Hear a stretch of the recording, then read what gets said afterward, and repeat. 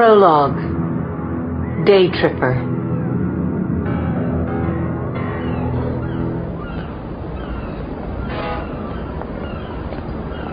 Chapter 1. A Killer in Waiting. Fred Brinkley slumps in the blue upholstered banquette on the top deck of the ferry. The November sun glares down like a big white eye as the catamaran plows the San Francisco Bay, and Fred Brinkley glares right back at the sun. A shadow falls across him, a kid's voice asking, "Mister, could you take our picture?" Fred shakes his head. No. Anger winding him up like a watch spring, like a wire tightening around his head. He wants to smash the kid like a bug. Fred averts his eyes, sings inside his head, "Ay, ay, ay, ay, Sausalito lindo," trying to shut down the voices. He puts his hand on Bucky to comfort himself, feeling him through his blue nylon windbreaker, but still the voices pound in his brain like a jackhammer. Loser. Dog shit. Gulls call out, screaming like children. Overhead, the sun burns through the overcast sky and turns him as transparent as glass. They know what he's done. Passengers in shorts and visors line the rails, taking pictures of Angel Island, of Alcatraz, of the Golden Gate Bridge. A sailboat flies by, mainsail double-reefed, foam flecking the rails, and Fred doubles over as a bad thing whips into his mind. He sees the boom swing, hears the loud crack. Oh God, the sailboat! Someone has to pay for this. Startling him, the ferry's engines grind into reverse and the deck vibrates as the ferry comes into dock. Fred stands, works his way through the crowd, passing 8 white tables, lines of scuffed blue chairs, his fellow ferry riders giving him the eye. He enters the open compartment at the bow, sees a mother berating her son, a boy of 9 or 10 with light brown hair. "You're driving me crazy," the woman shouts. Fred feels the wire snap. Someone has to pay. His right hand slips into his jacket pocket, finds Bucky. He slips his fingers into the trigger loop. The ferry lurches as it bumps the mooring. People grab onto one another laughing. Lines snake out from the boat, bow and aft. Fred's eyes shoot to the woman who is still belittling her son. She's small, wearing tan clam diggers, her breasts outlined in the soft skin of her white blouse, nipples pointing straight out. "What's wrong with you anyway?" she yells over the engine's roar. "You really piss me off, Buster." Bucky is in Fred's hand, the small Smith & Wesson Model 10, pulsing with a life of its own. The voice booms, "Kill her! Kill her! She's out of control!" Bucky points between the woman's breasts. Fred feels the jolt of the gun's recoil, sees the woman jump back with a little hurt yelp, a red stain blooming on her white blouse. Good. The little boy follows his mother's fall to the deck with his big round eyes, strawberry ice cream plopping out of his cone, pee spreading across the front of his pants. The boy did a bad thing too.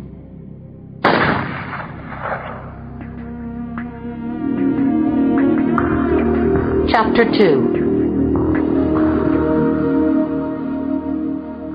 Blinding white sails fill Fred's mind as blood spills onto the deck. Trusty Bucky is hot in his hand. Fred's eyes pan across the deck. The voice in his head roars, "Run! Get away! You didn't mean to do it!"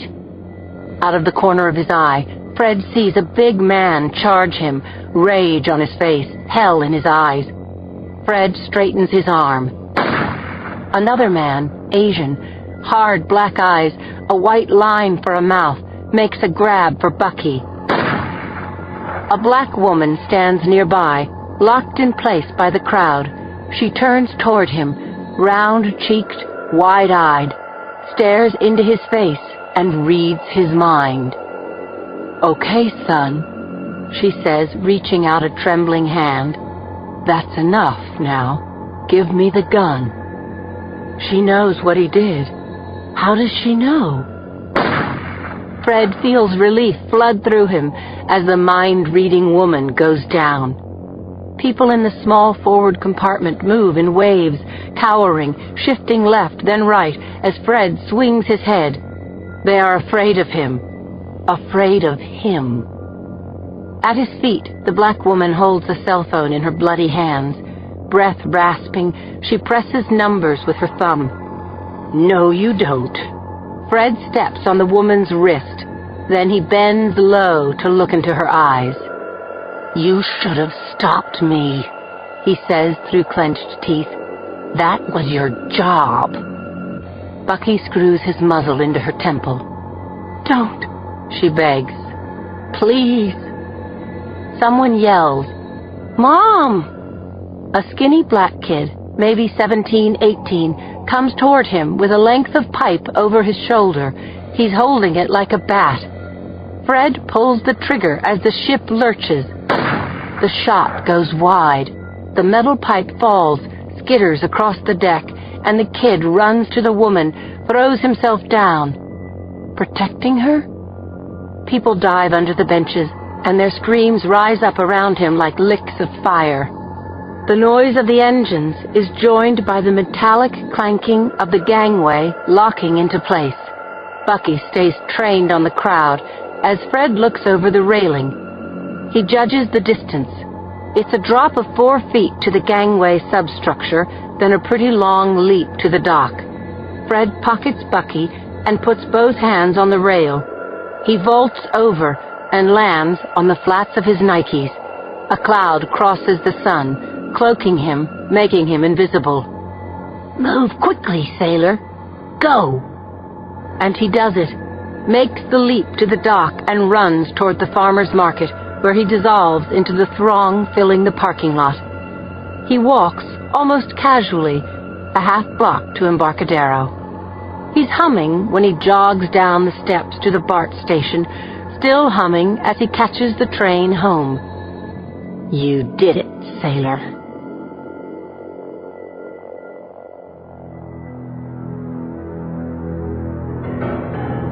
Part 1. Do you know this man?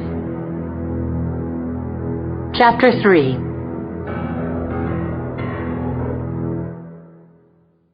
I was off duty that Saturday morning in early November, called to the scene of a homicide because my business card had been found in the victim's pocket.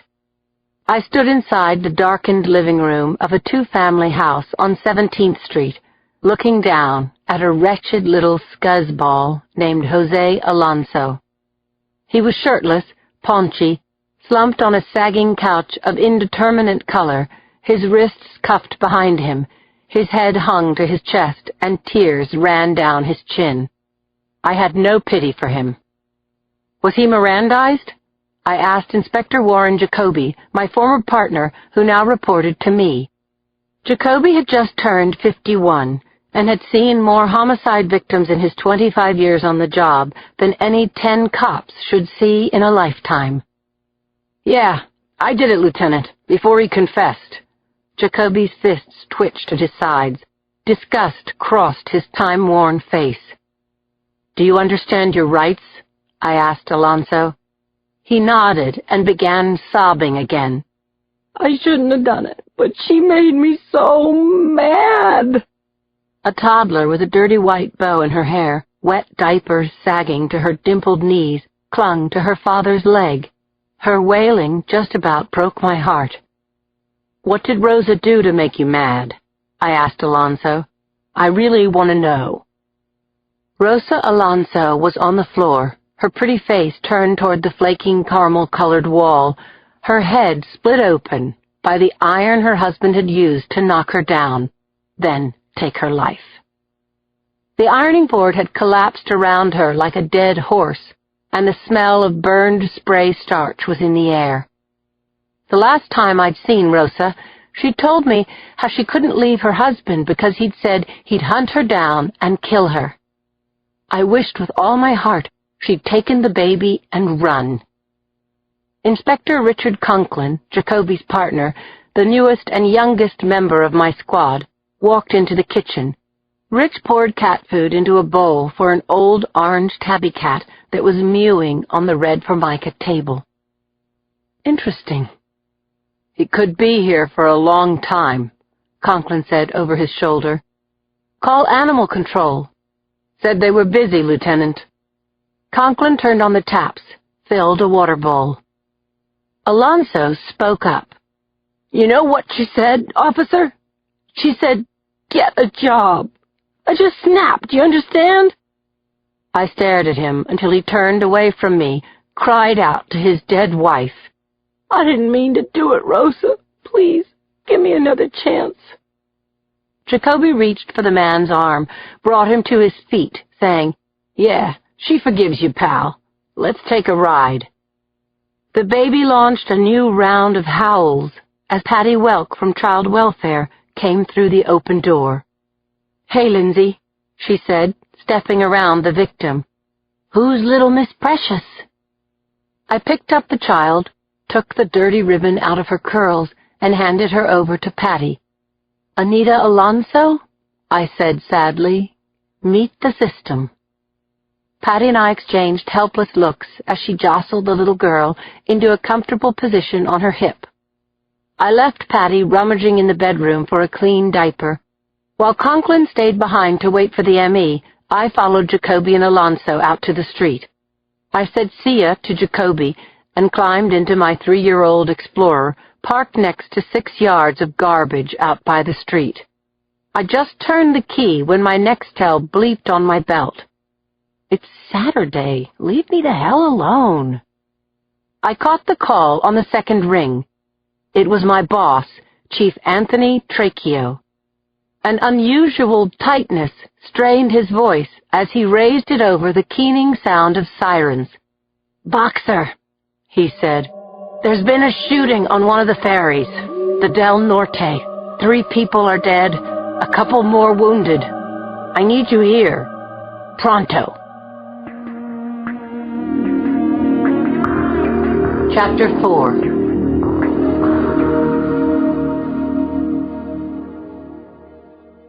I had a really bad feeling, thinking ahead to whatever hell had brought the chief out of his comfy home in Oakland on a Saturday. The bad feeling mushroomed when I saw half a dozen black and whites parked at the entrance to the pier and 2 more patrol cars up on the sidewalk at either end of the ferry building. A patrolman called out, "This way, Lou," and waved me down the south driveway leading to the dock. I drove past the police prowlers, ambulances, and fire rigs and parked outside the terminal. I opened my door and stepped out into the 60-degree haze. About a 20-knot breeze had whipped up a stiff chop on the bay, making the Del Norte rock at her mooring. The police activity had excited the crowd, and 1,000 people shifted between the ferry building and the farmers' market, taking pictures, asking cops what had happened. It was as if they could smell gunpowder and blood in the air. I ducked under the barrier tape cordoning off the dock, nodded to the cops I knew, looked up when I heard Trachio call my name. The chief was standing at the mouth of the Del Norte. He was wearing a leather blazer and dockers and sporting his signature Vitalis comb-over. He signaled to me to come aboard, said the spider to the fly. I headed toward him, but before I got 5 feet up the gangway, I had to back up and let 2 paramedics pass with a rolling stretcher bouncing between them. I dropped my eyes to the victim, a large African-American woman, her face mostly covered with an oxygen mask, an IV line running into her arm. Blood soaked the sheet tucked tightly over her body. I felt a pain in my chest, my heart catching on a full second before my brain put it together. The victim was Claire Washburn. My best friend had been shot on the ferry. I grabbed the gurney, stopping its forward motion and causing the brassy blonde paramedic bringing up the rear to bark at me. "Lady, out of the way!" "I'm a cop," I said to the paramedic, pulling open my jacket to show her my badge. "I don't care if you're God," said the blonde. "We're getting her to the ER." My mouth was hanging open and my heart was pounding in my ears. "Claire!" I called out, walking quickly now alongside the stretcher as the gurney rumbled over the gangway and onto the asphalt. "Claire, it's Lindsay. Can you hear me?" No answer. "What's her condition?" I asked the paramedic. "Do you understand that we have to get her to the hospital? Answer me, goddammit! I don't freaking know!" I stood helplessly by as the paramedics opened the ambulance doors. More than 10 minutes had passed since I'd gotten Tracheo's call. Claire had been lying on the deck of the ferry all that time, losing blood, trying to breathe with a bullet hole ripped into her chest. I gripped her hand, and tears immediately filled my eyes. My friend turned her face to me, her eyelids fluttering as she forced them open. "Linz," she mouthed. I moved her mask aside. "Where's Willie?" she asked me. I remembered then Claire's youngest son, Willie, was working for the ferry lines on the weekends. That's probably why Claire had been on the Del Norte. "We got separated," Claire gasped. "I think he went after the shooter."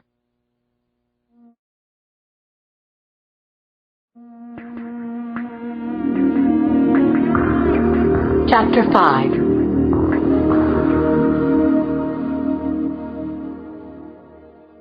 Claire's eyes rolled up, and she slipped away from me. The knees of the gurney buckled, and the paramedics slid the stretcher out of my grasp and into the ambulance. The doors slammed, the siren started up its blaring whoop, and the ambulance carrying my dearest friend headed into traffic toward St. Francis Hospital. Time was working against us. The shooter was gone, and Willie had gone after him. Tracheo put his hand on my shoulder. "We're getting descriptions of the doer, Boxer." "I have to find Claire's son," I said. I broke away from Tracheo and ran toward the farmer's market, scanning faces as I pushed past the slow-moving crowd. It was like walking through a herd of cattle. I looked into every fricking produce stall and in between them, raked the aisles with my eyes, searching desperately for Willie. But it was Willie who found me. He shoved his way toward me, calling my name. "Lindsay! Lindsay!" The front of his T-shirt was soaked with blood. He was panting, and his face was rigid with fear. I grabbed his shoulders with both hands, tears welling up again. "Willie, where are you hurt?" He shook his head. "This isn't my blood. My mom's been shot." I pulled him to me, hugged him to my chest, felt some of my terrible fear leaving me. At least Willie was okay. "She's on her way to the hospital," I said, wishing I could add, "She'll be fine." "You saw the shooter? What does he look like?" "He's a skinny white man," Willie said as we bumped through the mob. "Has a beard, long brown hair. He kept his eyes down, Lindsay. I never saw his eyes." "How old is he?" "Like maybe a few years younger than you. Early 30s? Yeah, and he's taller than me, maybe 6'1", wearing cargo pants and a blue windbreaker. Lindsay, I heard him say to my mom that she was supposed to stop the shooting, that it was her job. What's that supposed to mean?" Claire is chief medical examiner of San Francisco. She's a forensic pathologist, not a cop. "You think it was personal? That he targeted your mom? Knew her?" Willie shook his head. "I was helping to tie up the boat when the screaming started," he told me. "He shot some other people first. My mom was the last one. He had a gun right up to her head. I grabbed an iron pipe," he said. "I was going to brain him with it, but he shot at me. Then he jumped overboard. I went after him, but I lost him." It really hit me then, what Willie had done. My voice was loud, and I grabbed his shoulders. "What if you'd caught up with him? Willie, did you think about that? That skinny white man was armed. He would have killed you." Tears jumped out of Willie's eyes, rolled down his sweet young face. I relaxed my grip on his shoulders, took him into my arms. "But you were very brave, Willie," I said. "You were very brave to stand up to a killer to protect your mom. I think you saved her life."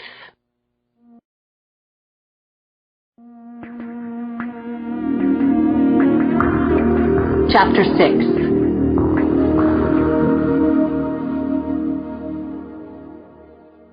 I kissed Willie's cheek through the open patrol car window. Then Officer Pat Noonan drove Willie to the hospital, and I boarded the ferry, joining Tracheo in the open front compartment of the Del Norte's top deck. It was a scene of unforgettable horror, bodies lying where they'd fallen on the 30 or 40 square yards of bloody fiberglass deck, footprints leaving tracks in all directions. Articles of clothing had been dropped here and there. A red baseball cap was squashed underfoot, mixed with paper cups and hot dog wrappers and newspapers soaked in blood. I felt a sickening wave of despair. The killer could be anywhere, and evidence that might lead us to him had been lost every time a cop or a passenger or a paramedic walked across the deck. Plus, I couldn't stop thinking about Claire. "You okay?" Tracheo asked me. I nodded, afraid that if I started to cry, I wouldn't be able to stop. "This is Andrea Canello," Tracheo said, pointing to the body of a woman in tan pants and a white blouse, lying up against the hull. "According to that fellow over there," he said, pointing to a teenager with spiky hair and a sunburned nose, "the doer shot her first, then he shot her son, a little kid, about 9. "The boy going to make it?" I asked. Tracheo shrugged. "He lost a lot of blood." He pointed to another body, a male Caucasian, white-haired, looked to be in his 50s, lying halfway under a bench. "Per Conrad, engineer. Worked on the ferry, probably heard the shots and tried to help." "And this fellow?" he said, indicating an Asian man lying flat on his back in the center of the deck. "Is Lester Ng. Insurance salesman.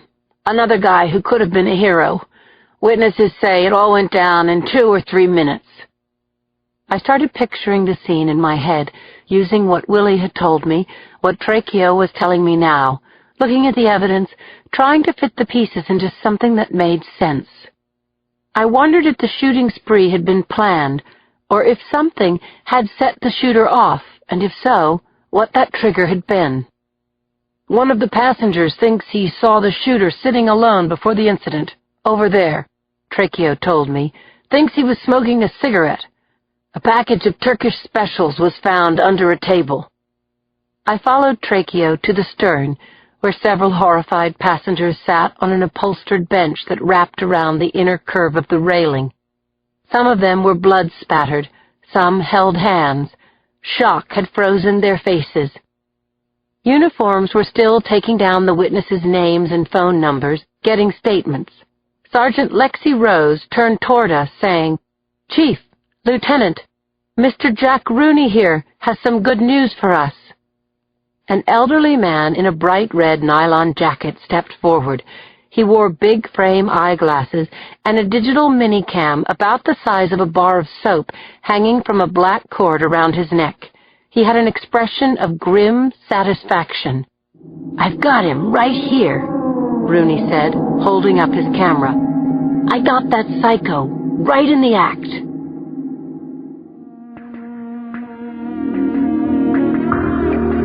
Chapter 7.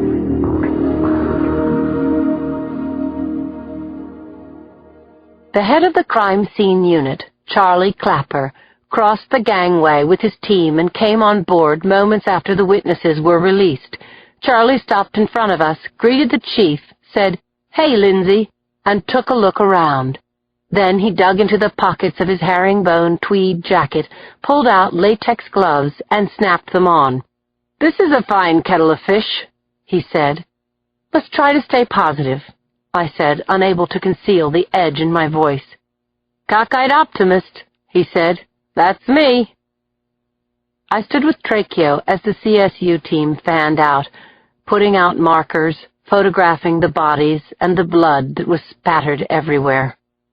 They began digging out projectiles from the hull, and they bagged an item that might lead us to a killer, the half-empty packet of Turkish cigarettes that had been found under a table in the stern. "I'm going to take off now, Lieutenant," Tracheo told me, looking down at his Rolex. "I have a meeting with the mayor." "I want to work this case personally," I said. He gave me a hard, unblinking stare. I'd just pushed a hot button on his console, but it couldn't be helped. Tracheo was a decent guy, and mostly I liked him, but the chief had come up through the ranks by way of administration. He'd never worked a case in his life, and that made him see things one way. He wanted me to do my job from my desk, and I did my best work on the street.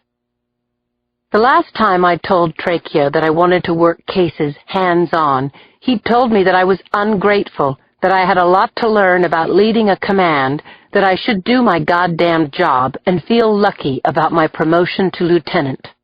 He reminded me now, sharply, that one of my partners had been killed on the street, and that only months ago Jacoby and I had both been shot in a desolate alley in the Tenderloin. It was true. We'd both nearly died. Today, I knew he couldn't turn me down. My best friend had a slug through her chest, and the shooter was free. "I'll work with Jacoby and Conklin, a 3-man team.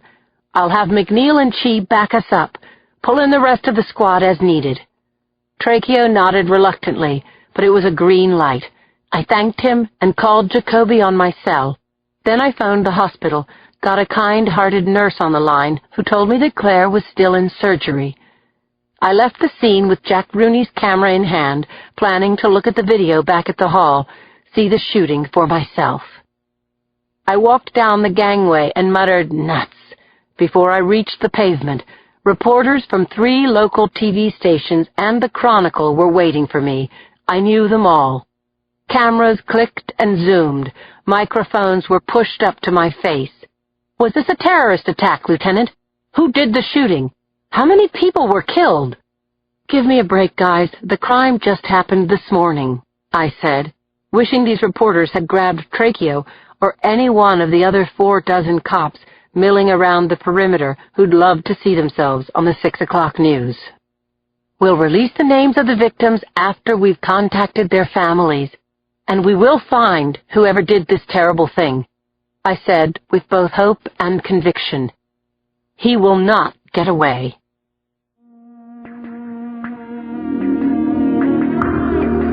Chapter 8.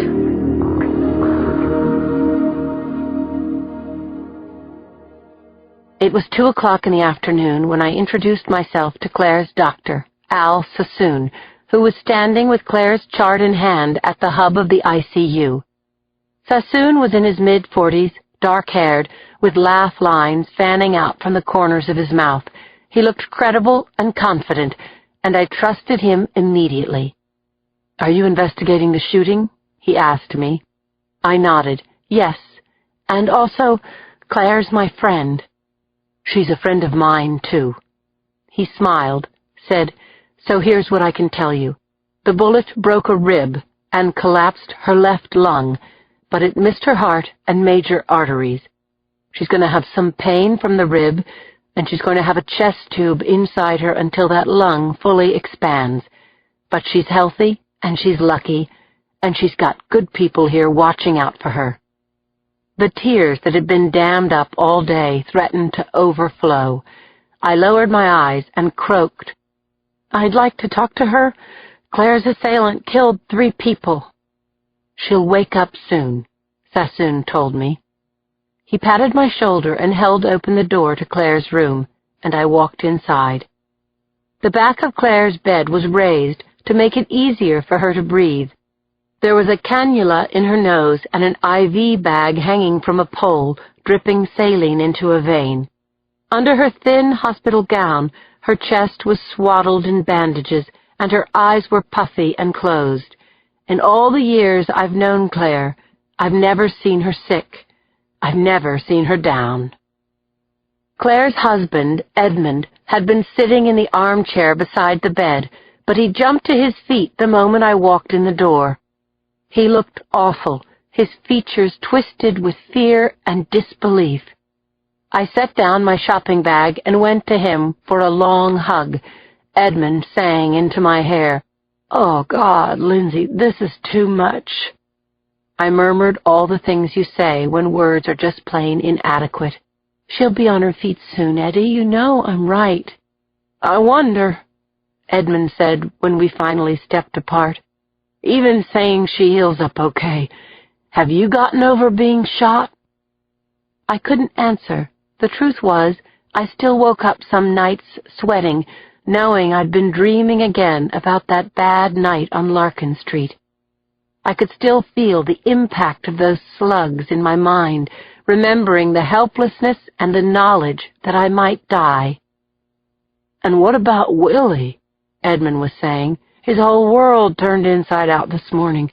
Here, let me help you with that." Edmund held the sides of the shopping bag apart so that I could extract from it a big silver get-well balloon. I tied the balloon to the frame of Claire's bed, then reached over and touched her hand. "Has she said anything?" I asked. She opened her eyes for a couple of seconds, said, "Where's Willie?" I told her he's home, safe. She said, "I gotta get back to work." Then she conked out. That was a half-hour ago. I searched my mind for the last time I'd seen Claire before the shooting. Yesterday, we'd waved goodbye in the parking lot across from the hall as we'd left work for the day, just a casual flap of our hands. "See you, girlfriend. Have a good one, Butterfly." It had been such an ordinary exchange, taking life for granted. What if Claire had died today? What if she had died on us?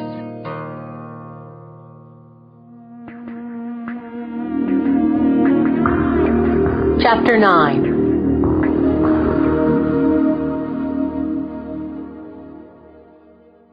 I was gripping Claire's hand as Edmund returned to the armchair, switched on the overhead TV with the remote. Keeping the sound on low, he asked, "You've seen this, Lindsay?" I looked up, saw the disclaimer. "What you are about to see is very graphic. Parental discretion is advised." "I saw it right after the shooting," I told Edmund, "but I want to see it again." Edmund nodded, said, "Me too." And then Jack Rooney's amateur film of the ferry shooting came on the screen. Together we watched again what Claire had lived through only hours before. Rooney's film was grainy and jumpy, first focusing on 3 tourists smiling and waving at the camera, a sailboat behind them, and then a beauty shot of the Golden Gate Bridge. The camera panned across the ferry's open top deck, past a gaggle of kids feeding hot dog buns to the seagulls. A little boy wearing a backward red baseball cap was drawing on a table with a Sharpie. That was Tony Canello. A lanky, bearded man, sitting near the railing, plucked at his arm distractedly. The shot froze, and a spotlight encircled the bearded man. "That's him," Edmund said. "Is he crazy, Lindsay? Or is he a premeditated killer biding his time?" "Maybe he's both," I said, my eyes pinned to the screen as a second clip followed the first. An ebullient crowd clung to the railing as the ferry pulled into dock. Suddenly, the camera swung to the left, focusing on a woman, her face screwed up in horror as she grabbed her chest and then collapsed. The little boy, Tony Canello, turned toward the camera.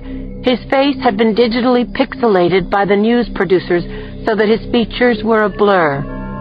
I winced as he jerked and spun away from the gunman. The camera's eye jumped around crazily after that. It looked as though Rooney had been bumped, and then the picture stabilized. I covered my mouth, and Edmund gripped the arms of the chair as we watched Claire stretch out her hand toward the shooter. Even though we couldn't hear her over the screams of the crowd, it was clear that she was asking for the gun. "What bravery," I said. "My God." "Too damned brave," Edmund muttered, running his hand over the top of his silvering head. "Claire and Willie, both of them, too damned brave." The shooter's back was to the camera as he pulled the trigger. I saw the gun buck in his hand. Claire grabbed at her chest and went down. Again, the point of view shifted to horrified faces in a roiling crowd. Then the gunman was on the screen in a crouch, his face turned away from the camera. He stepped on Claire's wrist, shouting into her face. Edmund cried out, "You sick son of a bitch!" Behind me, Claire moaned in her bed. I turned to look at her, but she was still asleep. My eyes flashed back to the television as the shooter turned and his face came into view.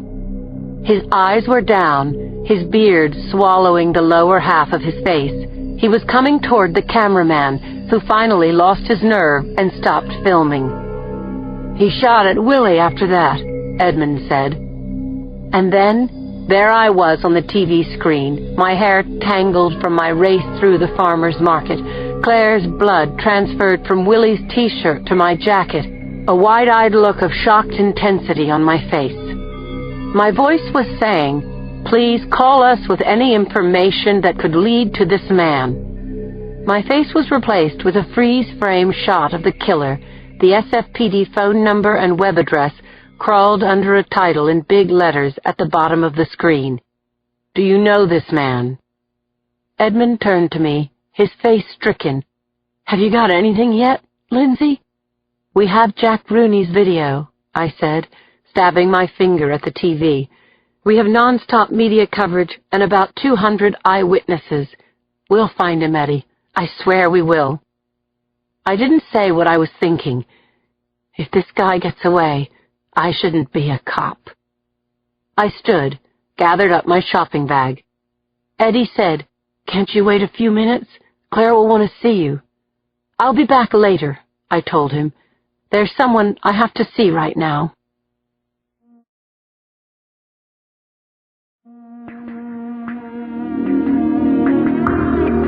Chapter 10.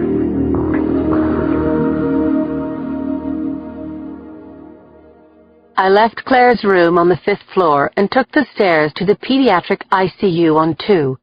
I was bracing myself for what was sure to be an awful, heart-wrenching interview. I thought about young Tony Canello, watching his mother taking a bullet an instant before being shot himself.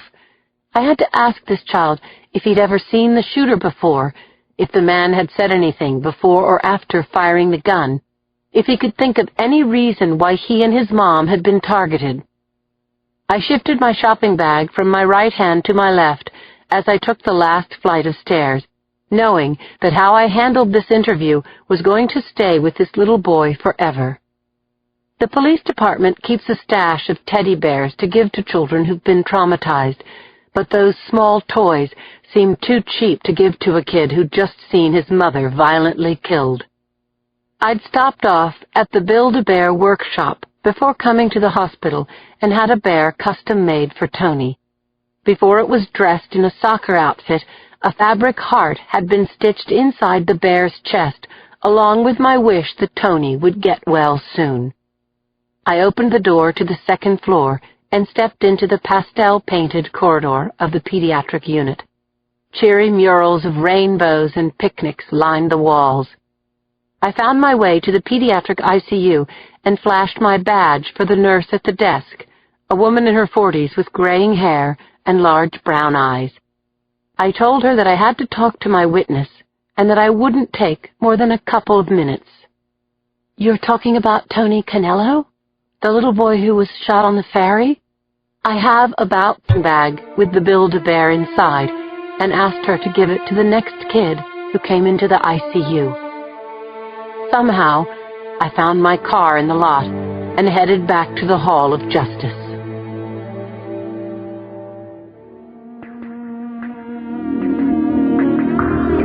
Chapter 11.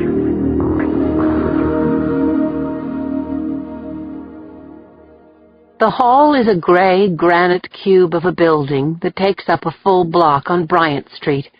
Its grungy and dismal 10 floors house the Superior Court, the DA's offices, the Southern Division of the SFPD, and a jail taking up the top floor. The medical examiner's office is in an adjacent building, but you can get there by way of a back door in the hall's ground floor. I pushed open the steel and glass doors at the rear of the lobby, exited out the back of the building, and headed down the breezeway that led to the morgue. I opened the door to the autopsy suite and was immediately enveloped by the frosty air. I walked through the place as if I owned it, a habit encouraged by my best friend, Claire, the chief medical examiner. But of course Claire wasn't on the ladder, taking overhead shots of the deceased woman on the table. The deputy chief, a 40-something white man, 5'8" or so, with salt and pepper hair and black horn-rimmed glasses, had taken her place. "Dr. G," I said, barreling into the autopsy room. "Watch where you're stepping, Lieutenant." Dr. Humphrey Germanic had been in charge of the ME's office for about 6 hours, and already stacks of his papers lined the walls in neat rows. I used the toe of my shoe to straighten the pile that I'd accidentally dislodged, lined it up just right. I knew Germanic to be a perfectionist, fast with a joke, and great on the witness stand. In fact, he was as qualified to be CME as Claire was, and some said that if Claire ever stepped down, Dr. G would be a shoo-in for her job. "How's it going with Andrea Canello?" I asked, nearing the body on the autopsy table. Dr. G's patient was nude, lying face up, the gunshot wound centered between her breasts. I leaned in for a closer look, and Dr. Germanic stepped between me and the dead woman's body. "No trespassing, Lieutenant. This is a cop-free zone," he cracked. But I could see he wasn't kidding. "I've already had a suspected child abuse, a traffic fatality, and a woman whose head was opened up with a steam iron. The ferry victims are going to be an all-day sucker, and I'm just getting started. If you have any questions, ask me now. Otherwise, just leave your cell number on my desk. I'll call you when I'm done." Then he turned his back on me and began to measure Andrea Canello's gunshot wound. I stepped away, my head throbbing from the angry outburst I was keeping in check. I couldn't afford to alienate Dr. G, besides which he was within his rights. Without Claire, the already understaffed ME's office was in a state of emergency. Germanic barely knew me, and he had to protect his department, his job, the rights of his patients, and the overall integrity of the investigation. And he had to autopsy every one of the ferry victims himself. If a second pathologist got in on this multiple homicide, a good defense attorney would pit the two pathologists against each other, look for inconsistencies that would undermine their testimonies. Assuming we would find the psycho who killed these people, and also assuming we would bring him to trial. It was almost 4 in the afternoon. If Andrea Canello was Germanic's first ferry victim, his all-day sucker was going to be an all-night sucker, too. Still, I had my own problems. 4 people were dead. The more time that passed, the more likely the ferry shooter would get away. Dr. G. He turned from his diagram and scowled. "Sorry if I came on too strong, but the shooter killed 4 people, and we don't know who he is or where to find him." "Don't you mean 3? Germanic said. "I have only 3 victims. This woman's little boy, Tony Canello, died a half hour ago at San Francisco General," I told him. "He was 9. That's 4 dead, and Claire Washburn is sucking air through a chest tube." A wave of sympathy swept the indignation from Dr. Germanic's face. The edge was gone from his voice when he said, "Tell me how I can help you."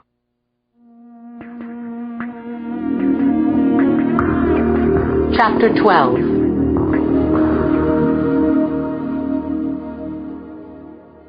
Dr. Germanic used a soft probe to gently explore the wound that had torn through Andrea Canello's chest. "It looks like a K5 right through the heart. I wouldn't swear to it until the firearms examiner says so, but it looks to me like she was shot with a .38. It's what I'd thought from the video, but I wanted to be certain. Jack Rooney's camera lens had swung away from Andrea Canello as soon as she was shot. If she'd lived for a moment, If she knew her killer, she might have called out his name. Could she have lived after she was shot? Not a chance, Germanic told me. Slug to the heart like that, she was dead before she hit the deck. That's some shooting, I said. 6 slugs, 5 direct hits, with a revolver. Crowded ferry boat, lots of people, bound to hit some of them, said Dr. G matter-of-factly. We both looked up when the stainless steel doors to the rear of the autopsy suite banged open and a tech wheeled a gurney inside, calling out, "Dr. G, where do you want this?" The body on the stretcher was sheeted, about 50 inches long. This was a child. "Leave him," Germanic said to the tech. "We'll take it from here." The doctor and I stepped over to the gurney. He pulled the sheet down. Just looking at the dead child was enough to tear out my heart. Tony's skin was a mottled blue color, and he had a freshly stitched 12-inch incision across his skinny little chest. I fought an impulse to put my hand on his face, touch his hair, do something to comfort a child who'd had the bad luck to be standing in a madman's line of fire. "I'm so sorry, Tony." "Here's my card," Germanic said, digging it out of his lab coat pocket, putting it in my hand. "Call my cell phone if you need me. And when you see Claire, tell her I'll come to the hospital when I can. Tell her we're all pulling for her and that we're not going to let her down."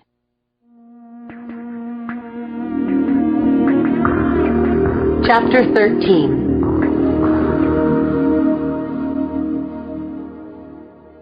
My squad had moved their chairs and herded up around me. They were throwing out questions and trying out theories about the Del Norte shooter when my cell phone rang. I recognized the number as Edmund's and took the call. Edmund's voice was hoarse and breaking when he said, "Claire just came out of X-ray. She's got internal bleeding." "Eddie, I don't get it. What happened?" "The bullet bruised her liver. They have to operate on her again." I'd been lulled by Dr. Sassoon's smile when he'd said that Claire was as good as home free. Now I felt nauseated with fear. When I arrived at the ICU waiting room, it was half full of Claire's family and friends, plus Edmund and Willie and Reggie Washburn, Claire and Edmund's 21-year-old, who'd just flown in from the University of Miami. I hugged everyone, sat down beside Cindy Thomas and Yuki Castellano, Claire's best friends and mine, the 4 of us making up the entire membership of what we half-jokingly call the Woman's Murder Club. We huddled together, waiting for news in that cheerless room. Throughout the long, tense hours, we camouflaged our fear by topping one another's kick-butt Claire stories. We downed bad coffee and Snickers bars from the vending machines, and during the early morning hours, Edmund asked us to pray. We all joined hands as Eddie asked God to please spare Claire. I knew we were all hoping that if we stayed close to her and had enough faith, she wouldn't die. During those grueling hours, I flashed back to the time I'd been shot, how Claire and Cindy had been there for me, and I remembered other times when I'd waited in rooms much like this one, when my mom had cancer, when a man I'd loved had been shot in the line of duty, when Yuki's mom had been felled by a stroke. All of them had died. Cindy said, "Where is that son of a bitch shooter right now? Is he having a smoke after his dinner, sleeping in a nice soft bed, planning another shooting spree?" "He's not sleeping in a bed," Yuki said. $10 says that dude is sleeping in a Maytag box."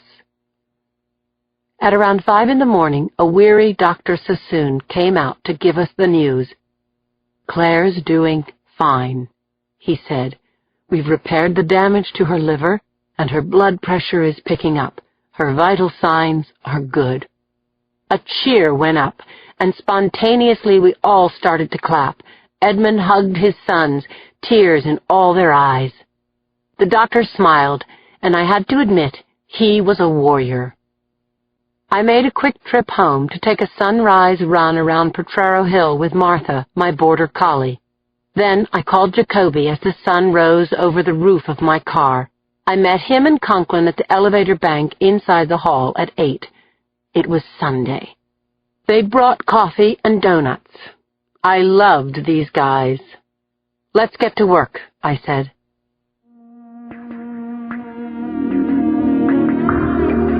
Chapter 14.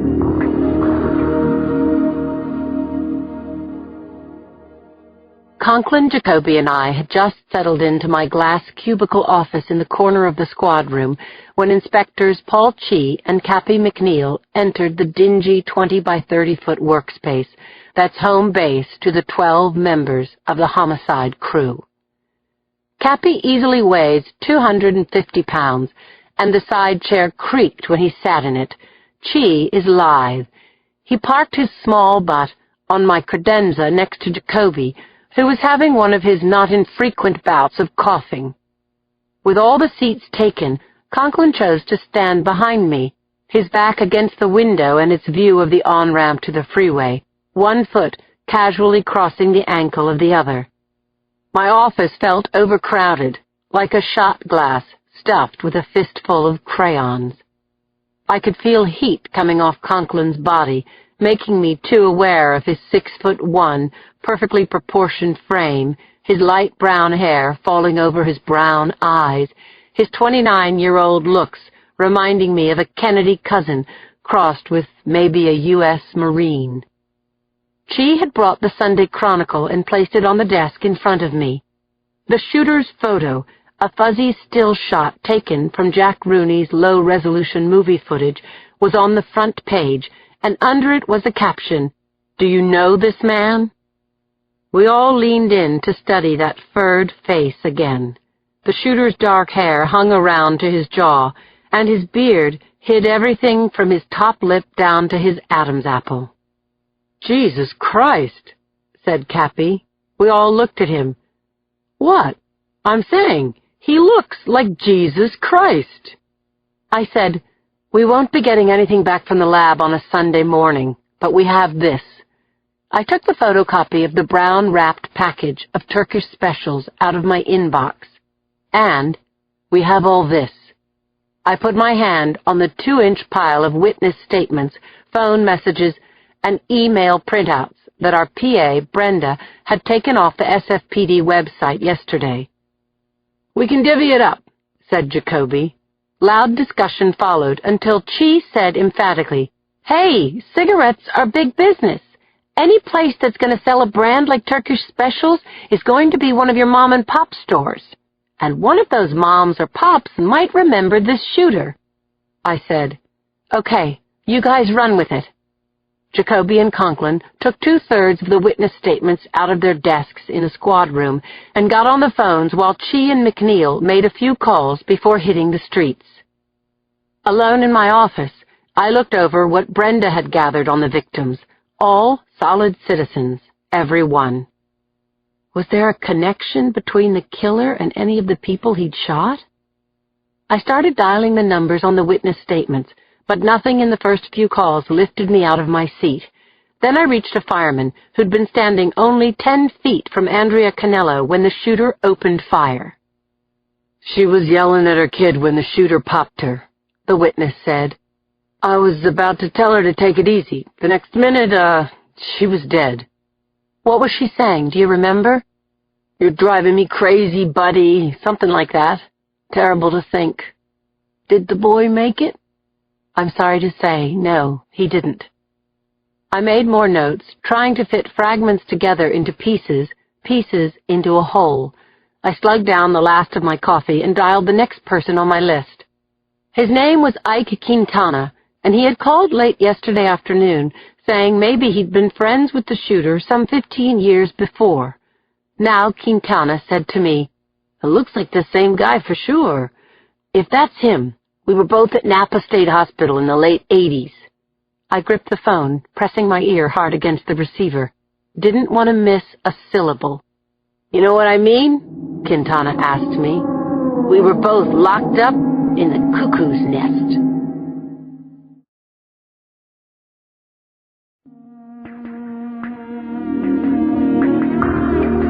Chapter 15.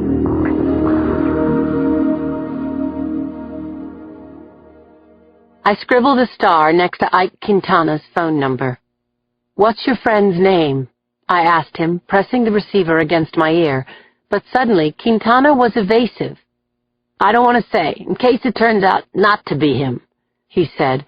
"I have a picture. You can come over and look, if you come now. Otherwise, I have a lot of things to do today. Don't you dare leave home. We're on our way." I went out to the squad room, said, "We've got a lead. I have an address on San Carlos Street." Conklin said, "I want to keep working the phones. New videos of the shooting have been emailed to our website." Jacoby stood, put on his jacket, said, "I'm driving, Boxer." I've known Jacoby for 10 years, worked as his partner for 3 before I was promoted to lieutenant. During the time Jacoby and I were a team, we developed a deep friendship and an almost telepathic connection, but I don't think either of us acknowledged how close we were until the night we were shot down by coked-up teenagers. Being near death had bonded us. Now he drove us to a crappy block on the fringes of the Tenderloin.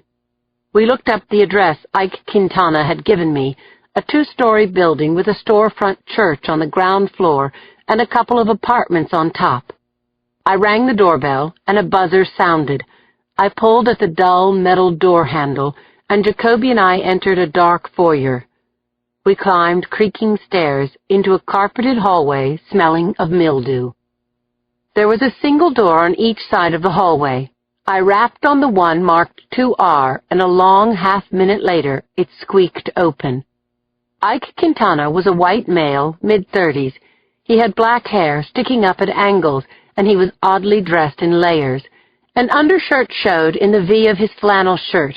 A knitted vest was buttoned over that, and an open rust-colored cardigan hung down to his hips. He wore blue striped pajama bottoms and brown felt slippers, and he had a kind of sweet, gappy smile. He stuck out his hand, shook each of ours, and asked us to come in. Jacoby stepped forward, and I followed both men into a teetering tunnel of newspapers and clear plastic garbage bags filled with soda bottles that lined the hallway from floor to ceiling. In the parlor, cardboard boxes spilled over with coins and empty detergent boxes and ballpoint pens. "I guess you're prepared for anything," Jacoby muttered. "That's the idea," said Quintana. When we reached the kitchen, I saw pots and pans on every surface, and the table was a layered archive of newspaper clippings covered by a tablecloth, then more newspaper layers and a tablecloth over that, again and again, making an archaeological mound a foot high. "I've been following the giants for most of my life," Quintana said shyly. He offered us coffee, which Jacoby and I declined. Still, Quintana lit a flame on the gas stove and put a pot of water on to boil. "You have a picture to show us?" I asked. Quintana lifted an old wooden soapbox from the floor and put it on the pillowy table. He pawed through piles of photographs and menus and assorted memorabilia that I couldn't make out, his hands flying over the papers. "Here," he said, lifting out a faded 5x7 photo. "I think this was taken around '88. 5 teenagers, 2 girls, and 3 boys were watching television in an institutional-looking common room. "That's me," said Quintana, pointing to a younger version of himself slouched in an orange armchair. Even then he had layered his clothing. "And see this guy sitting on the window seat?" I peered at the picture. The boy was thin, had long hair, and an attempt at a beard. His face was in profile. It could be the shooter. It could be anyone. "See how he's pulling at the hairs on his arm?" Quintana said. I nodded. "That's why I think it could be him. He used to do that for hours. I loved that guy. Called him Fredolito Lindo, after a song he used to sing." "What's his real name?" I asked. "He was very depressed," Quintana said. "That's why he checked into Napa. Committed, you know. There was an accident. His little sister died. Something with a sailboat, I think." Quintana turned off the stove, walked away. I had a fleeting thought. What miracle has prevented this building from burning to the ground? Mr. Quintana, don't make us ask you again, okay? Jacoby growled. What's the man's name? Quintana returned to the table with his chipped coffee cup in hand, wearing his hoarder's garb and the confidence of a rich man to the manner born. His name is Fred. Alfred Brinkley. But I really don't see how he could have killed those people, Quintana said. Fred is the sweetest guy in the world.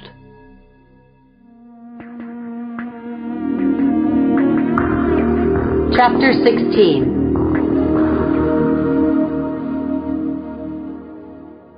I called Rich Conklin from the car, gave him Brinkley's name to run through NCIC as Jacoby drove back to Bryant Street.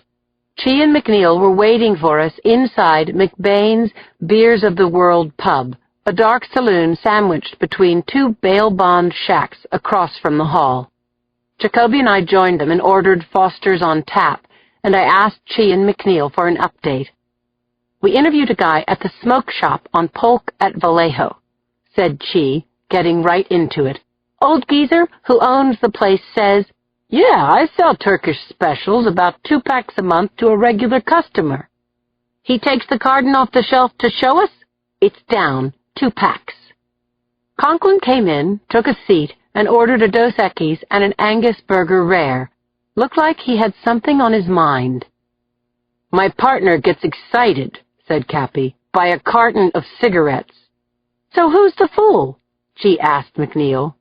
Get to it, okay? Jacoby grumbled. The beer came, and Jacoby, Conklin, and I lifted our glasses to Don McBain, the bar's owner, a maverick former SFPD captain whose portrait hung in a frame over the bar. She continued, So, the geezer says this customer is a Greek guy about 80 years old. But hold on a minute, he says. Let me see that picture again. Cappy picked up where Chi left off. So I pushed the photo of the shooter up to his snoot, and he says, This guy, I used to see this guy every morning when he bought his paper. He's the guy who did the shootings? Jacoby called the waitress over again, said, Sid, I'll have a burger too, medium rare with fries. Chi talked over him. So the smoke shop geezer says he doesn't know our suspect's name, but thinks he used to live across the street, 1513 Vallejo. So we go over there, Cappy said. Please put me out of my misery, Jacoby said. His elbows were on the table, and he was pressing his palms into his eye sockets, waiting for the story to pay out or be over. And we got a name, Cappy finished. The apartment manager at 1513 Vallejo positively ID'd the photo, told us that the suspect was evicted about 2 months ago, right after he lost his job. Drum roll, please, said Chi. The shooter's name is Alfred Brinkley.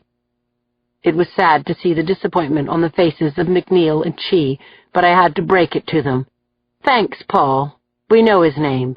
Did you find out where he used to work? Right, Lou. That bookstore, Sam's Book Emporium on Mason Street. I turned to Conklin. Risha, you look like the Cheshire Cat. What you got? Conklin had been leaning back in his chair, balancing it on its rear legs, clearly enjoying the banter. Now the front legs of his chair came down, and he leaned over the table. Brinkley doesn't have a sheet, but he served at the Presidio for 2 years, medical discharge in '94. He got into the Army after being in a nut house? Jacoby asked. He was a kid when he was at Napa State, said Conklin. His medical records are sealed. Anyway, the Army recruiters wouldn't have been too picky. The fuzzy image of the shooter was starting to come clear. Scary as it was, I knew the answer to what had been messing with my mind since the shooting. Brinkley was a sure-shot marksman because he'd been trained by the Army.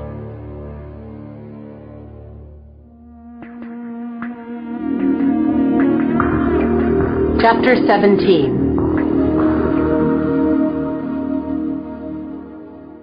At 9 the next morning, Jacoby, Conklin, and I parked our unmarked cars on Mason near North Point.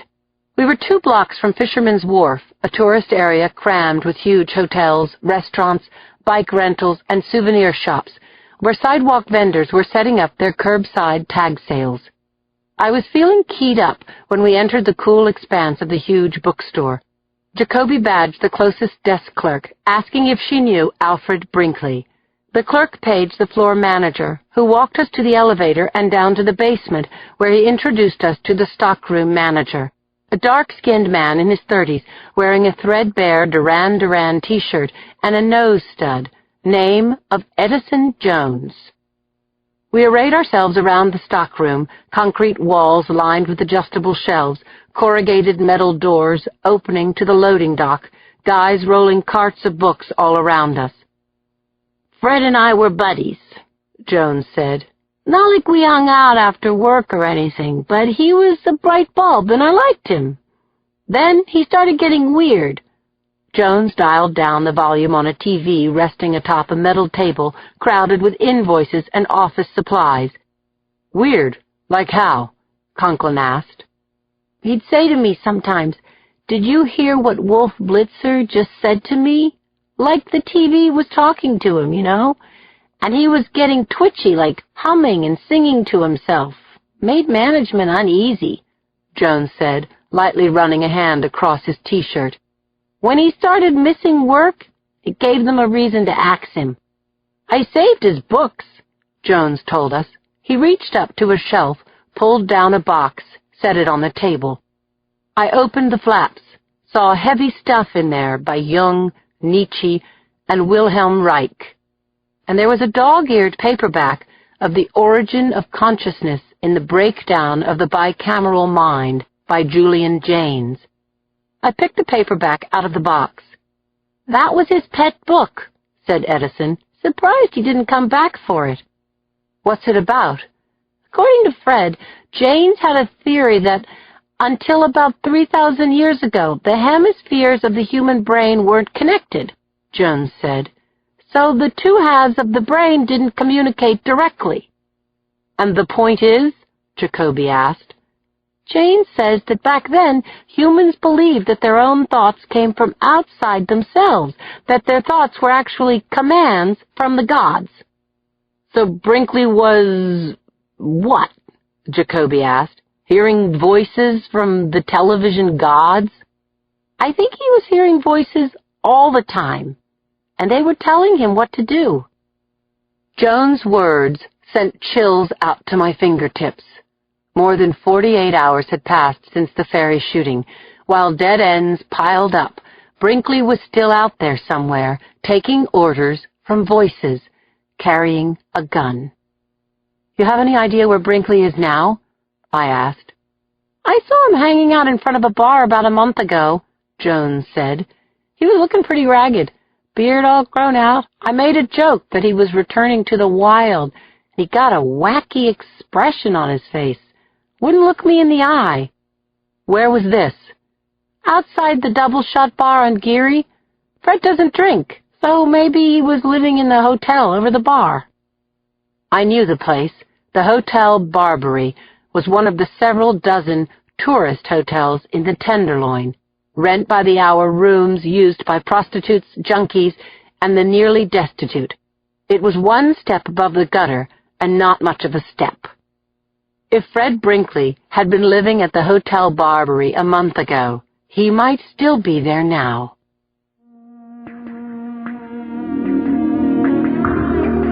Chapter 18.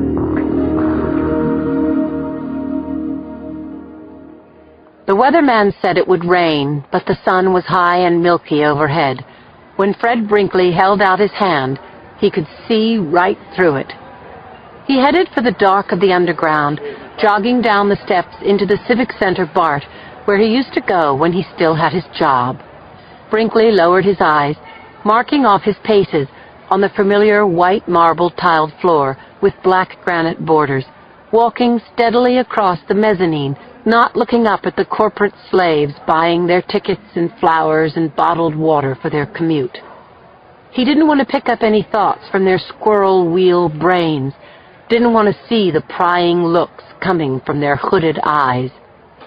He took the escalator down to the tunnels, but instead of feeling calmer, he realized that the deeper he went, the more agitated, angrier he became. The voices were on him again, calling him names. Ducking his head, Brinkley kept his eyes on the floor, and he sang inside his mind, "Ay, ay, ay, ay, Bartolito lindo," trying to quash the voices, trying to shut them down. As soon as he got off the escalator on the 3rd level down, he realized his mistake. The platform was packed with deadheads going home from work. They were like thunderclouds with their dark coats, their eyes boring into him, closing in and trapping him where he stood.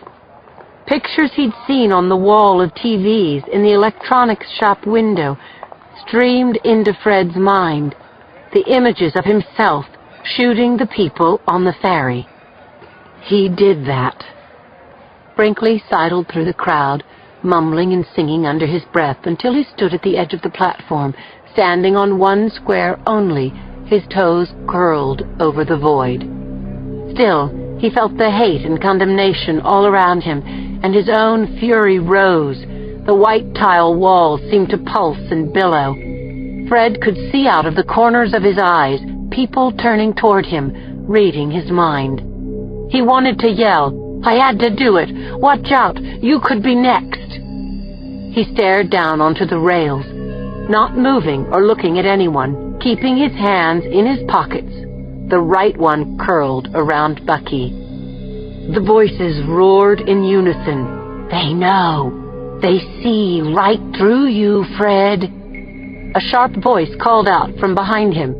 "Hey!" Brinkley turned to see a woman with a sharp jaw and tiny black eyes shaking a finger at him. "He's the one! He was on the ferry! He was there! That's the ferry shooter! Someone call the police!" Things were breaking up now. Everyone knew the bad thing he'd done. Dog shit! Loser! Ay, ay, ay, ay. Fred pulled Bucky out of his pocket, waved it above the crowd. People all around him screamed and shrank away. The tunnel roared. Silver and blue bullet cars streaked into the station, the noise obliterating all other sound and thought. The train stopped, and clots of people boiled out of the cars like rats, others washing back in, buffeting Fred like a tide, slamming him into a pylon, knocking the breath right out of him. Freeing himself, wading against the throng, Fred made his way to the escalator. In long, bounding strides, he bolted up past the rodent people on the moving stairway, finding his way up to the air on the street. The voice inside his head yelled, "Go! Get your ass out of here!"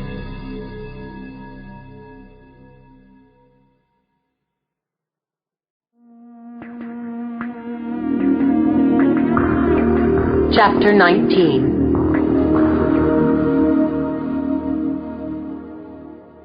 The digital clock on the microwave read 7:08.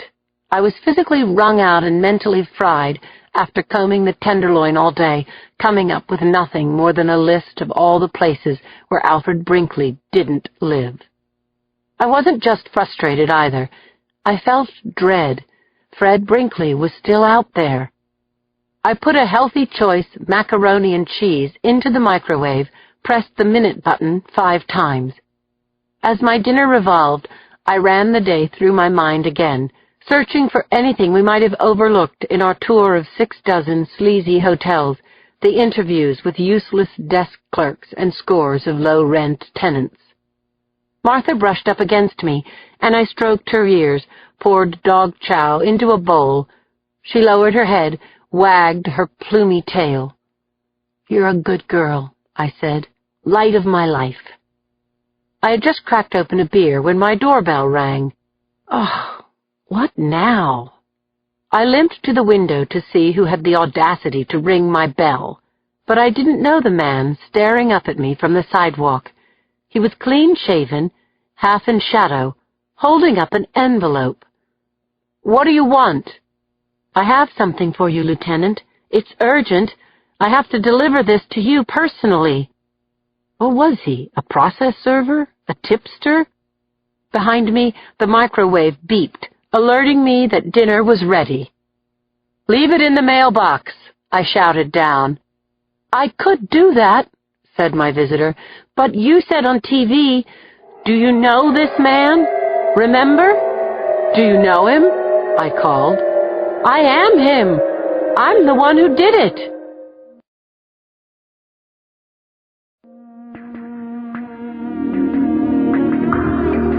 Chapter 20.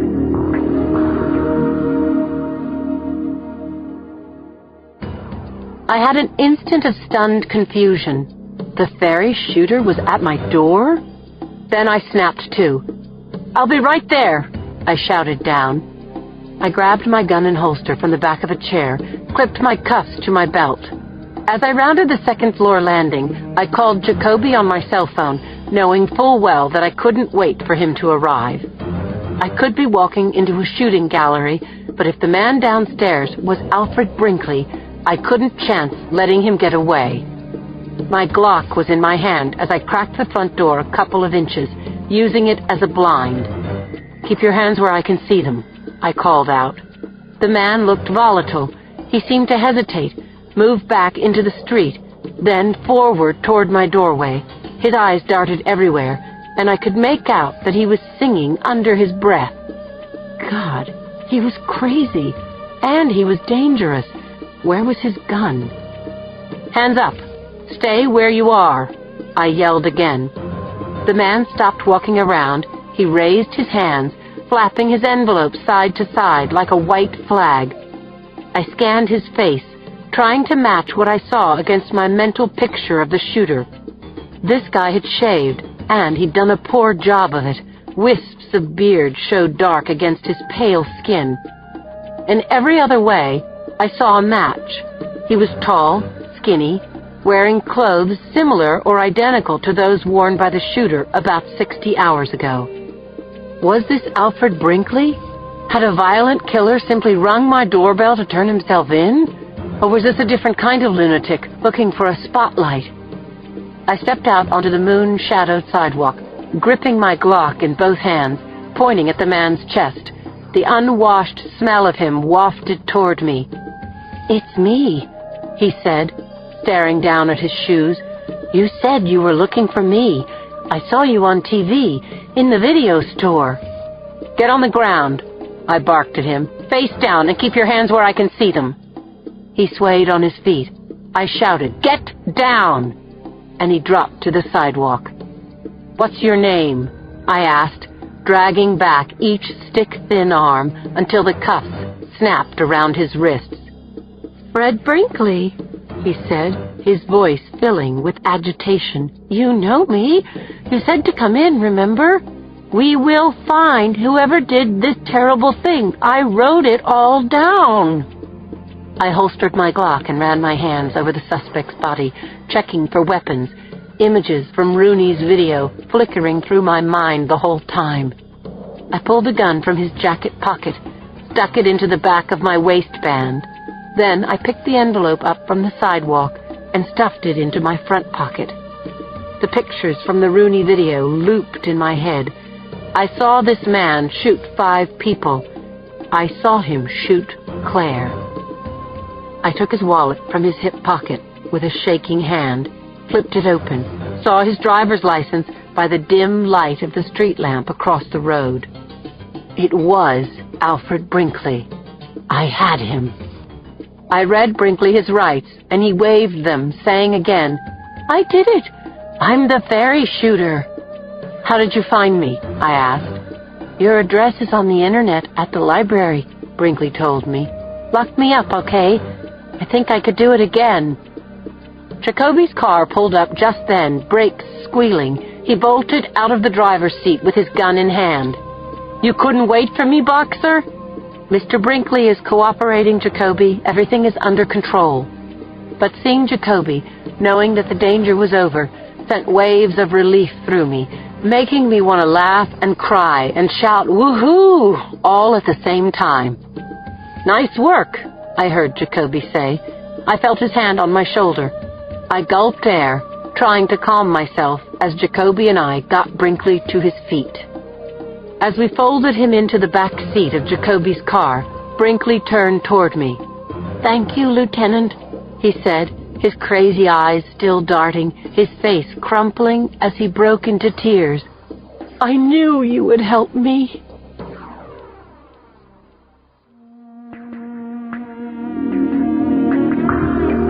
Chapter 21.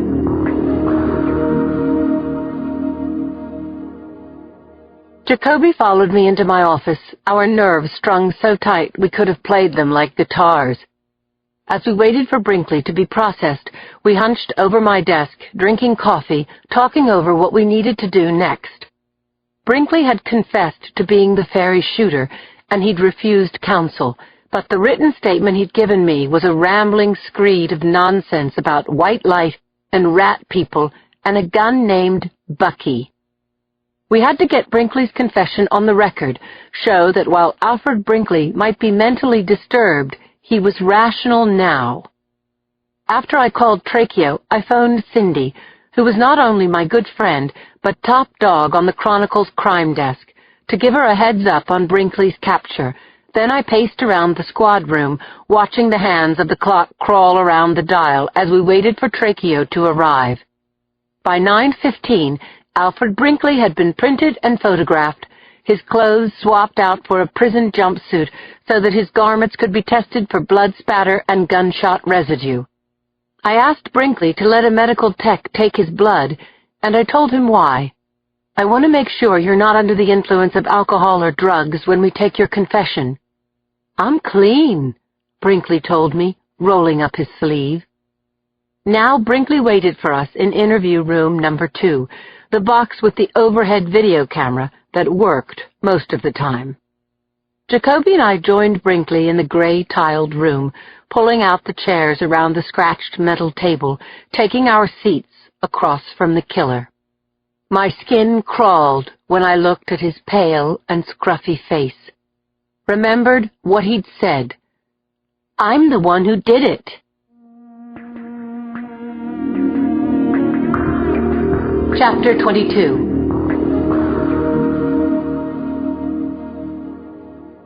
Brinkley was jumpy. His knees were thumping under the underside of the table, and he had crossed his cuffed wrists so that he could pluck at the hairs on his forearm. "Mr. Brinkley, you understand that you have the right to remain silent?" I asked him. He nodded as I took him through Miranda once more, and he said yes when I asked, "Do you understand your rights?" I put a waiver in front of him, and he signed it. I heard a chair scraping in the observation room behind the glass, and the faint whir of the camera overhead. This interview was on. "Do you know what day of the week this is?" "It's Monday," he told me. "Where do you live?" "BART stations, computer stores, the library sometimes." "You know where you are right now?" "The Hall of Justice, 850 Bryant Street." "Very good, Mr. Brinkley. Now, can you tell me this? Did you travel on the Del Norte ferry on Saturday, the day before yesterday?" "Yep, I did. It was a really nice day. I found the ticket when I was at the farmer's market," he said. "I don't think it was a crime to use that ticket, was it?" he asked. "Did you take it from someone?" "No, I found it on the ground." "We'll just let it slide then," Jacoby told Brinkley. Brinkley looked calmer now and much younger than his years. It was starting to irk me that he seemed childish, even harmless, like some kind of victim himself. I had a thought about how he would come across to a jury. Would they find him sympathetic? Not guilty by reason of the likability factor as well as being freaking insane? "On the return trip, Mr. Brinkley," I said. "You can call me Fred." "Okay, Fred. As the Del Norte was docking in San Francisco, did you pull a gun and fire on some of the passengers?" "I had to do it," he said, his voice breaking, suddenly strained. "The mother was—" "Listen, I did a bad thing. I know that, and I want to be punished." "Did you shoot those people?" I insisted. "Yes, I did it. I shot that mother and her son, and those 2 men, and that other woman who was looking at me like she knew everything inside my head. I'm really sorry. I was having a very nice time until it all went wrong." But you planned this shooting, didn't you? I asked, keeping my voice level, even giving Brinkley an encouraging smile. Isn't it true that you were carrying a loaded gun? I always carry, Bucky, Brinkley said, but I didn't want to hurt those people. I didn't know them. I didn't even think they were real until I saw the video on TV. Is that right? So why'd you shoot them? Jacoby asked.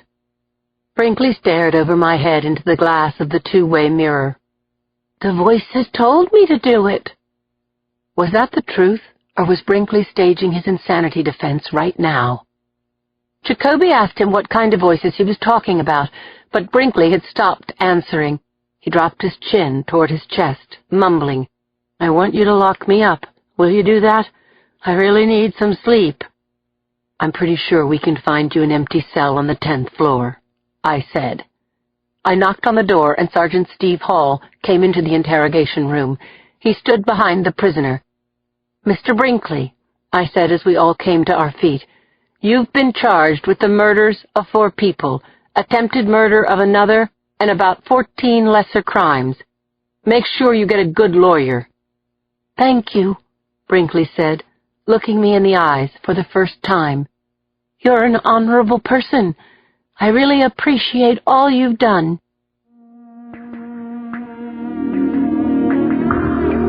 Chapter 23. The newspaper was waiting outside my front door the next morning, the headline huge over Cindy's byline, Ferry Shooter in Dry Dock. When I arrived at the Hall of Justice, a knot of reporters was waiting for me. How do you feel, Lieutenant? Fantastic, I said, grinning. Doesn't get any better than this. I answered questions, praised my team, and smiled for a few pictures before going into the building, taking the elevator to the 3rd floor. When I walked through the gate to the squad room, Brenda struck a little gong she kept at her station, and then stood up and hugged me. I could see the flowers on my desk from across the room. I gathered everyone together and thanked them for all they'd done. And when Inspector Lemke asked if I could give lessons in how to conjure up murderers, we all cracked up. I've got the nose-twitching part down pat, he said, but nothing happens. You gotta twitch your nose, cross your arms, and blink at the same time, Rodriguez shouted. I was pouring coffee for myself in the lunchroom before diving into the thick pile of paperwork taking up half my desktop when Brenda peeked around the doorway saying, The chief is on line 1. I went to my office, moved a huge basket of flowers from my desk, glanced at the small cards sticking up between the roses. There were a whole lot of X's and O's on the note from Joe, my wonderful guy. I was still smiling when I pressed the blinking button on my phone, the chief's voice all mellow, asking me to come upstairs to his office. Let me get the team, I said, but he told me, no, just come by yourself. I let Brenda know I'd be back in a few minutes and took the stairs to Trachio's walnut-paneled office on the 5th floor. The chief stood up when I entered, reached his meaty hand across his desk, grasping mine, saying, Boxer, bringing down that whack job makes this a good day for the SFPD. I want to thank you again for your excellent work. I said, Thanks, Chief, and thanks for backing me up. I was readying to leave, but an embarrassed look came over the chief's face, a look I hadn't seen him wear before. He gestured for me to sit down, and he did the same, rolling his chair back and forth on the acrylic rug protector a couple of times before locking his hands across his midsection. Lindsay, I've come to a conclusion that I've been fighting tooth and nail. He was going to give me more manpower? A bigger overtime budget? I've watched firsthand how you worked this case, and I'm impressed at how much tenacity and determination you showed in the investigation. Thanks. And so I have to admit that you were right and I was wrong. Right about what? My mind raced ahead of his words, trying to gain a half-second on him, and failing. As you've told me, Trachio continued, you belong on the street, not chained to a desk. And I get it now. I finally understand. Simply put, administrative work is a waste of your talent. I stared at the chief as he put a badge down on the desktop in front of me. "Congratulations, Boxer, on your well-earned demotion to sergeant."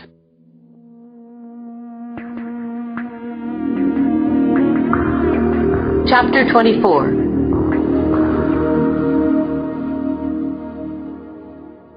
Suddenly, I was dizzy with disbelief. I heard Tracheo speaking, but it was as if his desk had shot back through the wall and he was talking to me from somewhere over the freeway. "You'll have a dotted line reporting relationship to me. Keep your current pay grade, of course." Inside my head, I was screaming, "Demotion? You're demoting me? Today?"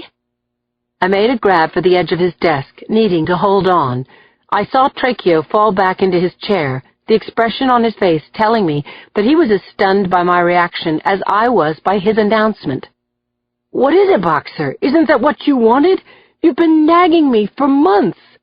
"No, yes, I have, but I wasn't expecting—" "Come on, Boxer, what are you telling me? I spent all night clearing this up and down the line because you said it's what you wanted."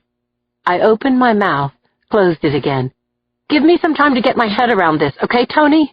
I sputtered. "I give up," Tracheo said, picking up his stapler and banging it down on his desk. "I don't understand you. I never will. I give up, Boxer." I don't remember leaving the chief's office, but I do remember a long walk to the stairway, a strained smile on my face as people called out their congratulations when I passed their desks. My mind was cycling on a short loop. What the hell had I been thinking? And what did I want? I found the stairwell and was leaning heavily on the banister, making my way down to the squad room, when I saw Jacoby coming up the other way. "Warren, you're not going to believe this." "Let's get out of here," he said. We took the stairs to the ground floor and out onto Bryant, heading toward the flower mart. "Tracheo called me last night," Jacoby said as we walked. I looked up at him. Jacoby and I have never had any secrets from each other, but I read pain on his face, and that jolted me. "He offered me the job, Lindsay. Your job, but I told him I wouldn't take it unless it was okay with you." The rumble under my feet was surely the Caltrain coming into the station, but it felt like an earthquake. I knew what I was supposed to say. "Congratulations, brilliant choice, you'll be great, Jacoby." But I couldn't get out the words. "I need some time to think, Jacoby. I'm taking the day off," I sputtered. "Sure, Lindsay, nobody's going to do anything unless—" "Maybe 2 days. Lindsay, stop, talk to me." But I was gone. I jaywalked across the street, got my car out of the lot, and drove down Bryant to 6th, and from there got onto the 280 South, heading toward Potrero Hill. I jerked my phone off my belt and auto-dialed Joe's cell phone as I drove, listened to the ringtone as I floored my Explorer and took it into the fast lane. It was 1 p.m. in Washington. "Pick up, Joe." The ring went into his voicemail, so I left a message. "Call me, please." Then I phoned San Francisco General. I asked the operator to put me through to Claire.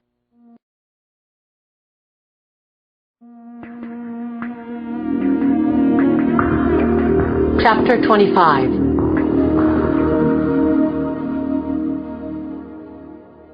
I was hoping to hear Claire's voice, but Edmund answered the phone. He sounded as if he'd spent another night sleeping in a chair. "How is she?" I asked through the crimp in my throat. "Having another MRI, he said. "Tell Claire we got the shooter," I said.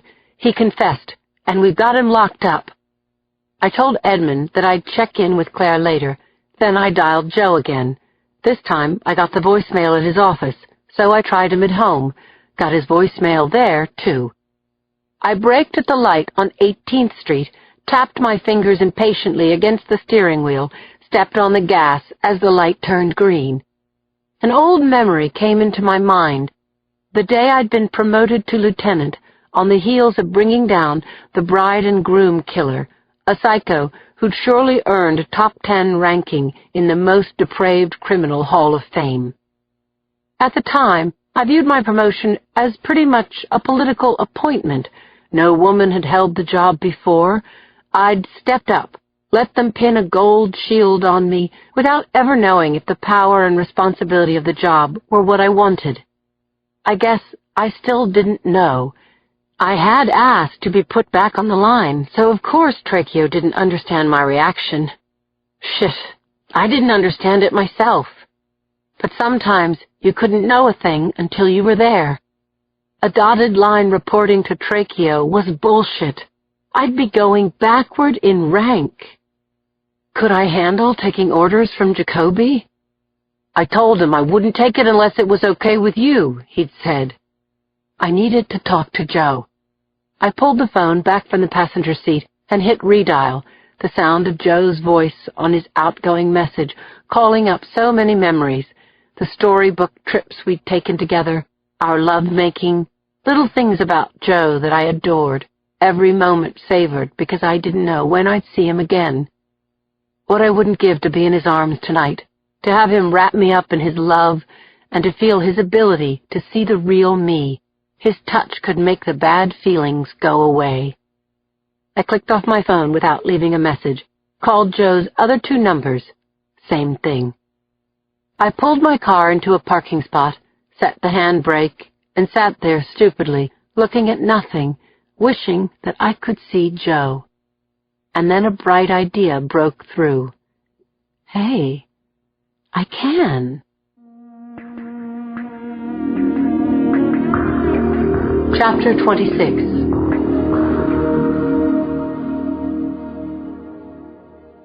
I didn't look like anyone else in the flight lounge, all men in gray suits and red or blue ties, and me.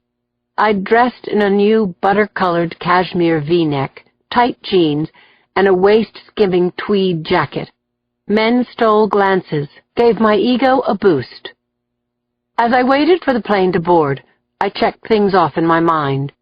That Martha's dog-sitter was on duty, that I'd locked up my gun and badge in my dresser drawer, that I'd left my cell phone in my car.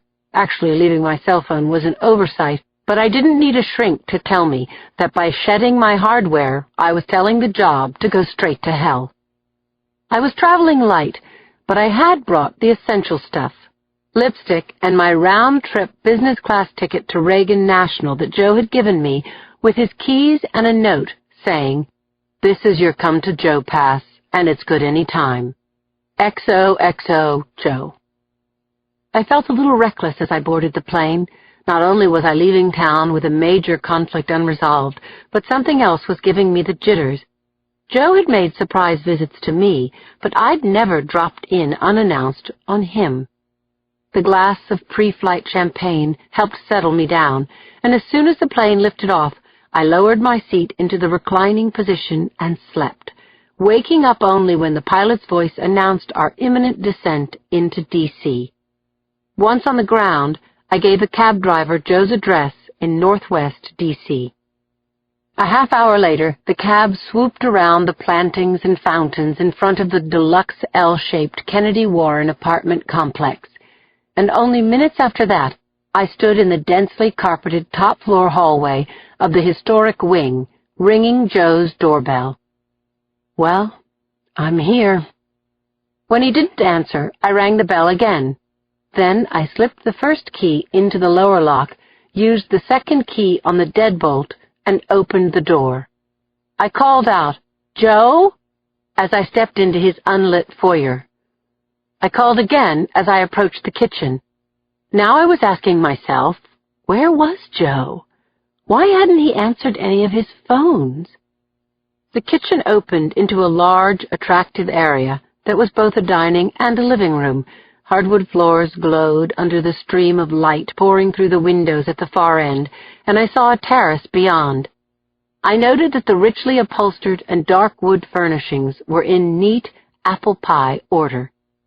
My second look made my heart slam to a stop. A woman was curled up on a sofa, turned toward the windows, reading a magazine, the white cords of an iPod dangling from her ears. I was too shocked to move or speak a word.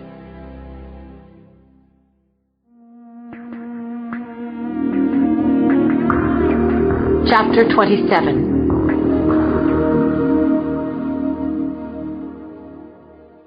My heart rate zoomed as my focus narrowed to the woman on the couch, a sandwich and a cup of tea beside her on the coffee table.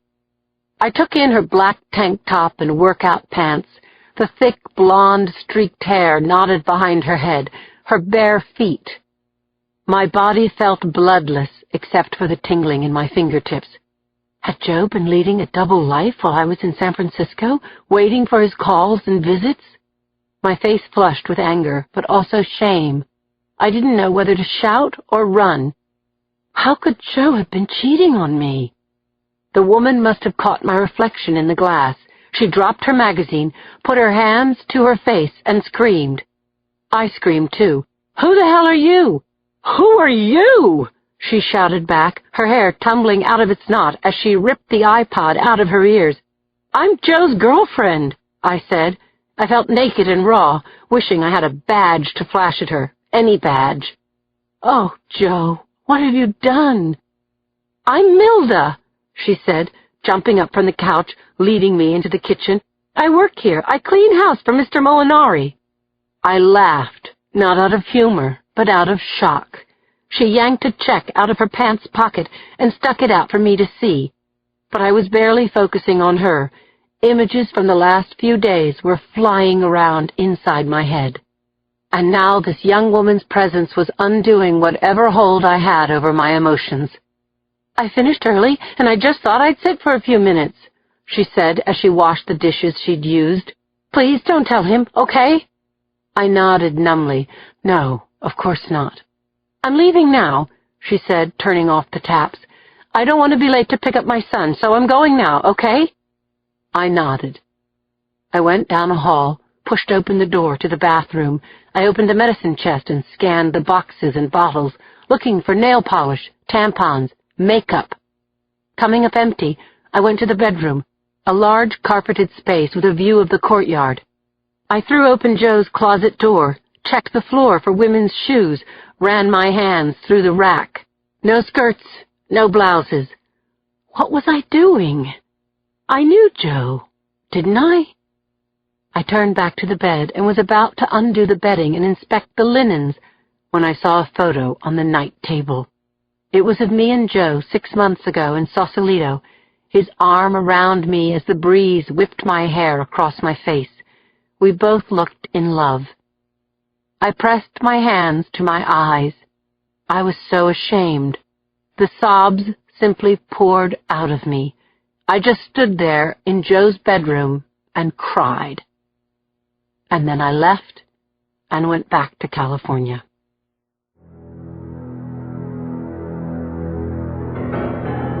Part 2.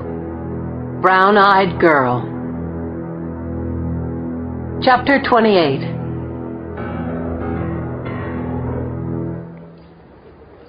Madison Tyler hopscotched over the lines in the sidewalk, then raced back to her nanny's side, grabbing her hand as they walked toward Alta Plaza Park, Madison saying, "Were you listening, Paola?"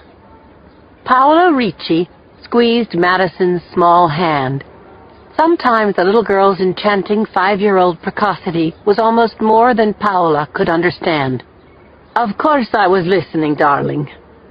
"As I was saying," the girl said in the funny grown-up way she had, "when I play Beethoven's Bagatelle, the first notes are an ascending scale, and they look like a blue ladder." She trilled the notes. "Then, the next part, when I play C, D, C, the notes are pink, green, pink," she exclaimed.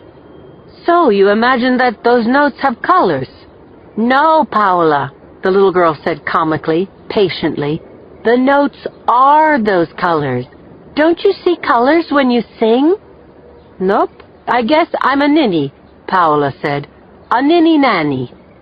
"I don't know what a ninny-nanny is," Madison said, her dazzling smile setting off sparks in her big brown eyes. "But it sounds very funny." The two laughed hard, Madison grabbing Paola around the waist, burying her face in the young woman's coat as they passed the exclusive Waldorf school, only a block and a half from where Madison lived with her parents. "It's Saturday, Madison whispered to Paola. I don't have to even look at school on Saturday. Now the park was only a block away, and seeing the stone walls surrounding it, Madison got more excited and changed subjects. Mommy says I can have a red Lakeland Terrier when I get a little older, Madison confided as they crossed the Visadero. I'm going to name him Wolfgang. What a serious name for a little dog, Paola said, intent on crossing the street safely. She barely glanced at the black minivan idling outside the park's fence. Expensive black minivans were as common as crows in Pacific Heights. Paola swung Madison's arm, and the child jumped up onto the curb, then stopped suddenly as someone got out of the vehicle and came quickly toward them. Madison said to her nanny, Paola, who is that? What's wrong? Paola called to the man stepping out of the van. Trouble at home. You've both got to come with us right now. Madison, your mom took a fall down the stairs. Madison stepped out from behind her nanny's back, shouting, My daddy told me never to ride with strangers, and believe me, you're strange. The man picked up the child like a bag of birdseed, and as she shouted, Help! Put me down! He tossed her into the back seat of the van. Get in, the man said to Paola. He was pointing a handgun at her chest. Either get in or kiss this kid goodbye.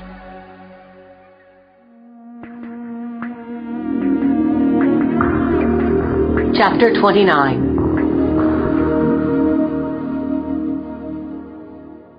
Rich Conklin and I had just returned to the squad room after a grim morning of investigating a brutal drive-by shooting when Jacoby waved us into his office. We crossed the gray linoleum floor to the glass box and took our seats. Conklin perched on the edge of the credenza where Jacoby used to sit, me in the side chair next to Jacoby's desk, watching him get comfortable in the chair that was once mine.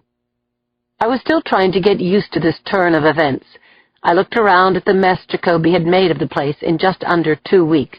Newspapers piled on the floor and windowsill, food odors coming out of the trash can. You're a pig, Jacoby, I said, and I mean that in the barnyard sense. Jacoby laughed, a thing he'd done more in the last few days than he'd done in the last 2 years, and despite the chop to my ego, I was glad that he wasn't huffing up hills anymore. He was a great cop, good at managing the unmanageable, and I was working myself around to loving him again. Jacoby coughed a few times, said, We've got a kidnapping. And we're catching it? Conklin asked. Major Crimes has been on it for a few hours, but a witness came forward, and now it looks like there could be a murder, said Jacoby. We'll be coordinating with Lieutenant Macklin. A humming sound came from the computer as Jacoby booted up, a thing he'd never done before getting his new badge. He pulled a CD off the pile of crap on his desk and clumsily slid it into the CD-DVD tray of his computer. He said, Little girl, age 5, was going to the park with her nanny at 9 this morning when they were snatched. The nanny is Paola Ricci, here on a work visa from Cremona, Italy. The child is Madison Tyler. Of the Chronicle Tylers? I asked. Yep, Henry Tyler is the little girl's father. Did you say there's a witness to the kidnapping? That's right, Boxer. A woman walking her schnauzer before going to work saw a figure in a gray coat exit a black minivan outside Alta Plaza Park on Scott Street. What do you mean, figure? Conklin asked. All she could say was a person in a gray coat. Didn't know if it was a man or a woman because said person was turned away from her and she only looked up for a second. Likewise, she couldn't identify the make of the vehicle. Said it happened too fast. And what makes this a possible homicide? I asked. The witness said that as soon as the car rounded to Visadero, she heard a pop. Then she saw blood explode against the back window of the van.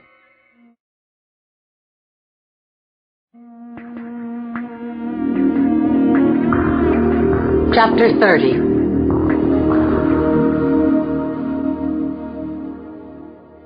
Jacoby clicked his mouse a few times, then swung the laptop around so Conklin and I could see the video that was playing on the screen. This is Madison Tyler. he said. The camera was focused on a small, blonde-haired child who came out from behind curtains onto a stage. She was wearing a simple navy blue velvet dress with a lace collar, socks, and shiny red Mary Janes. She was absolutely the prettiest little girl I'd ever seen, with a look of intelligence in her eyes that canceled any notion that she was a baby pageant queen. Applause filled Jacoby's office as the little girl climbed onto a piano seat in front of a Steinway grand. The clapping died away, and she began to play a piece of classical music I didn't recognize, but it was complicated, and the child didn't seem to make any mistakes. She finished the piece with a flourish, stretching her arms as far as they could go down the keyboard, releasing the last notes to loud bravos and rousing applause. Madison turned and said to the audience, "I'll be able to do much better when my arms grow." Fond laughter bubbled over the speakers, and a boy of about 9 came out of the wings and gave her a bouquet. "Have her parents gotten a call?" I asked, tearing my eyes from the video of Madison Tyler. "It's still early, but no, they haven't heard anything from anyone," said Jacoby. "Not a single word. Nothing about a ransom so far."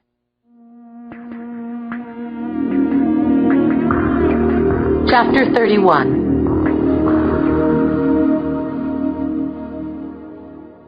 Cindy Thomas was working from the home office she'd set up in the small second bedroom of her new apartment. CNN was providing ambient sound as she typed, immersed in the story she was writing about Alfred Brinkley's upcoming trial. She thought of not answering the phone when it rang next to her elbow. Then she glanced at the caller ID and grabbed the phone off the hook. "Mr. Tyler?" she said. Henry Tyler's voice was eerily hollow, nearly unrecognizable. She almost thought he was playing a joke, but that wasn't his style.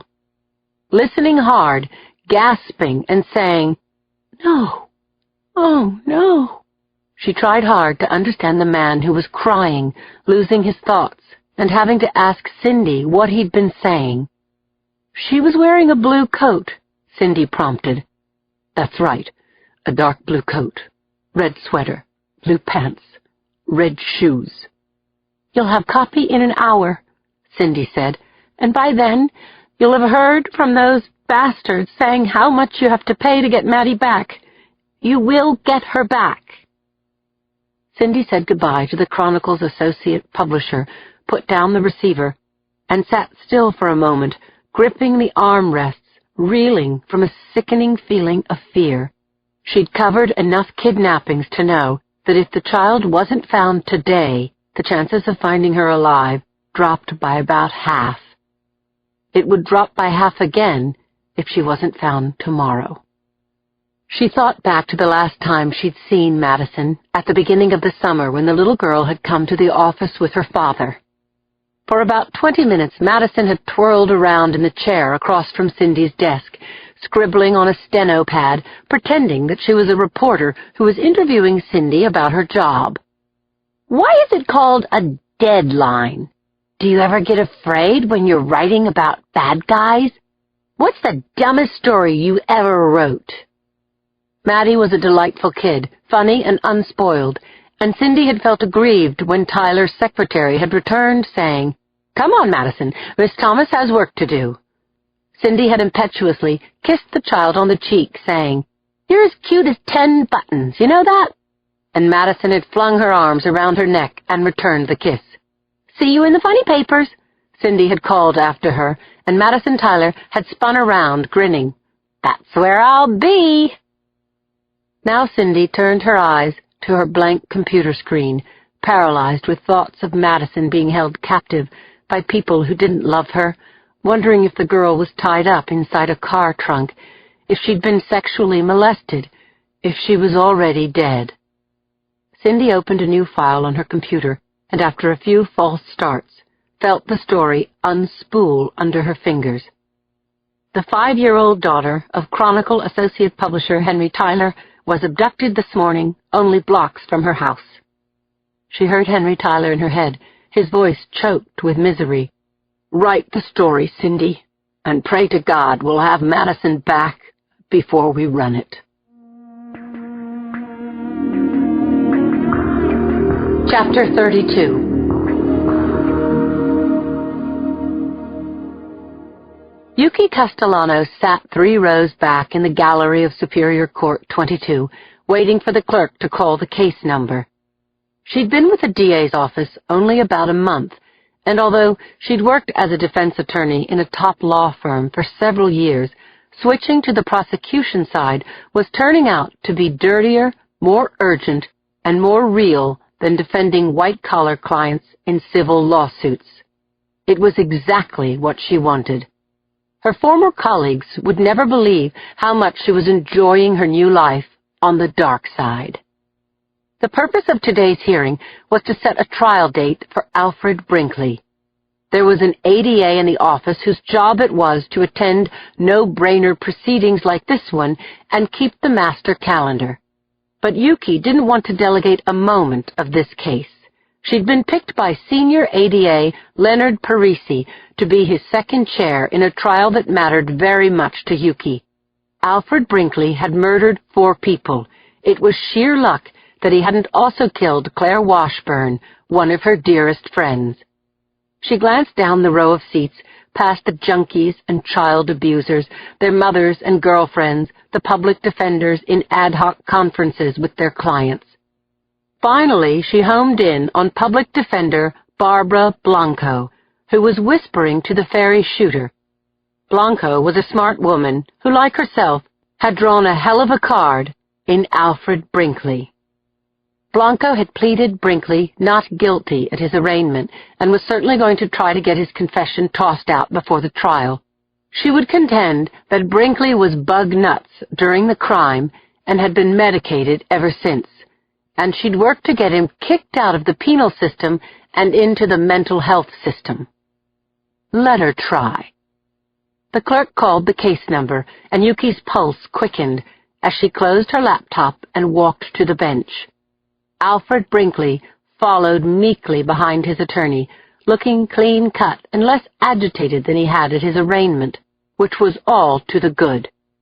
Yuki opened the wooden gate between the gallery and the court proper, and stood at the bench with Blanco and Brinkley, looking up into the slate-blue eyes of Judge Norman Moore. Moore looked back at them fleetingly, then dropped his eyes to the docket. "All right. What do you say we set this matter soon, say Monday, November 17th? Yuki said, "That's good for the people, Your Honor." But Blanco had a different idea. "Your Honor, Mr. Brinkley has a long history of mental illness. He should be evaluated pursuant to 1368 to determine his competence to stand trial." Moore dropped his hands to his desktop, sighed, and said, "Okay, Miss Blanco, Dr. Charlene Everett is back from vacation. She told me this morning that she's got some free time. She'll do the psych on Mr. Brinkley." His eyes went to Yuki. "Miss Castellano, is it?" "Yes, Your Honor. This is a delaying tactic," she said, her words coming out clipped and fast, her usual rat-a-tat style. "Defense counsel wants to get her client out of the public eye so that the media flap will die down. Miss Blanco knows perfectly well that Mr. Brinkley is quite competent to stand trial. He shot and killed 4 people. He turned himself in. He confessed of his own volition. The people want and deserve a speedy trial." "I understand what the people want, Miss Castellano," said the judge, countering her verbal machine gun with a patient drawl. "But we'll get a quick turnaround from Dr. Everett. Shouldn't take more than a few days. I think the people can wait that long, don't you?" Yuki said, "Yes, sir." And as the judge said, "Next case," to his clerk, Yuki left the courtroom through the vestibule and out the double courtroom doors. She turned right down the dingy marble hall toward her office, hoping that the court-appointed shrink would see what she and Lindsay knew to be true. Alfred Brinkley might be crazy, but he wasn't legally insane. He was a premeditated killer 4 times over. Soon enough, if all went well, the prosecution would get their chance to prove it. Chapter 33.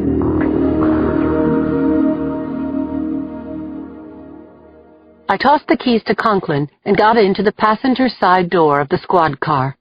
Conklin whistled nervously through his teeth as we pulled onto Bryant, headed north on 6th Street for a few blocks, then went across Market Street and north toward Pacific Heights. "If there was ever a thing that would make you not want to have kids, this is it," he said. "Otherwise?" "I'd want a whole tribe."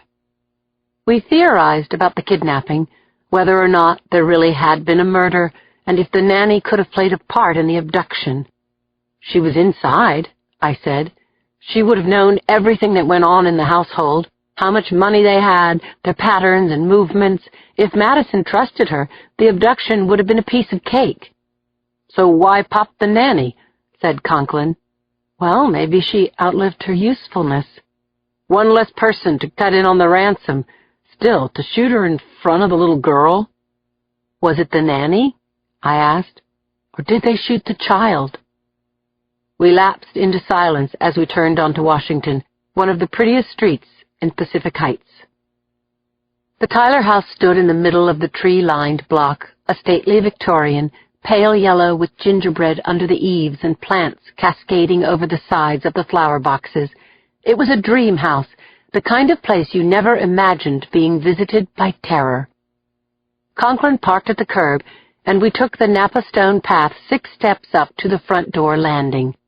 I lifted the brass knocker and let it fall against the striker plate on the old oak door, knowing that inside this beautiful house were 2 people absolutely steeped in fear and grief.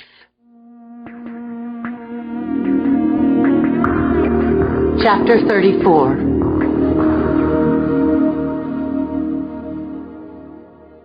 Henry Tyler opened the front door, paling as he seemed to recognize my face. I held up my badge. "I'm Sergeant Boxer, and this is Inspector Conklin." "I know who you are," he said to me. "You're Cindy Thomas's friend. From Homicide." "That's right, Mr. Tyler, but please, we don't have any news about your daughter."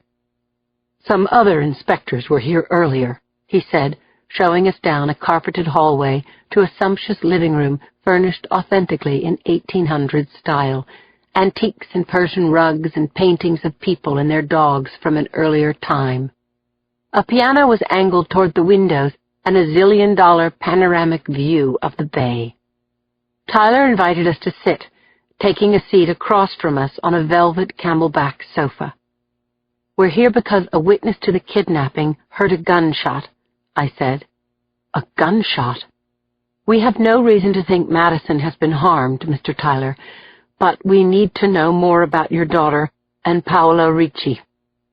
Elizabeth Tyler entered the room, dressed in beige silk and fine wool, her eyes puffy and red from crying. She sat down beside her husband and clasped his hand. "The sergeant just told me that the woman who saw Madison kidnapped heard a gunshot." "Oh, my God!" said Elizabeth Tyler, collapsing against her husband. I explained the situation again, doing my best to calm Madison's parents, saying we knew only that a gun had been fired. I left out any mention of blood against glass. After Mrs. Tyler had composed herself, Conklin asked if they'd noticed anyone who seemed out of place hanging around the neighborhood. "I never saw a thing out of the ordinary," Tyler said. "We watch out for one another in this neighborhood," said Elizabeth. "We're unabashed snoops. If any of us had seen anything suspicious, we would have called the police." We asked the Tylers about their movements over the past days and about their habits, when they left the house, when they went to bed at night. "Tell me about your daughter," I said. "Don't leave anything out." Mrs. Tyler brightened for a moment.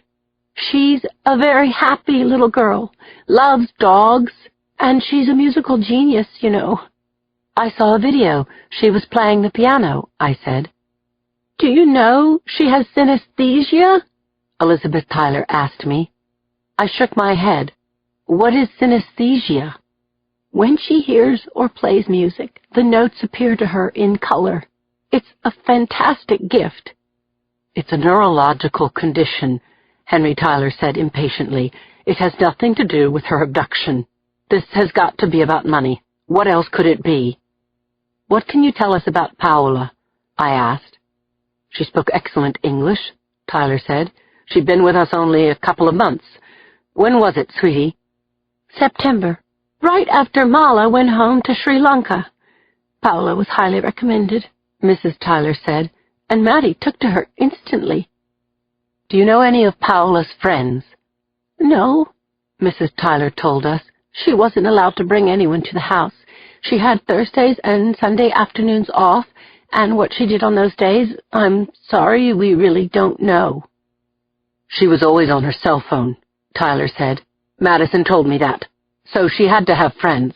What are you suggesting, Inspector? You think she was behind this? Does that seem possible to you?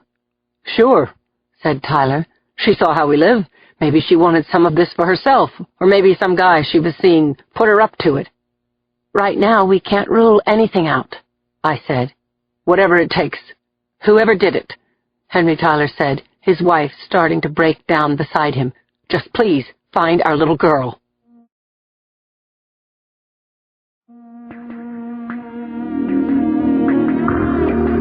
Chapter 35.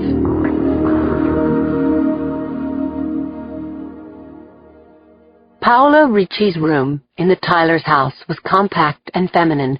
A poster of an Italian soccer team was on the wall opposite her bed, and over the headboard was a hand-carved crucifix. There were 3 doors in the small room, one leading out to the hallway, one opening into a bathroom, and another connected to Madison's room.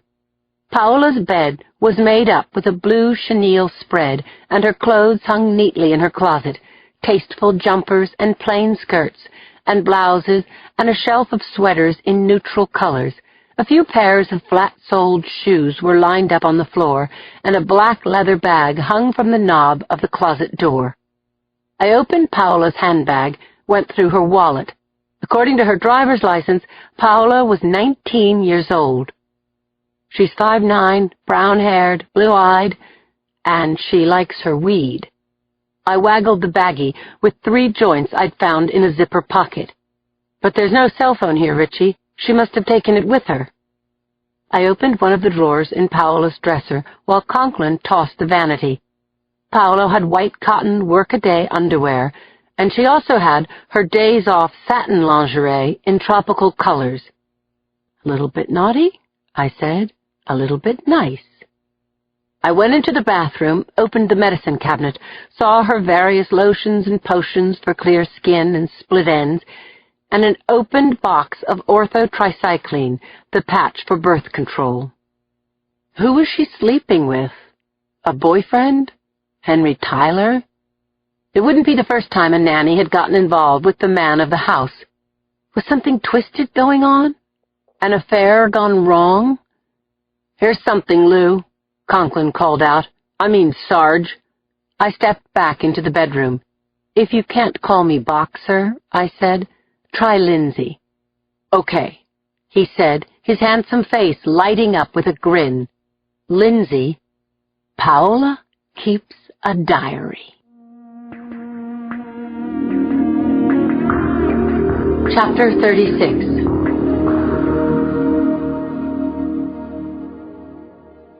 As Conklin went to search Madison's room, I skimmed the nanny's diary.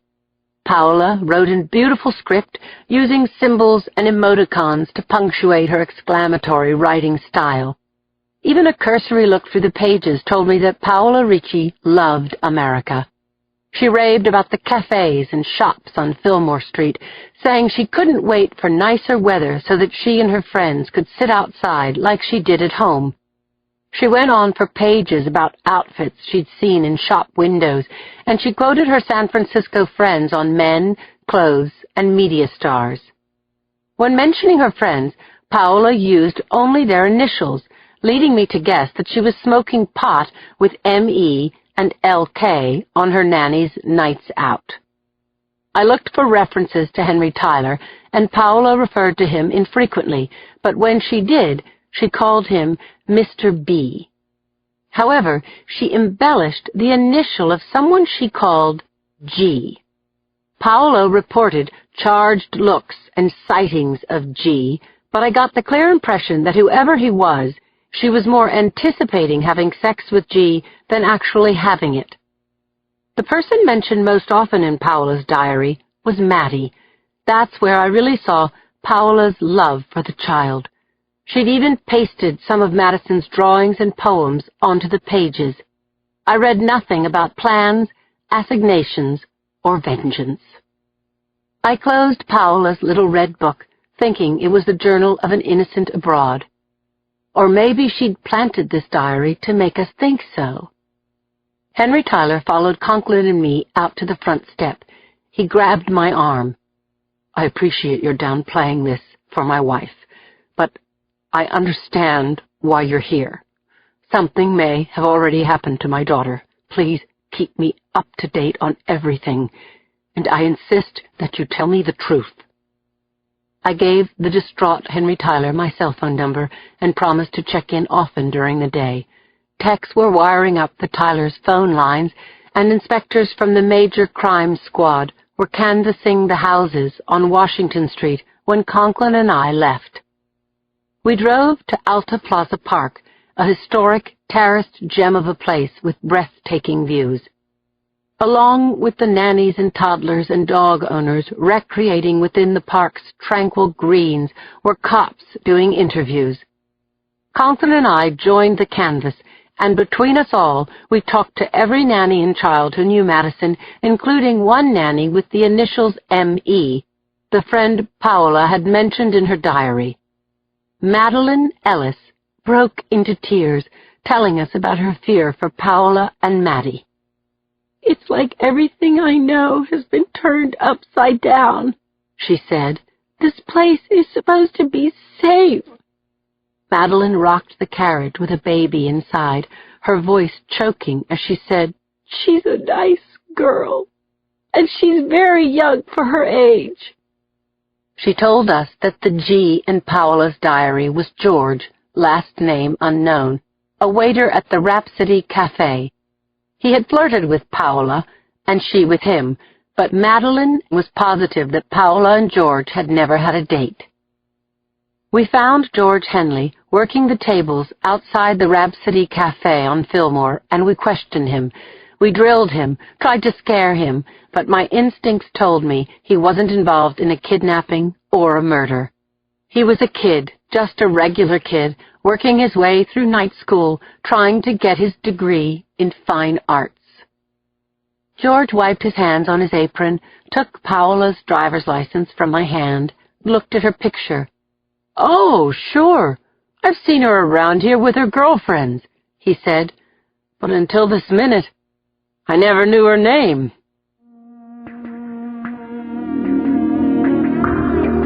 Chapter 37.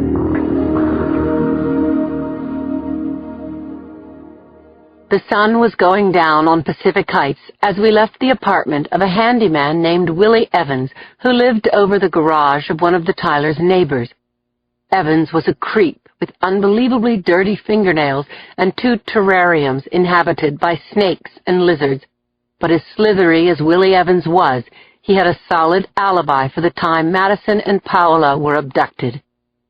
Conklin and I buttoned our coats and joined the canvass of the neighborhood, showing pictures of Paola and Madison to homeowners just returning from work. We scared the hell out of a lot of innocent people and didn't get a single lead in return.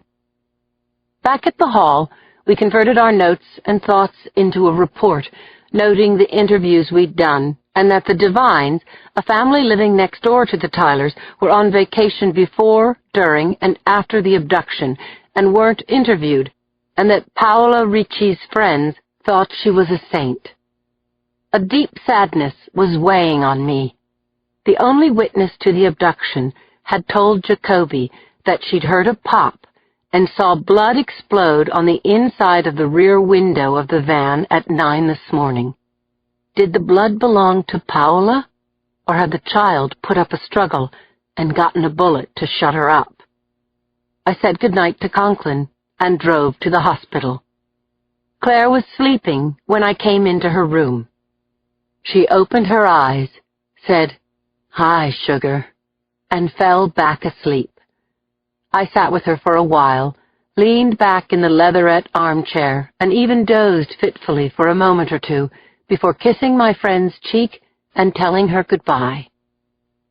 I parked my Explorer on the uphill slope a few doors from my apartment and got out my keys, thoughts of Madison Tyler still cycling through my mind as I walked up the hill. I had to blink a couple of times to make sure I wasn't hallucinating. Joe was waiting outside my apartment, sitting on the steps, a leash looped around his wrist, an arm around Martha.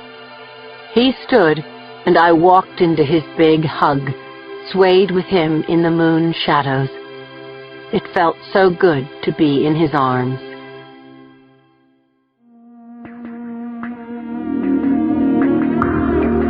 Chapter 38.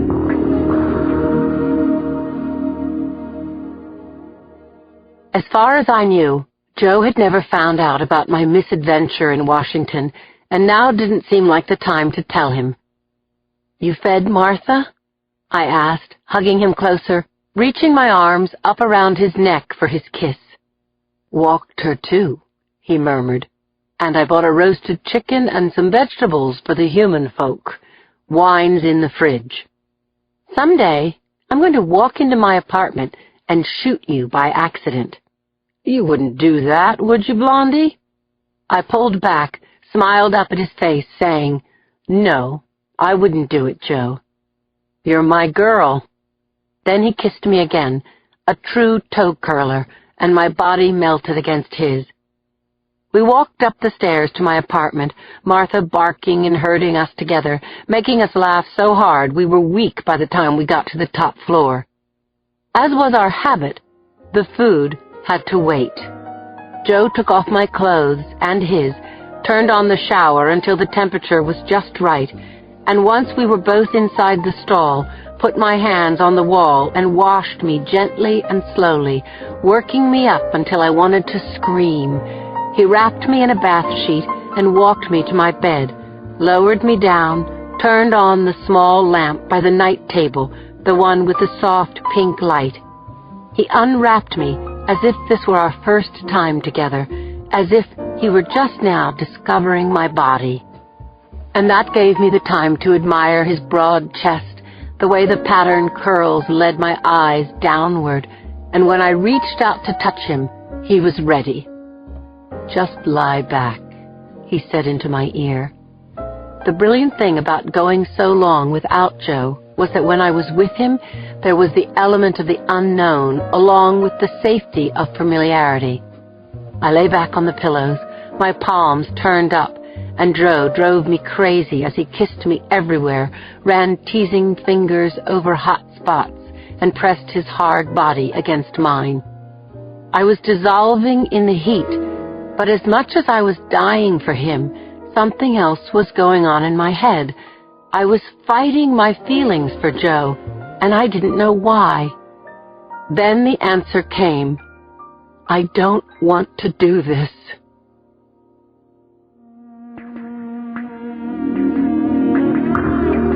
Chapter 39.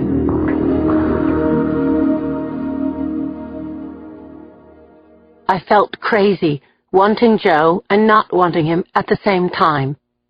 I rationalized at first that I was still swimming in worry for Madison and Paola, but what came to mind was my shame at showing up at Joe's place nearly 2 weeks ago, needing him so much, feeling as though I'd gone where I didn't belong. He was lying beside me now, his hand on the plane of my belly. "What is it, Lindsay?" I shook my head. "No, nothing's wrong." But Joe turned me toward him, made me look into his deep blue eyes. "I had a horrible day," I told him. "Sure," he said. "That's not new. But your mood is." I felt tears spring from my eyes, and that embarrassed me. I didn't want to be vulnerable with Joe, not now anyway. "Start talking, Blondie," he said.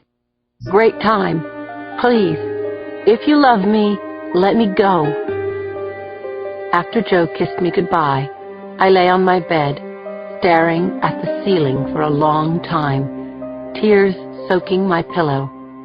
I wondered what the hell I had done.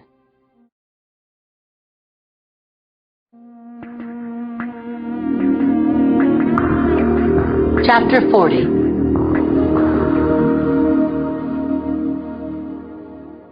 It was Saturday night, almost midnight.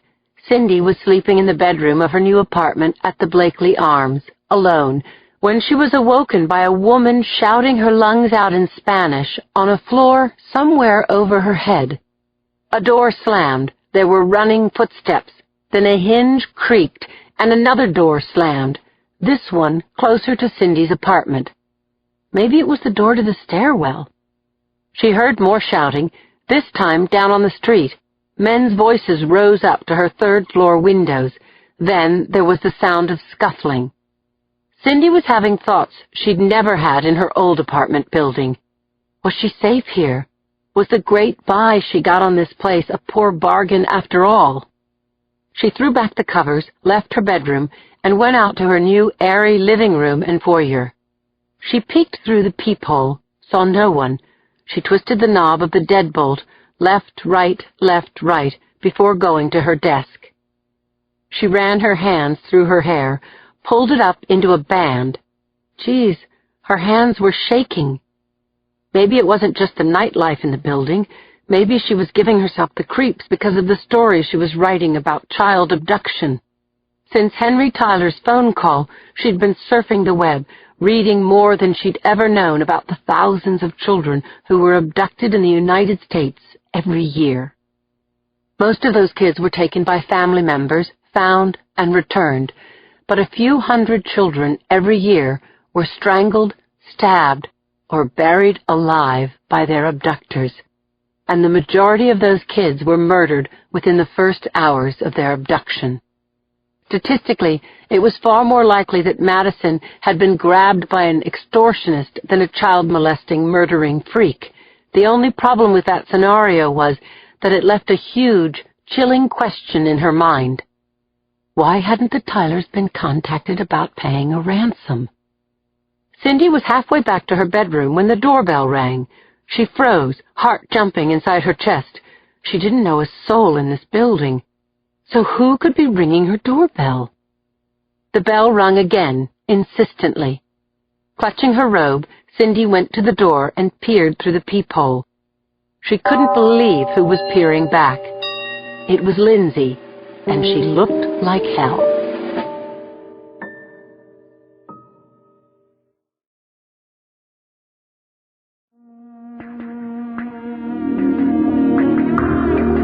Chapter 41.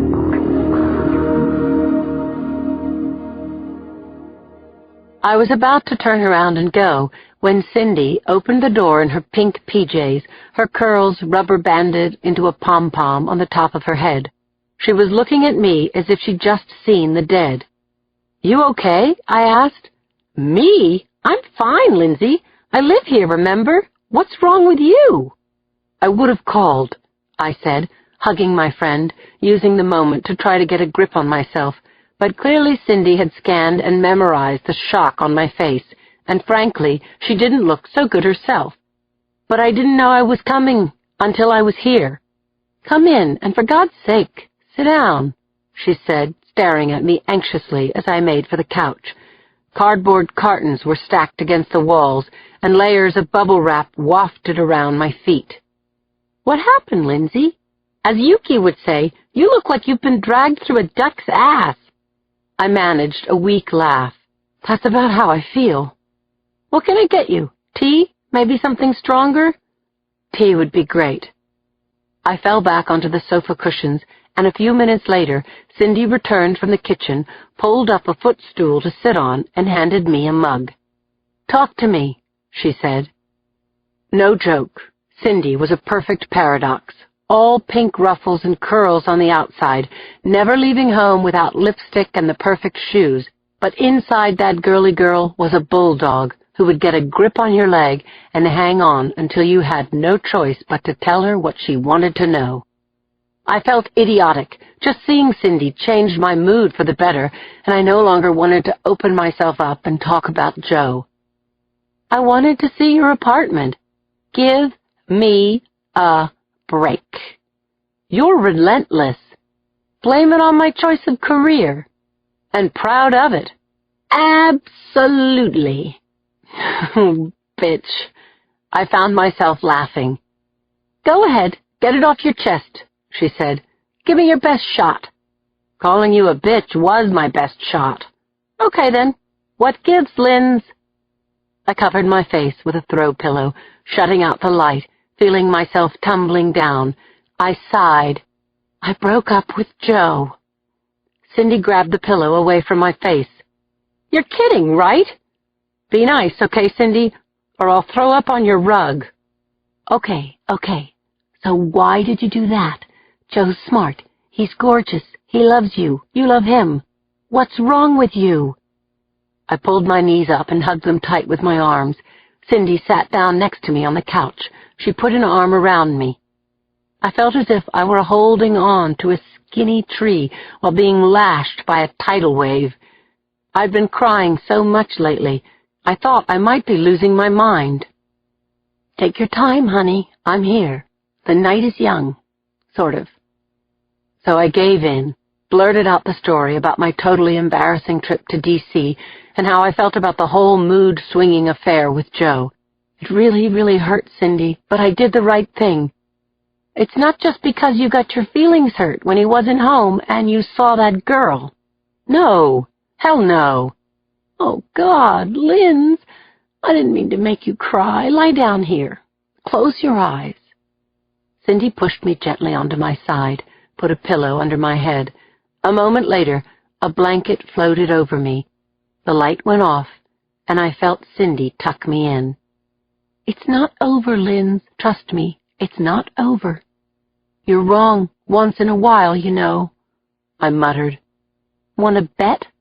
Cindy kissed my cheek, and then I was swept along by whatever dream featured me in a starring role. I sunk into a deep hole of agonized sleep, waking only as sunlight streamed through Cindy's bare windows. I forced myself to sit up, swung my legs off the couch, saw the note from Cindy on the coffee table saying she'd gone out for rolls and coffee. Then the day hit me for real. Jacoby and Macklin were having a staff meeting this morning at 8. Every cop on the Tyler Ricci case would be there, except me. I scribbled a note to Cindy, stuck my feet in my shoes, and raced out the door.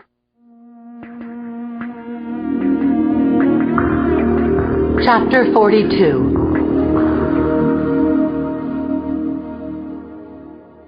Jacoby rolled his eyes when I edged past him, slipped into a seat in the back of the squad room. Lieutenant Macklin gave me a short, glancing stare as he summarized the meeting so far. In the absence of any information regarding the whereabouts of Madison Tyler and Paola Ricci, we were assigned to interview registered sex offenders. Patrick Calvin, I read from our list as Conklin and I got into the squad car. Convicted sex offender, recently released on probation after serving time for the sexual abuse of his own daughter. She was 6 when it happened. Conklin started the car. There's no understanding that kind of garbage. You know what? I don't want to understand it. Calvin lived in a 20-unit U-shaped stucco apartment building at Palm and Euclid on the fringe of Jordan Park, about 1.5 miles from where Madison Tyler lived and played. A blue Toyota Corolla registered to Calvin was parked on the street. I smelled bacon cooking as we crossed the open patio area at the front entrance, climbed the outside stairs, knocked on Calvin's aggressively red-painted door. The door opened, and a tousle-haired white male, no more than 5'3", stood in the doorway, wearing plaid pajamas and white socks. He looked about 15 years old, making me want to ask, "Is your father home?" But the faint gray shadow on his jowls and the prison tats on his knuckles gave Pat Calvin away as a former inmate of our prison system. "Patrick Calvin?" I said, showing him my badge. "What do you want?" "I'm Sergeant Boxer. This is Inspector Conklin," I said. "We have a few questions. Mind if we come in?" "Yes, I mind. What do you want?" Conklin has an easy way about him, a trait I frankly envy. I'd seen him interrogate murdering psychos with a kind of sweetness, good cop to the max. He'd also taken care of that poor cat at the Alonso murder scene. "Sorry, Mr. Calvin," Conklin said now. "I know it's early on a Sunday morning, but a child is missing, and we don't have a lot of time." "What's that got to do with me?" "Get used to this, Mr. Calvin," I said. "You're on parole." "You want to search my house, is that it?" Calvin shouted. "This is a goddamn free country, isn't it? You don't have a warrant." Calvin spat. "You have shit." "You're getting awful steamed up for an innocent man," Conklin said. "Makes me wonder, you know." I stood by as Conklin explained that we could call Calvin's parole officer, who would have no problem letting us in. "Or we could get a warrant," Conklin said. "Have a couple of cruisers come screaming up to the curb. Show your neighbors what kind of guy you are." "So, mind if we come in?" I asked. Calvin countered my scowl with a dark look of his own. "I've got nothing to hide," he said, and he stepped aside.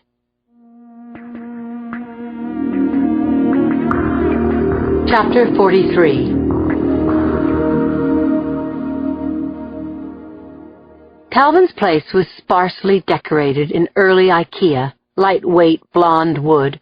There was a shelf of dolls over the TV, big ones, little ones, baby dolls, and dolls in fancy dresses.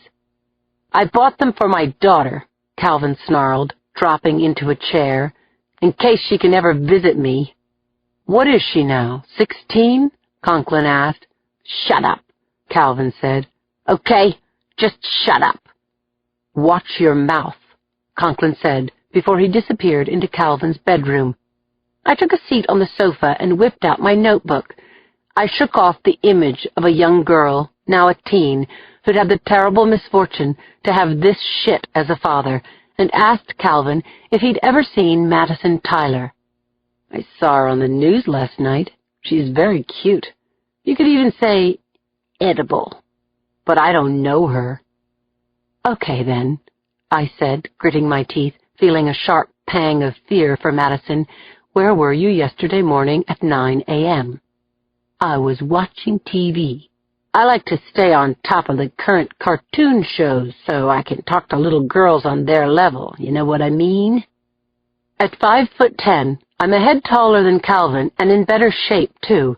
Violent fantasies were roiling in my mind, just as they had when I'd arrested Alfred Brinkley. I was stressing too much. Too much. "Can anyone vouch for your whereabouts?" "Sure. Ask Mr. Happy," Calvin said, patting the fly of his pajama bottoms, grabbing himself there. "He'll tell you anything you want to know." I snapped. I grabbed Calvin's collar, bunching up the flannel tight around his neck. His hands flew out as I lifted him off his chair, thumped him against the wall. Dolls scattered. Conklin came out of the bedroom as I was about to thump Calvin again. My partner pretended that he didn't see anything crazy in my face and leaned casually against the doorframe. I was alarmed at how close I was to the edge. What I didn't need now was a complaint for police brutality. I released Calvin's pajamas. "Nice photo collection you have, Mr. Calvin," Conklin said conversationally. "Pictures of little kids playing in Alta Plaza Park."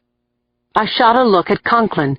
Madison and Paola were snatched from the street just outside that park. "Did you see my camera?" Calvin said defiantly. 7 megapixels and a 12 times zoom. I shot those pictures from a block away. I know the rules, and I didn't break any of them. "Sergeant," Conklin said to me, "there's a little girl in one of those pictures. Could be Madison Tyler." I got Jacoby on the phone, told him that Patrick Calvin had photos we should look at more closely. "We need 2 patrolmen to sit on Calvin while Conklin and I come in to write up a warrant," I said. "No problem, Boxer. I'll send a car. But I'll have Chi take care of the warrant and bring Calvin in." "We can handle it, Jacoby," I said. "You could," Jacoby said, "but a child matching Madison Tyler's description was just called in from Trans Bay Security." "She's been seen?" "She's there right now."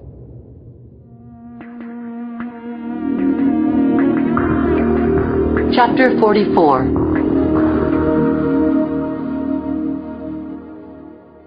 The Transbay Terminal on 1st and Mission is an open-air, rusty-roofed concrete block shed.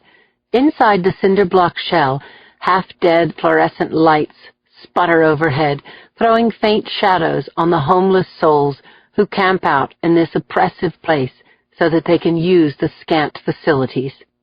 Even in daytime, this terminal is creepy. I felt an urgent need to find Madison Tyler and get her the hell out of here.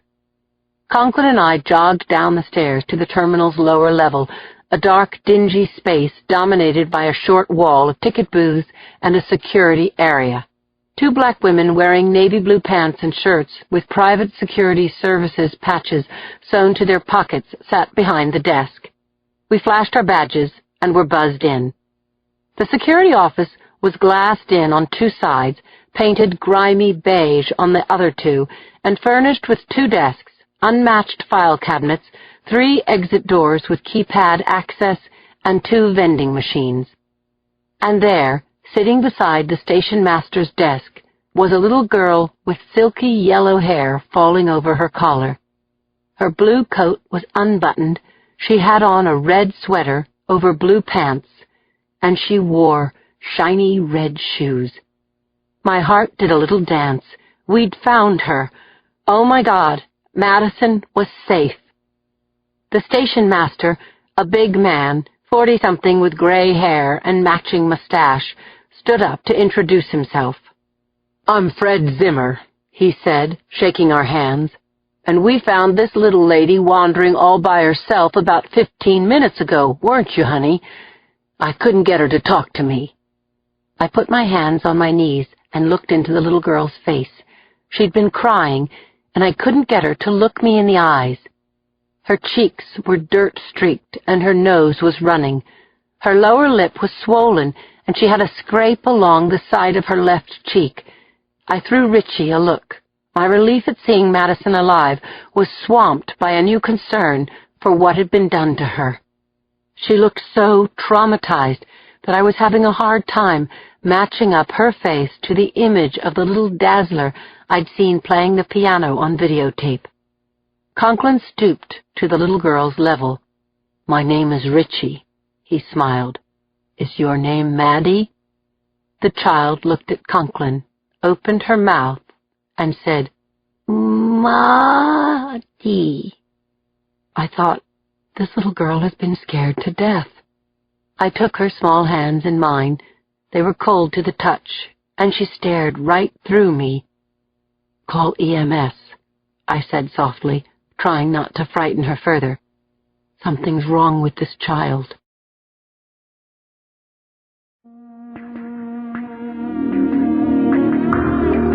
Chapter 45.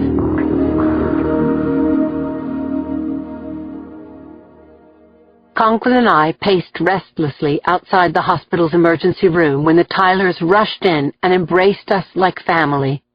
I was feeling high. One part of this frightening, god-awful story was over, and I was hoping that right after she saw her parents, Madison would come back to herself, because I had some questions for her, starting with, "Did you get a good look at the guys who kidnapped you?" "She was sleeping when we last looked in on her," I told the Tylers. "Dr. Collins just stopped by and said he'll be back in, about 10 minutes. "I have to ask," Elizabeth Tyler said softly, "was Maddie harmed in any way?" "She looks like she's been through an ordeal," I said to Madison's mom. "She wasn't given any kind of invasive exam because the doctors were waiting for your consent." Elizabeth Tyler covered her mouth with both hands, stifled her tears. "You should know, she's barely said anything to anyone." "That's not like Maddie." "Maybe she was warned not to talk, or she would be hurt." "Oh, God, those animals." "Why would they kidnap Maddie, then abandon her without trying to get a ransom?" Tyler was asking as we entered the ER. I let the question hang because I didn't want to say what I was thinking. Pedophiles don't ask for ransom. I stood aside so that the Tylers could enter Maddie's curtained stall in the ER ahead of me, thinking how overjoyed Madison would be when she saw her parents again. Henry Tyler squeezed my arm and whispered, "Thank you," as he went through the curtains. I heard Elizabeth Tyler calling her daughter's name, then cry out with an agonized moan. I jumped aside as she ran past me. Henry Tyler emerged next and put his face right up to mine. "Do you know what you've done?" he said, his face scarlet with rage. "That girl isn't Madison. Do you understand? That's not Madison. That's not our baby."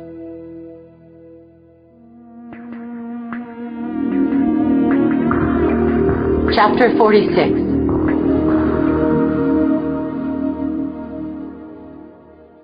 I apologized to the Tylers sincerely and profusely as they exploded all over me in the hospital parking lot, then stood flat-footed as their car tore past me, leaving rubber on the asphalt. My cell phone rang on my hip, and eventually I answered it. It was Jacoby. "A woman just called saying her daughter is missing.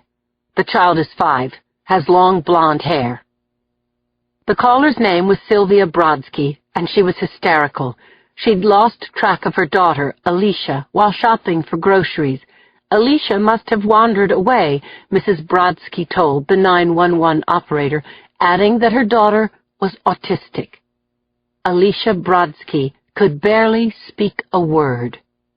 Not long after Jacoby's call, Sylvia Brodsky came to the hospital and claimed her daughter, but Conklin and I weren't there to see it.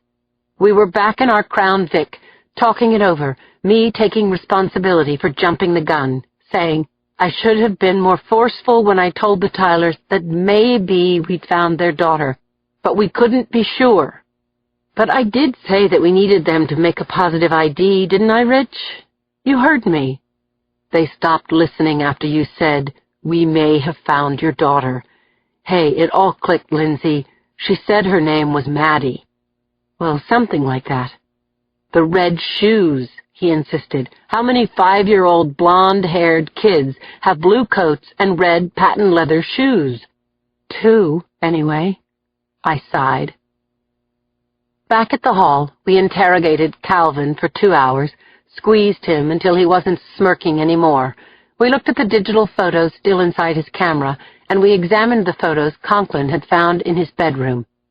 There were no pictures of Madison Tyler, but we kept our hopes up until the last frame that Calvin might have accidentally photographed the kidnapping in progress, that maybe he'd caught the black van in his lens. But the memory stick in his camera showed that he hadn't been taking pictures at Alta Plaza Park yesterday. Patrick Calvin made me sick, but the law doesn't recognize causing revulsion as a criminal offense. So we kicked him, turned him loose. Conklin and I interviewed 3 more registered sex offenders that day, 3 average-looking white males you'd never pick out of a crowd as sexual predators. 3 men whose alibis checked out. I finally called it quits at around 7 p.m. Emotionally speaking, my tank was dry. I entered my apartment, threw my arms around Martha, and promised her a run after my shower to rinse the skeezy images out of my brain. There was a note from Martha's sitter on the kitchen counter. I went to the fridge, cracked open a Corona, and took a long pull from the bottle before reading it. "Lindsay, hi. When I didn't see your car, I took Martha for a walk. Kay. Remember I told you my parents are letting me have the house in Hermosa Beach through Christmas? I should take Martha with me. It'd be good for her, Lindsay. Let me know. Kay." I felt sick knowing that I'd abandoned my dog without calling her sitter, and I knew Karen was right. I wasn't doing Martha any good right now. My new hours included double shifts and all-work weekends. I hadn't taken a real break since the ferry shooting. I stooped down for a kiss, lifted Martha's silky ears, looked into her big brown eyes. "You want to run on the beach, boo?" I picked up the phone and dialed Karen's number. "Excellent," she said. "I'll pick her up in the morning." Chapter 47.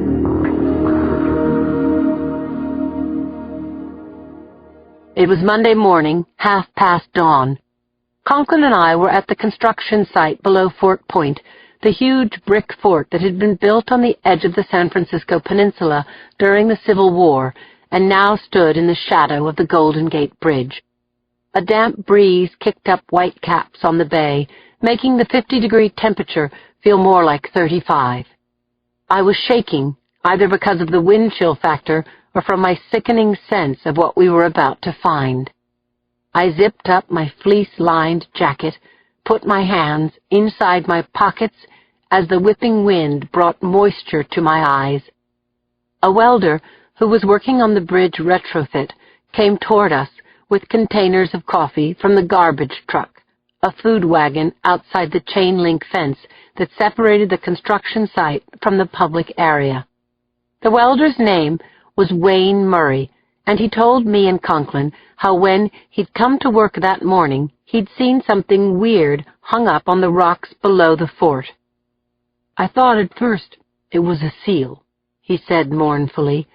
"When I got closer, I saw an arm in the water.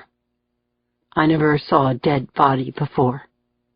Car doors slammed, men coming through the chain-link gate, talking and laughing, construction workers, EMS, and a couple of Park Service cops. I asked them to rope off the area. I turned my eyes back to the dark lump down on the rocks below the seawall, a white hand and foot trailing in the foam-flecked water that streamed toward the ocean. "She wasn't dumped here," Conklin said. "Too much chance of being seen." I squinted up at the silhouette of the bridge security officer patrolling the structure with his AR-15 semi-automatic rifle. Yeah, depending on the time and the tides, she could have been dropped off one of the piers. The perps must have thought she'd float out to sea. "Here comes Dr. G," Conklin said. The ME was chipper this morning, his damp white hair still showing comb marks, his waders pulled up to mid-chest, his nose pink under the bridge of his glasses. He and one of his assistants took the lead, and we joined them, walking awkwardly across the jagged rocks that sloped at a 45-degree angle, 15 feet down to the lip of the bay. "Hang on there. Be careful," Dr. Germanic said as we approached the body. "Don't want anyone to fall and touch something." We stood our ground as Dr. G scrambled down the boulders, approached the body, put his scene kit down. Using his flashlight, he began his preliminary in situ assessment. I could see the body pretty well in his beam. The victim's face was darkened and swollen. "Got some skin slippage here," Dr. G called up to me. "She's been in the water a couple of days, long enough to become a floater." "Does she have a gunshot wound to the head?" "Can't tell. Looks like she's been banged up on the rocks. I'll give her a head-to-toe X-ray when we get her back to home base." Dr. G photographed the body twice from each angle, his flash popping every second or two. I took note of the girl's clothing, the dark coat, the turtleneck sweater, her short hair, similar to the distinctive bowl cut I'd seen in her driver's license picture when I'd gone through her wallet 2 days before. "We both know that's Paolo Ricci," Conklin said, staring down at the body. I nodded, except that yesterday we'd blown it, broken the Tylers' hearts by jumping to conclusions. "Right," I said, "but I'll believe it when we get a positive ID." Chapter 48.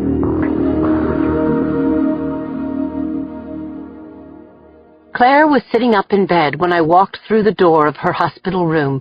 She stretched out her arms, and I hugged her until she said, "Take it easy, sugar. I've got a hole in my chest, remember?"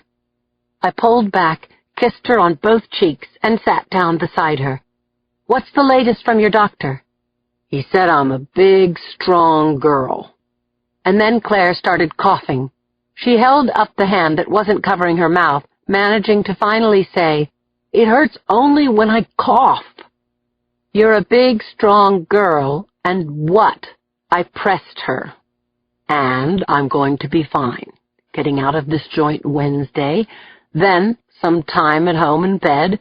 After that, I should be good to go." "Thank God." "I've been thanking God since that asshole shot me. Whenever that was. You lose track of time when you don't have an office job." "It happened 2 weeks ago, Butterfly. 2 weeks and 2 days. Claire pushed a box of chocolates toward me, and I took the first one my hand fell on. "You been sleeping in the trunk of your car?" she asked me. "Or did you trade Joe in for an 18-year-old boyfriend?" I poured water for both of us, put a straw in Claire's glass, handed it to her, said, "I didn't trade him in. I just kinda let him go." Claire's eyebrows shot up. "No, you didn't." I explained what happened, aching as I talked. Claire watched me warily but kindly. She asked a few questions, but mostly let me spill. I sipped some water, then I cleared my throat and told Claire about my new rank with the SFPD. Shock registered in her eyes, again. "You got yourself bumped down to the street, and you told Joe to hit the bricks? At the same time? I'm worried about you, Lindsay. Are you sleeping? Taking vitamins? Eating right?" No. I threw myself back into the armchair as a nurse came in, bearing a tray with Claire's medication and dinner. "Here you go, Dr. Washburn.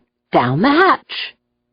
Claire slugged down the pills, pushed her tray away once the nurse had gone. "Slop du jour," she said. Had I eaten today? I didn't think so. I appropriated Claire's meal, mashing the overcooked peas and meatloaf together on the fork, getting to the ice cream course before telling her that we had identified Paolo Ricci's body. The kidnappers shot the nanny within a minute of taking her and the child. Couldn't get rid of her fast enough. But that's all I've got, Butterfly. We don't know who did it, why, or where they've taken Madison. Why haven't those shits called the parents? That's the million-dollar question. Way too long without a ransom request. I don't think they want the Tylers' money. Damn. Yeah. I dropped the plastic spoon onto the tray and leaned back in the chair again, staring out at nothing. "Lindsay, I've been thinking that they shot Paola because she'd witnessed Madison's kidnapping." Makes sense. But if Madison witnessed Paola's murder, they're not going to let the child live after that.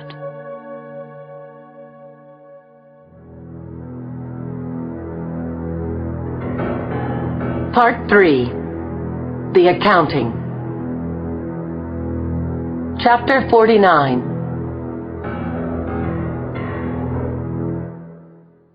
Cindy Thomas left her Blakely Arms apartment, crossed the street at the corner, and began her 5-block walk to her office at the Chronicle.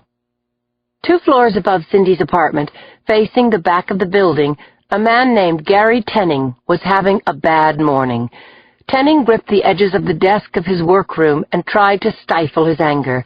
Down in the courtyard, 5 floors below, a dog was barking incessantly, each shrill note stabbing Tenning's eardrums like a skewer. He knew the dog. It was Barnaby, a rat terrier who belonged to Marjorie Glynn, a lumpen, dishwater blonde single mother of god-awful baby Oliver, all of them living on the ground floor, usurping the back courtyard as if it were theirs. Again, Tenning pressed on his special Max earplugs, soft wax that conformed exactly to the shape of his ear holes, and still he could hear Barnaby yappa-yappa-yipping through his Max. Tenning rubbed the flat of his hand across the front of his T-shirt as the dog's brainless yapping ripped the fabric of his repose. The tingling was starting now in his lips and fingers, and his heart was palpitating. God damn it! Was a little quiet too much to ask? On the computer screen in front of him, neat rows of type marched down the screen. Chapter 6 of his book, The Accounting, a statistical compendium of the 20th century. The book was more than a conceit or a pet project. The Accounting was his raison d'etre and his legacy. He even cherished the rejection letters from publishers turning down his book proposal. He lovingly logged these rejections into a ledger, putting the originals in a folder inside his lockbox. He'd get his laugh when the accounting was published, when it became a critical reference work for scholars all over the world and for generations to come. Nobody would be able to take that away from him. As Tenning willed Barnaby to shut the hell up, he ran his eyes down the line of numbers. The fatal lightning strikes since 1900, the inches of snowfall in Vermont, the verified sightings of cows sucked into the air by tornadoes, when a garbage truck began its halting clamor up the block. He thought his fricking skull would crack open. He wasn't crazy either. He was having a perfectly reasoned response to a horrific assault on the senses. He clapped his hands over his ears, but the squeals, screeches, galvanized shimmies came through, and they set off Oliver. That goddamn baby! How many times had he been interrupted by that baby? How many times had his thoughts been derailed by that shitty-ass rat dog? The pressure in Tenning's chest and head was building. If he didn't do something, he would explode. Gary Tenning had had it.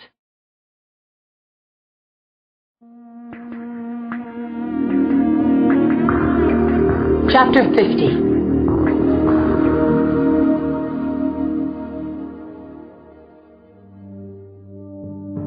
Even with quivering fingers, Tenning quickly tied the laces of his bald-treaded Adidas, stepping out into the hallway, and locked the apartment door behind him, pocketing his big wad of keys. He used the fire stairs to get down to the basement level. He never took the elevator. He passed the laundry room and entered the boiler room, where the senior furnace mumbled in its pipes, and the hateful new furnace roared with freshly minted enthusiasm. An 18-inch length of pipe, with a rusted ball joint affixed to one end, leaned against the concrete block wall. Tenning hefted it, socked the ball into the cupped palm of his hand. He turned right, walking down the incline toward the blinking light of the exit sign, murderous ideas igniting in his mind like a chain of firecrackers. The lock bar on the exit door opened against his forearm. He stood for a minute in the sunshine, getting his bearings. Then he turned the brick corner of the building, heading toward the patio of keystones and the planters that were added since the building's conversion. Seeing Tenning coming toward him, Barnaby started yapping. He lunged at the leash connecting his collar to the chain-length fence. Beside him was the baby carriage, where Oliver Glynn fretted in the dappled shade. He was howling too. Tenning felt a flame of hope rush through him. 2 birds with 1 stone. Clutching the valve-capped pipe, he edged along the side of the building toward the shrieks and howls of the nasty little animals. Just then, Marjorie Glynn, her bland blonde hair knotted up and stabbed into place with a pencil, stepped out of her apartment. She bent low, displaying several square feet of milky white thigh, and lifted Oliver out of his carriage. Tenning watched, unseen. The baby quieted instantly, but Barnaby only changed his tune, his excited yips, stabbing, stabbing, stabbing. Mistress Marjorie shushed him, put one hand under the baby's ass, and pressed his wet face to her deflated bosom, carried him inside her apartment. Tenning advanced on Barnaby, who paused mid-yowl and licked his chops, hoping for a pat, perhaps, or a run in the park. Then he sent up his yapping alarm again. Tenning lifted his club and swung it down hard. Barnaby squealed, made a feeble grab for Tenning's arm as the club rose high against the cloudless sky, and then slammed down a second time. The rat dog was completely still. As Tenning stuffed its body into a garbage bag, he thought, R.I.B.P. Rest in bloody peace.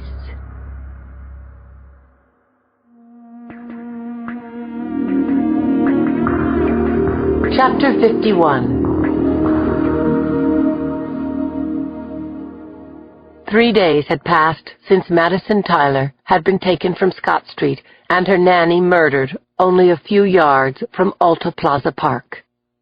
We were all in the squad room that morning: Conklin, 4 homicide inspectors from the night tour doing overtime, Macklin, a half-dozen cops from major crimes, and me. Macklin looked around the small room and said, "I'll make this quick so we can get to work. We've got nothing but the talent in this room. So let's keep doing what we're doing, good, solid police work. And for those of you who pray, put in a word for a miracle." He handed out assignments, asked for questions, got none. Chairs scraped as everyone scrambled. I looked over the new list of pervs Conklin and I were assigned to interview. I got up from my desk and crossed the scuffed linoleum floor to Jacoby's office door.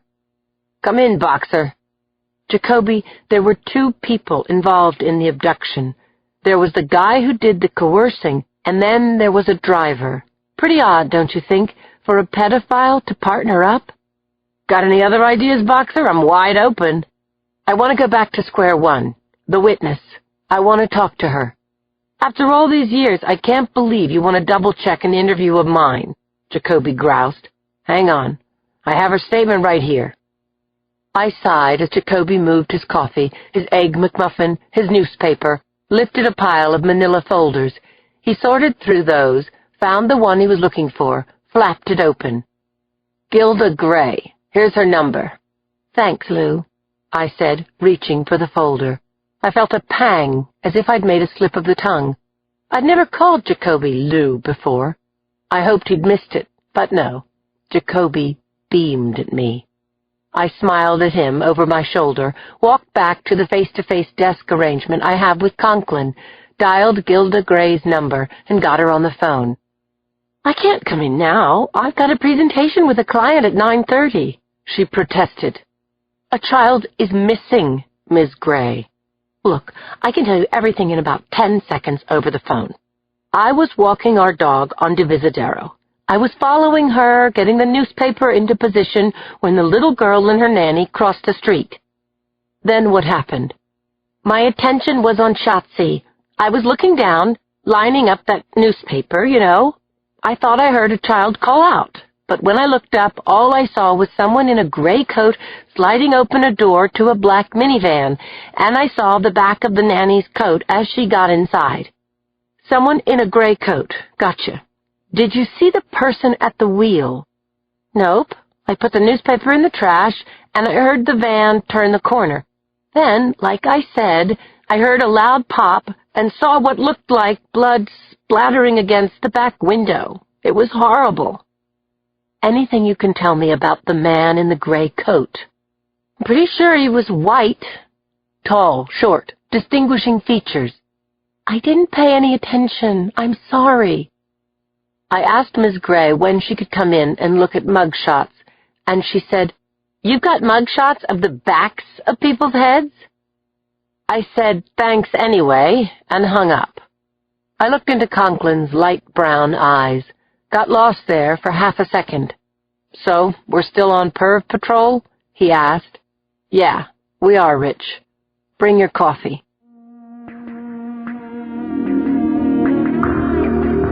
Chapter 52.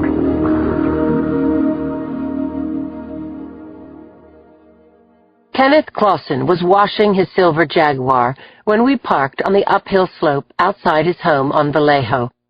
He was a white male, 48, 5'10", your average to good-looking porno auteur with artificially enhanced features, a good hair weave, quality nose job, aquamarine contact lenses, dental veneers. The works. According to his sheet, Clausen had been caught in an online chat room sting, setting up a date with someone he thought was a 12-year-old girl. Turned out to be a 40-year-old cop. Clausen had cut a deal with the DA. In exchange for ratting out a child pornographer, he got a lengthy probation and a hefty fine. He was still making adult porn, which was completely legal, even in the upscale neighborhood of Pacific Heights. A look of delight brightened Clausen's face as Conklin and I left our Crown Vic on the curb and came toward him. "Well, well, well. he said, shutting off the hose, looking from me to Conklin and back to me, sizing us up. Then his smile hardened as he made us his cops. "Kenneth Clausen," I said, flashing my badge. "I'm Sergeant Boxer, and this is Inspector Conklin. We have some questions for you. Mind if we come inside?" "Come wherever you like, Sergeant." Clausen smirked, holding the hose gun in front of himself as if it were cocked and ready to go. "Shut up, asshole," Conklin said mildly. "Joke, officer," Clausen said, grinning. "I was just kidding around. Come on in." We followed Clausen up the front steps, through an oaken door, a spiffy foyer, and a contemporary parlor, and out to a glass conservatory extending off the kitchen. Ferns, gardenias, and large pots of cacti abounded. Clausen offered us wicker basket chairs suspended by chains from overhead beams, and a Chinese man of indeterminate age appeared at the edge of the room, crossed his left hand over his right wrist, and waited. "Can Mr. Wu get you anything, inspectors?" he asked. "No, thanks," I said. "So, what brings you into my life on this otherwise magnificent morning?" I balanced uncomfortably on the edge of the basket chair and got my notebook out as Conklin walked around the conservatory, picking up the odd piece of erotic statuary, moving potted plants a couple of inches here and there. "Make yourself at home," Clausen called out to Conklin. "Where were you on Saturday morning?" I asked. "Saturday," he said, leaning back, patting his hair, a look coming over his face, as though he were remembering a particularly sweet dream. "I was making Moonlight Mambo," he said. "Shot it right here. I'm directing a series of 20-minute films, what I call bedroom shorts." He grinned. "That's just great. I'd like the names and phone numbers of everyone who can vouch for your whereabouts." "Am I suspected of something, Sergeant?" "Let's just say we think of you as a person of interest." Clausen leered at me as though I'd paid him a compliment. "You have lovely skin. You don't spend a penny on makeup, do you?" "Mr. Clausen, don't screw around with me. Names and phone numbers, please." "No problem. I'll print out a list." "Good. Have you seen this child?" I asked, showing him the class photo of Madison Tyler that I'd kept in my jacket pocket for the last 3 days. I hated to let Clausen pass his slimeball eyes over Madison's lovely face. "That's the newspaper guy's kid, right? I've seen her on the news." "Look," Clausen said, smiling, nearly blinding me with his sparkling choppers. "I can make this very easy for all of us, all right? Come with me."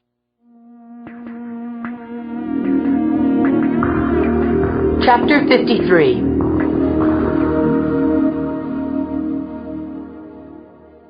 The elevator in Clausen's pantry was a knotty pine box about the size of a double-wide coffin. Conklin, Clausen, and I stepped inside, and I lifted my eyes to where the number board should have been, seeing only the numbers 1 and 4. No stops in between. The car opened on the top floor, a bright 40 by 50-foot space with furniture, lights, rolled-up carpets, and backdrops stacked against the walls. A high-tech computer station took up a back corner. It was a wide, open space, but I scanned it anyway for signs of a child. "It's all done digitally these days," Clausen was saying. He straddled a stool in front of a flat-screen monitor. "You shoot it, download it, and edit it all in one room." He threw a switch, rolled his mouse, and clicked an icon labeled Moonlight Mambo. "This is the rough cut I shot on Saturday," Clausen told us. "It's my time-dated alibi. Not that I need one. I started shooting at 7, and we worked the whole day." Latin music came through the computer's speakers, then images jumped onto the screen.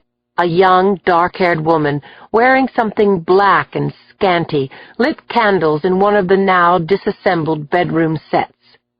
The camera panned the room, stopping at the bed, where Clausen fondled himself and uttered cornball come-ons as the woman did a seductive striptease. "Oh, jeez," I muttered. Conklin stepped between me and the computer monitor. "I'll take a copy of that," he said. "My pleasure." Clausen slipped a CD out of the drawer, put it in a red plastic case, and handed it to Conklin. "You have any pictures or films of children on this computer?" "Hell no, I'm not into kiddie porn," Clausen huffed. "Besides being in violation of my deal, it's not my thing." "Yeah, that's terrific," Conklin said smoothly. "So now I'd like to take a quick search through your computer files while the sergeant walks through your house." "Looks like a neat place, Mr. Clausen," I said. "I love what you've done with it." "What if I say it's not okay?" "We'll take you in for questioning while we get a warrant," Conklin told him. "Then we'll impound your computer and search your house with dogs. The stairs are that way." I left Conklin and Clausen at the computer console and strolled downstairs, poking my head into every room, opening doors, checking closets, looking and listening, hoping with all my heart to find a little girl. Mr. Wu was changing the sheets in a second-floor bedroom when I showed him my badge and the picture of Madison Tyler. "Have you seen this little girl?" I asked him. He shook his head vigorously. "No." "No children here. Mr. Clausen, not like children. No children here." 10 minutes later, I was taking deep breaths of cold, clean air on the front steps when Conklin joined me, closing the heavy oaken door behind him. "Well, that was fun," I said. "His alibi is going to check out," said Conklin, folding a list of names and numbers into his notebook. "Yeah, I know it will. Rich, you think that guy is straight?" "I think he'll twitch for anything that moves." Clausen was in his driveway when Conklin and I got into our squad car. He lifted a hand, gave us another cheese-eating smile, and said, "Bye-bye." He was whistling to himself, buffing the silver haunch of his Jaguar, when our humble Ford shot away from the curb. Chapter 54.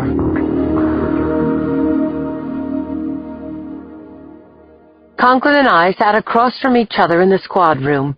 Beside my phone was a pile of unreturned phone messages from various tipsters who'd reported seeing Madison Tyler everywhere, from Ghirardelli Square to Osaka, Japan. Dr. Germanic's autopsy report of Paolo Ricci was open in front of me. Bottom line, cause of death, gunshot to the head. Manner of death, homicide. Dr. G had stuck a post-it note in his report. I read it out loud to my partner. "Sergeant Boxer, clothing went to crime lab. I did a sexual assault kit just to say I've been there, but don't count on it coming back with anything positive due to total submersion, etc. Bullet was through and through, no projectile recovered. Regards, H.G." "Dead girl, dead end," Conklin said, running his hand through his hair. "The kidnappers have no problem with murder, and that's all we know." "So, what are we missing?" "We have a half-baked sighting from a witness who gave us non-descriptions of the perps and the car. We have no plate number, no physical evidence from the scene, no cigarette butts, no chewing gum, no shell casings, no tread marks, and no freaking ransom note."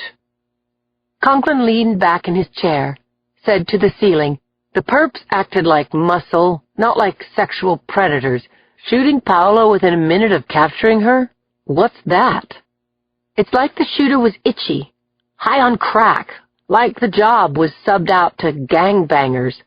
Or Paolo was excess baggage, so they offed her. Or she put up a fight and someone panicked," I said. "But you know, Richie, you're right. Totally right." His chair creaked as he returned it to an upright position.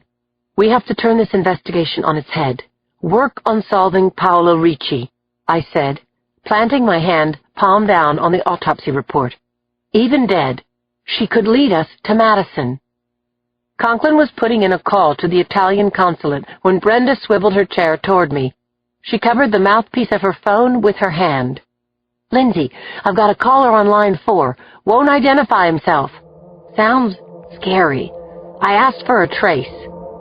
I nodded, my heartbeat ticking up a notch. I stabbed the button on the phone console. This is Sergeant Boxer. I'm only going to say this once, said the digitally altered voice that sounded like a frog talking through bubble wrap. I signaled to Conklin to pick up on my line. Who is this? I asked. Never mind. Madison Tyler is fine. How do you know? Say something, Maddie. Another voice came over the line, breathy, young, broken. Mommy? Mommy? Madison, I said into the phone. The frog voice was back. Tell her parents they made a big mistake calling the police. Call off the dogs, or we'll hurt Madison permanently. If you back off, she'll stay alive and well, but either way, the Tylers will never see their daughter again. And then the phone went dead. Hello? Hello? I jiggled the hook until I got a dial tone. Then I slammed the phone down. Brenda, get the call center. What was that? They made a big mistake calling the police? Conklin shouted. Lindsay, did that little girl sound like Madison? Jesus Christ, I couldn't tell. I don't know. What the hell? Conklin said, hurling a phone book against the wall. I felt dizzy, physically sick. Was Madison really fine? What did it mean that her parents shouldn't have called the police? Had there been a ransom demand or a phone call that we didn't know about? Everyone in the squad room was looking at me, and Jacoby was standing behind me, literally breathing down my neck, when the radio room called back with the result of the phone trace. The caller had used a no-name cell phone, and the location couldn't be traced. The voice was altered, I told Jacoby. I'll send the tape to the lab. Before you do that, get the parents to listen to it. Maybe we can get a positive ID on the child's voice. Could still be a sicko getting his rocks off, Conklin said as Jacoby walked away. I hope that's what it is, because we're not calling off the dogs. Not even close. I couldn't say what I was thinking, that we'd just heard Madison Tyler's last words.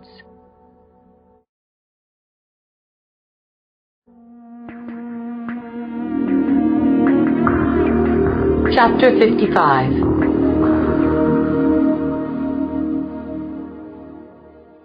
Brenda Fagosi had been the homicide squad assistant for some years, and at only 25 years old, was a natural mother hen.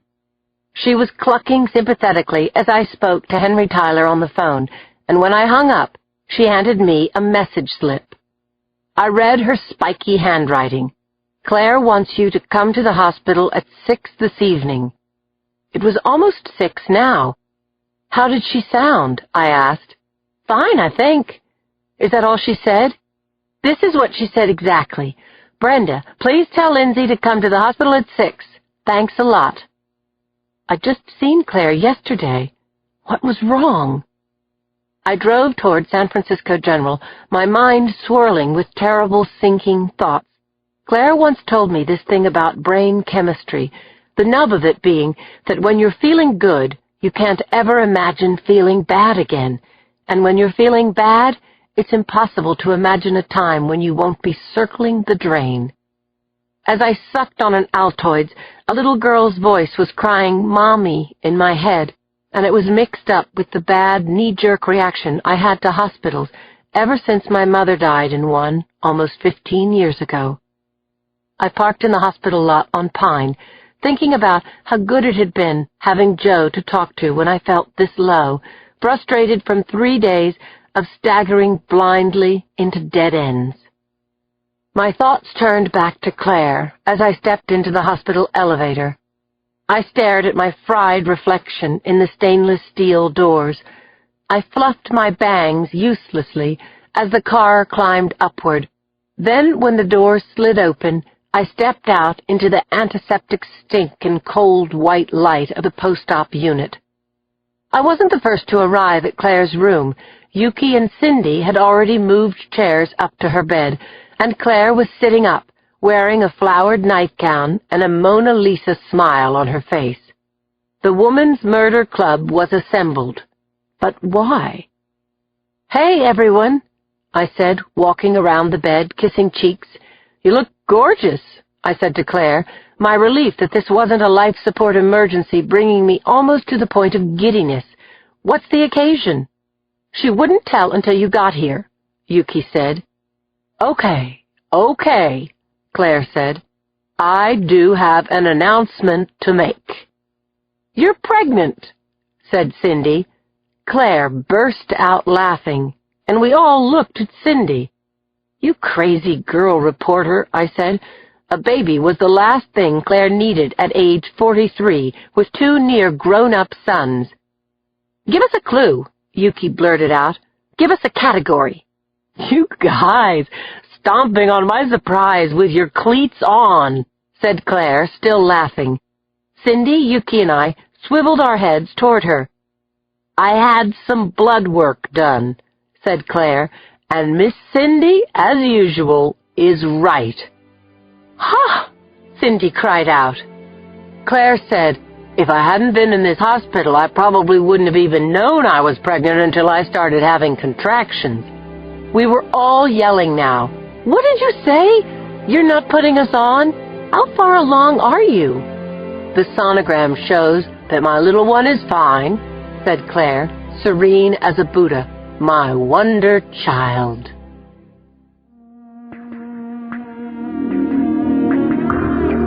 Chapter 56.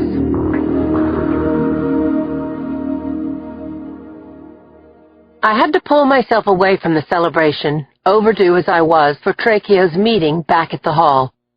As I entered his office, the chief was offering leather-upholstered armchairs to the Tylers, while Jacoby, Conklin, and Macklin dragged up side chairs, circling the wagons around the chief's large desk.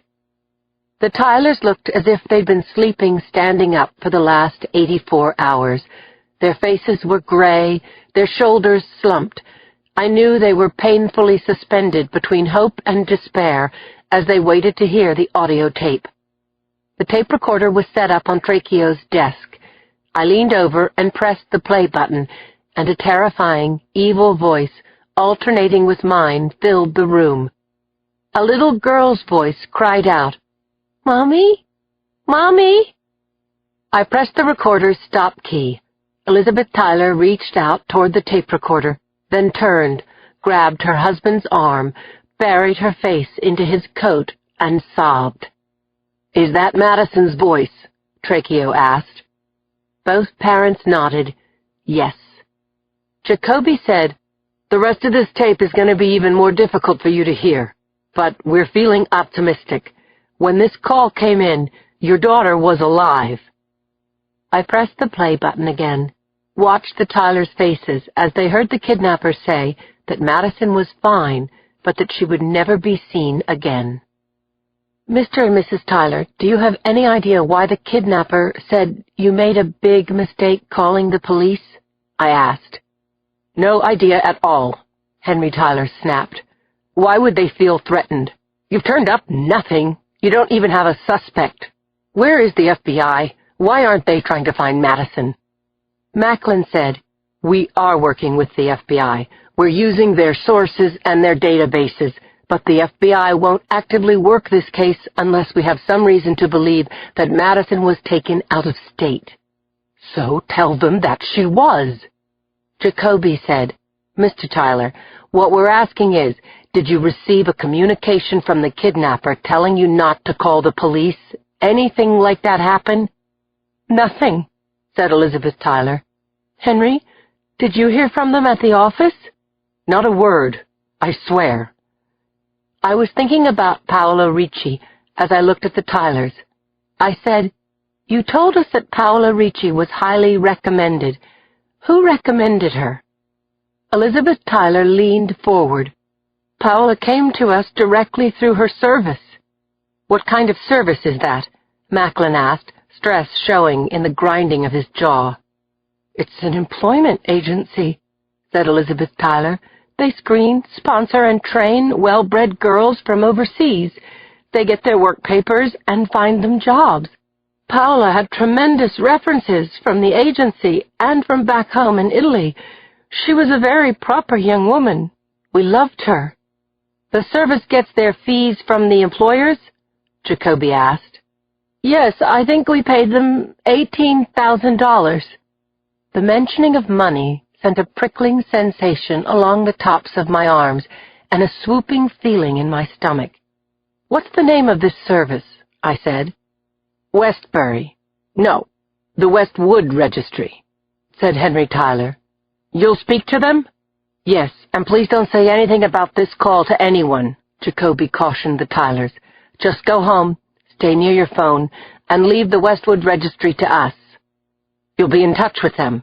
Asked Henry Tyler again. We'll be all over them.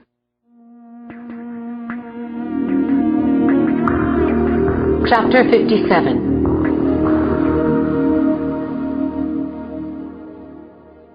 Cindy was on the phone with Yuki, loading the dishwasher as she talked. He's just too funny, Cindy said about Whit Ewing, the good-looking reporter from the Chicago Tribune she'd met about a month ago at the municipal hospital trial. The guy with the glasses, right? The one who tore out of the courtroom by way of the emergency exit? Set off the alarm? Yuki chuckled, remembering. Yeah, see, and he can goof on himself. Whit says he's Clark Kent's nerdy younger brother. Cindy laughed. He's been threatening to fly into town and take me out to dinner. He's even angling to be assigned to the Brinkley trial. Oh, so wait a minute, Yuki said. You're not thinking of doing what Lindsay did. I mean, Whit lives in Chicago. Why start up an LDR when they're so freaking doomed? I'm thinking. It's been a while since I've had any, fun. Been a while for me, too, Yuki sighed. I not only don't remember when, I don't remember with whom. Cindy cackled. Then Yuki put her on hold so she could take an incoming call. When Yuki came back on the line, she said, Hey, girl reporter, Red Dog wants me. Gotta scoot. Go, go, Cindy said. See you in court. Cindy hung up and turned on the dishwasher, then emptied the trash can. She tied a knot in the bag, went out into the hallway, and hit the elevator call button, and when the car clanked to a stop, she checked to make sure it was empty before she got in. She thought again about Whit Ewing, and about Lindsay and Joe, and about how long-distance relationships were, by definition, roller coaster rides. Fun for a while, until they made you sick. And now, here was another reason to have a boyfriend who stayed in town. The sheer creepiness of living in this building alone. She hit B for basement, and the newly paneled old elevator rocked as it descended. A minute later, Cindy stepped out into the dank bowels of the building. As she walked through the trash area, she heard the sound of a woman crying, a sobbing that echoed and was joined by the screaming of a baby. What now? Cindy rounded a bend in the underground vault of the building and saw a blonde-haired woman about her own age holding a baby over her shoulder. There was a black trash bag lying open at the woman's feet. What's wrong? Cindy asked. My dog, the stricken woman cried. Look! She bent, spread open the mouth of the trash bag so that Cindy could see the small black-and-white dog that was covered with blood. I left him outside for only a few minutes, she said, just to take the baby into my apartment. Oh, my God! I called the police to report that someone had stolen him. But look! Someone who lives here did this. Someone who lives here beat Barnaby to death.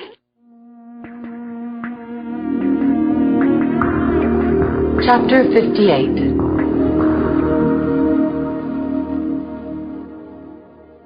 It was Wednesday morning, 8:30 a.m., 4 days after Madison Tyler's abduction. Conklin and I were parked in a construction zone near the corner of Waverly and Clay, steam from our coffee condensing on the car windows as we watched the traffic weave around double-parked delivery vans, pedestrians spilling into the narrow, gloomy streets of Chinatown. I was eyeballing one building in particular, a 3-story red brick house halfway down Waverly. Wong's Chinese apothecary was on the ground floor. The top 2 floors were leased to the Westwood Registry. My gut was telling me that we'd find at least partial answers in that house. A link between Paola Ricci and the abduction. Something. At 8:35, the front door to the brick house opened, and a woman stepped out, took the trash down to the curb. "Time to rock and roll," said Conklin. We crossed the street and intercepted the woman before she disappeared back inside. We flashed our badges. She was white, thin, mid-30s, dark hair falling straight to her shoulders, her prettiness marred by the worry lining her brow. "I've been wondering when we'd hear from the police," she said, one hand on the doorknob. "The owners are out of town. Can you come back on Friday?" "Sure," Conklin said, "but we have a couple of questions for you now, if you don't mind." Brenda, our squad assistant, swoons over Conklin, says he's a girl magnet, and it's true. He doesn't work it. He's just got this natural, hunky appeal. I watched as the dark-haired woman hesitated, looked at Conklin, then opened the door wide. "I'm Mary Jordan," she said, "office manager, bookkeeper, den mother, and everything else you can think of. Come on in." I shot a grin at Conklin as we followed Miss Jordan across the threshold and down a hallway to her office. It was a small room, her desk at an angle facing the door. 2 ladder-backed chairs faced the desk, and a framed picture of Jordan surrounded by a dozen young women, presumably nannies, hung on the wall behind her. I found Jordan's apparent anxiety noteworthy. She chewed on her lower lip, stood up, moved a stack of 3-ring binders to the top of a file cabinet, sat down, picked at her watch strap, twiddled a pencil. I was getting seasick just watching her. "What are your thoughts on the abduction of Paola and Madison Tyler?" I asked. "I'm at a complete loss," Jordan said, shaking her head, and then she continued, barely pausing to take a breath. Jordan said that she was the registry's only full-time employee. There were 2 tutors, both women, who worked when needed. Apart from the co-owner, a 50-year-old white man, there were no men associated with the registry and no minivans, black or otherwise. The owners of the Westwood Registry were Paul and Laura Renfrew, husband and wife, Ms. Jordan told us. At the moment, Paul was calling on potential clients north of San Francisco, and Laura was off recruiting in Europe. They'd left town before the kidnappings. "The Renfrews are nice people," Jordan assured us. "And how long have you known them?" "I started working for the Renfrews just before they relocated from Boston, about 8 months ago. The business isn't breaking even yet," Jordan went on. "Now, with Paola dead and Madison Tyler gone, that's not very good publicity, is it?" Tears filled Mary Jordan's eyes. She pulled a pink tissue from a box on her desk, blotted her face. "Ms. Jordan," I said, leaning across her desk, "something's eating at you. What is it?" "No, really, I'm fine." "The hell you are." "It's just that I loved Paola, and I'm the one who matched her up with the Tylers. It was me. If I hadn't done that, Paola would still be alive."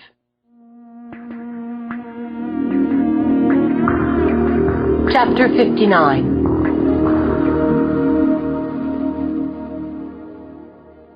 "The Renfrews have an apartment down here," Miss Jordan said as she walked us around the administrative floor. She pointed to the green-painted, padlocked door at the end of a hallway. "Why the padlock?" I asked. "They lock up only when they're both away," Jordan said. "It's a good thing. This way I don't have to worry about the girls poking around where they don't belong." The bumping sound of footsteps came through the floor above. "The common room is over there," Jordan said, continuing the tour. "The conference room is on your right, and the dorm is upstairs," she said, looking up at the wooden stairway. "The girls live at the registry until we place them with families. I live up there, too." "How many girls are here?" I asked. 4. After Laura gets back from her trip, we'll probably bring over 4 more. Conklin and I spent the remainder of the morning interviewing the young women as they came downstairs, one by one, to the conference room. They ranged in age from 18 to 22, all European, with good to excellent English. None had a clue or a suspicion or a bad thought about the Renfrews or about Paola Ricci. "When Paola was here, she said her prayers on her knees every night," a girl named Louisa insisted. "She was a virgin." Back at Miss Jordan's desk, the Renfrews' office manager threw up her hands when we asked her if she had any idea who might have kidnapped Paola and Madison. When she answered a ringing phone, Conklin asked me, "Want me to bust that padlock? Want your next career to be with the sanitation department? It could be worth it." "You're dreaming," I said. "Even if we had probable cause, Madison Tyler isn't in there. The den mother would spill." We were leaving the house, walking down the front steps, when Mary Jordan called out, caught up with us, clutched Conklin's arm. "I've been debating with myself. This could be gossip or just plain wrong, and I don't want to make trouble for anyone," she said. "You can't worry about that, Mary," Conklin said. "Whatever you think you know, you've got to tell us." "I just started with the Renfrews," Jordan said, darting her eyes to the door of the house, then back to Conklin. "One of the girls told me something and made me swear not to tell. She said that a graduate of the registry left her employers without notice. I'm not talking about bad manners. The Renfrews had her passport. That girl couldn't get another job without it." "Was the missing girl reported to the police?" "I think so. All I know is what I was told. And I was told that Helga Schmidt went missing and was never heard from again."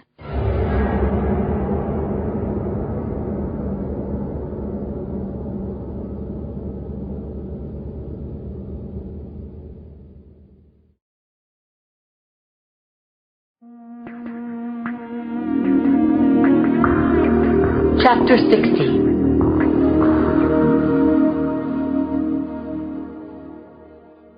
The tenants' meeting had heated up to a full boil by the time Cindy got there. A couple hundred people, more or less, were crammed into the lobby. President of the board, Fern Galperin, was a small, pretty woman with wire-frame glasses, her head barely visible over the crowd as she tried to quell the clamor. "One at a time," Ms. Galperin shouted. "Marjorie, please go on with what you were saying." Cindy saw Marjorie Glynn, the woman she'd met in the garbage room yesterday, sitting on a love seat jammed between three other people. Glynn cried out, "The police sent me a form to fill out. They're not going to do anything about Barnaby, and Barnaby was family. Now I feel even more at risk because he's gone. Should I get another dog, or should I get a gun?" "I feel as scared and sick as you do," Galperin said, clutching her own small dog to her bosom. "But you can't be serious about getting a gun. Anyone else?" Cindy put down her computer bag, whispered to a striking brunette woman standing next to the refreshment table. "What's going on?" "You know about Barnaby?" "Afraid so. I was in the garbage room when Marjorie found him." "Nasty, huh? Barnaby was kind of a pest, but for somebody to kill him, certifiably crazy. What is this? New York?" "Catch me up, will you? I'm new here." "Sure, okay. So Barnaby wasn't the first. Mrs. Neely's poodle was found dead in a stairwell, and that poor woman blamed herself because she'd forgotten to lock her door." "I take it someone in the building doesn't care for dogs." "I mean, yeah," the brunette woman continued. "But there's more. A month ago, Mr. Franks, a real nice guy who lived on the second floor, had a moving van come, like in the middle of the night. He left Fern a packet of threatening letters that had been slipped under his door over a number of months." "What kind of threats?"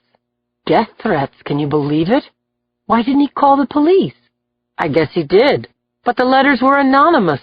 The cops asked a few questions, then let the whole thing drop. Typical crap." "And I assume Mr. Franks had a dog?" "No, he had a stereo. I'm Debbie Green, by the way." The woman smiled broadly. 2F. She shook Cindy's hand. "I'm Cindy Thomas, 3B. "Nice to meet you, Cindy. Welcome to a nightmare at the Blakely Arms." Cindy smiled uncertainly. "So, aren't you scared?" "Kinda," Debbie sighed. "But my apartment is fantastic. I'm dating someone now. I think I've talked him into moving in." "Lucky you." Cindy turned her attention back to the meeting as a stooped elderly gentleman was recognized by the board president. "Mr. Horn." "Thank you. What bothers me the most is the stealth," he said. "The notes under the doors, the murdered pets. I think Marjorie is onto something. If the police can't help us, we must form a tenants' patrol." Voices erupted, and Ms. Galperin cried out, "People, raise your hands, please. Tom, you have something to say?" A man in his 30s stood up. He was slight and balding, standing far across the room from Cindy. "A tenants' patrol scares the hell out of me," he said. "Whoever is terrorizing the Blakely Arms could sign up to be on a patrol, and then he wouldn't have to sneak around. He could walk the halls with impunity. How scary would that be?" "About 385 people live in this building, and more than half of us are here tonight. The odds are nearly 50-50 that our own private terrorist is in this room right now."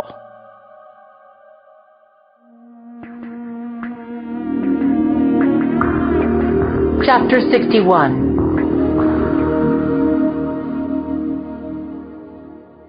Yuki had never seen Leonard Parisi mad before.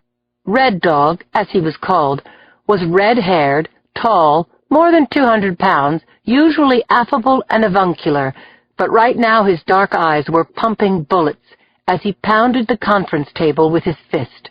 Platters of leftover Chinese food jumped. The 5 new ADAs around the table looked shocked, with the exception of David Hale, who had the bad judgment to remark that the Brinkley case was a slam dunk. "There is no such thing as a slam dunk," Parisi roared. "OJ was a slam dunk." "Robert Durst," said Yuki. "Bingo," Parisi said, staring around at all of them. "Durst admitted that he killed his neighbor, chopped him into a dozen parts, and dumped him into the ocean, and a jury of his peers found him not guilty. And that's our challenge with Brinkley, David. We have a taped confession and more witnesses than we can count. The crime was caught on tape, and still it's not a slam dunk." "But Leonard," Hale said, "that tape of the crime makes the killer in the act. It's admissible and indisputable." Parisi grinned. "You're quite the bulldog, David. Good for you." "You all know about Rodney King?" Parisi asked, loosening his tie. Rodney King, a black parolee, refused to exit his car after he was stopped for speeding. He was pulled out of his vehicle and struck 56 times by 4 white cops, a massive bloody beating, all caught on videotape. The case went to trial, the cops were acquitted, and so began the race riots in L.A. So the tape didn't make the case a slam dunk. And maybe this is why. First time you see the Rodney King tape, you're horrified. Second time, you're outraged. But once you see it for the 20th time, your brain has been around every corner of that scene, and you remember it, sure, but the shock power's gone. Everyone in this country with a television set has seen Jack Rooney's tape of Alfred Brinkley shooting those people over and over and over again. By now, it's lost its shock power. Understand? That said, the tape is in. We should win this case, and we're going to do everything we can to put Brinkley on death row. But we're going against a smart and tenacious attorney in Barbara Blanco, Parisi said, leaning back in his chair, and she isn't working this crap public defender job for the money. She believes in her client, and the jury is going to feel that. We've got to be prepared for anything. And that's the end of today's lecture. A respectful silence fell over the conference room. Len Parisi was definitely the man around here. "Yuki, anything we forget to go over?" "I think we're covered." "Feeling good?" "Feeling great, Len. I'm ready to go. Can't wait." "Sure, you're 28, but I need my beauty sleep. I'll see you here at 7:30 a.m. Everyone else, stay tuned. We'll have a post-mortem at close of day tomorrow." Yuki said goodnight to her colleagues and left the room, feeling charged up and lucky that tomorrow morning she'd be Leonard Parisi's second chair. And despite Parisi's cautionary rant, Yuki did feel confident. Brinkley wasn't O.J. or even Robert Durst. He had no star wattage, no media appeal. Only weeks ago, he was sleeping on the street with a loaded gun in his pocket. He'd killed 4 total strangers. No way a jury would chance letting that maniac back on the streets of San Francisco again. Would they?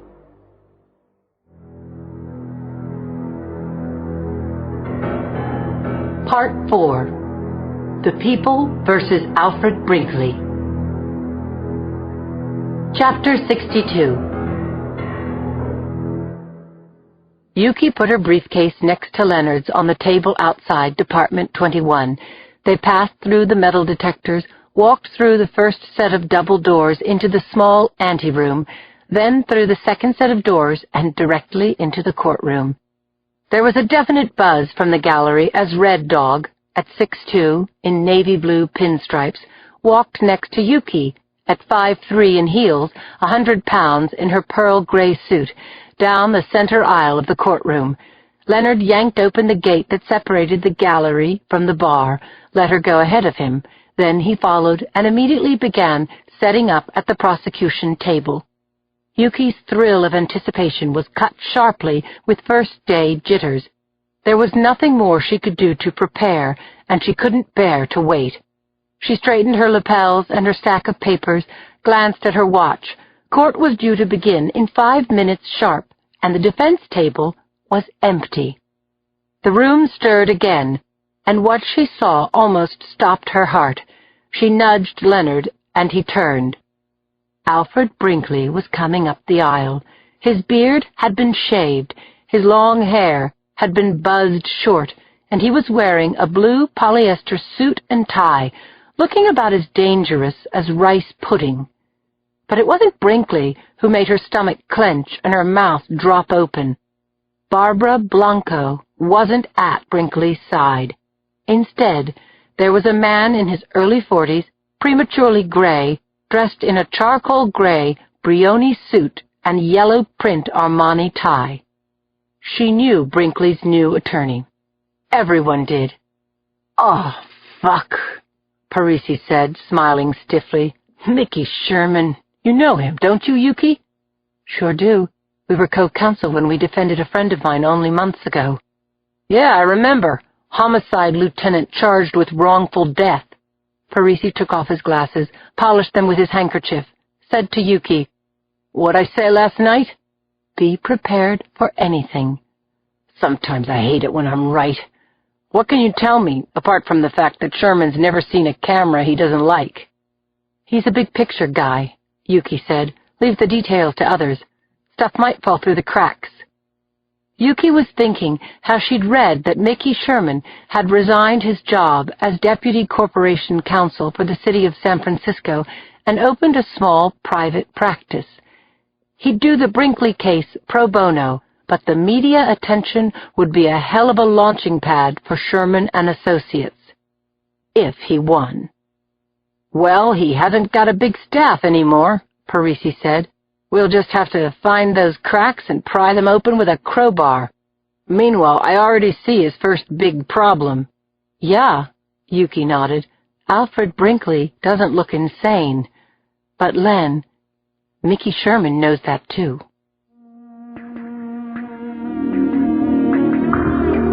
Chapter 63.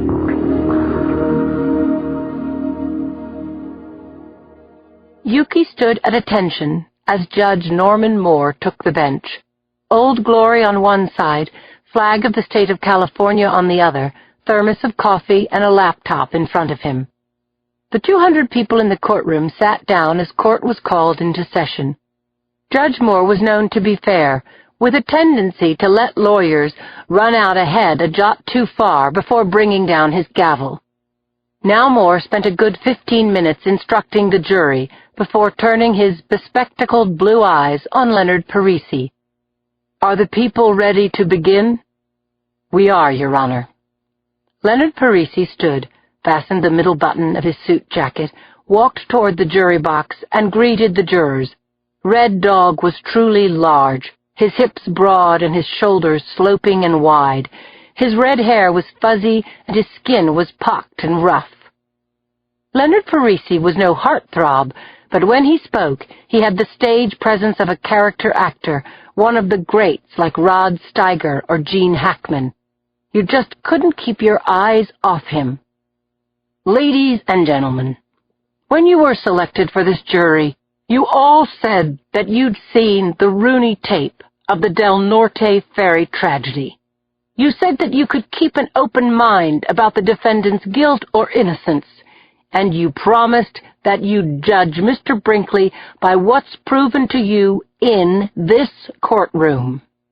That's why I want to tell you what it was like November 1st on the Del Norte, so that you will see it fresh in your mind's eye. It was a real nice day for a ferry ride, Parisi began, about 60 degrees with intermittent sun. A lot of the tourists were wearing shorts because, hey, San Francisco is in California, right? Laughter rippled across the courtroom as Parisi warmed to his opening statement. It was a beautiful day that turned into a day in hell, because the defendant, Alfred Brinkley, was on that ferry. Mr. Brinkley was penniless, but he'd found a round-trip ticket at the farmer's market and decided to take a ride. He had a loaded gun in his pocket, a small revolver that held 6 rounds.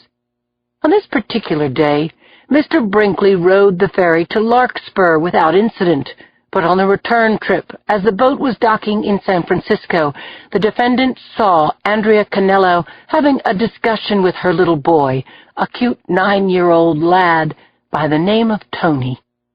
For a reason known only to Mr. Brinkley, he pulled out his gun and shot that 30-year-old mother in her chest. She died almost instantly, right in front of her small son, Parisi said. Then Mrs. Canello's boy turned his huge, terrified eyes to face the man who had just shot his mother. And what did Alfred Brinkley do? He shot Tony Canello, a little boy who was armed with a strawberry ice cream cone. Tony was in 4th grade, looking forward to Thanksgiving and to getting a mountain bike for Christmas and to growing up to become a man. Mr. Brinkley took all that away from Tony Canello. He died in the hospital later that day. The pained faces of the jury showed that Parisi had already moved them. One of the jurors, a young woman with shocking magenta hair, bit her lips as tears coursed down her cheeks. Leonard paused in his speech respectfully and let the juror cry.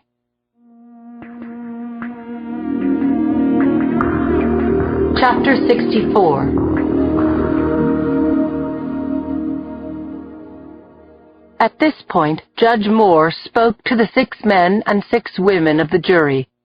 Do you need to take a break? Okay then, please continue, Mr. Parisi. Thank you, Your Honor, Parisi said. He flicked his eyes over to the defense table, saw that Mickey Sherman was whispering to his client, his back turned away from the proceedings, a dismissive gesture meant to show that Parisi's opening hadn't disturbed the defense in the least. Smart move. Parisi knew he would have done the same thing. I've told you that the Del Norte was coming into dock when Mr. Brinkley shot Andrea and Tony Canello. The docking operation was noisy, much louder than 2 pops from a small gun. But a couple of people understood what had happened. Mr. Per Conrad was working on the Del Norte as an engineer that day. He was a family man with a wife and 4 beautiful kids, and he was about 2 years away from retirement. He saw Alfred Brinkley with his gun in hand, and he saw the fallen bodies of Andrea and Tony Canello bleeding out on the deck. Mr. Conrad moved to disarm Mr. Brinkley, who took aim and shot Mr. Conrad between the eyes. Mr. Lester Ing was an insurance broker in Larkspur, coming into San Francisco to make a business call. He, too, was a family man, a former U.S. Air Force pilot, and he, too, tried to wrest Mr. Brinkley's gun away from him. He was shot in the head. Mr. Brinkley's gun was the last thing Mr. Ing saw in his life. Both men were selfless. They were heroes, and they died because of it. And still Mr. Brinkley was not finished. Parisi walked over to the jury box, put his hands on the rail, looked at each of the jurors as he spoke.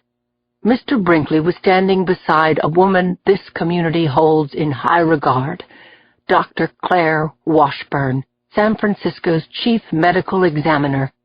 Dr. Washburn was terrified, but she had the presence of mind to say to Mr. Brinkley, "Okay, son, give me the gun." Instead, Mr. Brinkley gave her a bullet in the chest, and when Dr. Washburn's teenage son, Willie, went to her assistance, Mr. Brinkley shot at him too.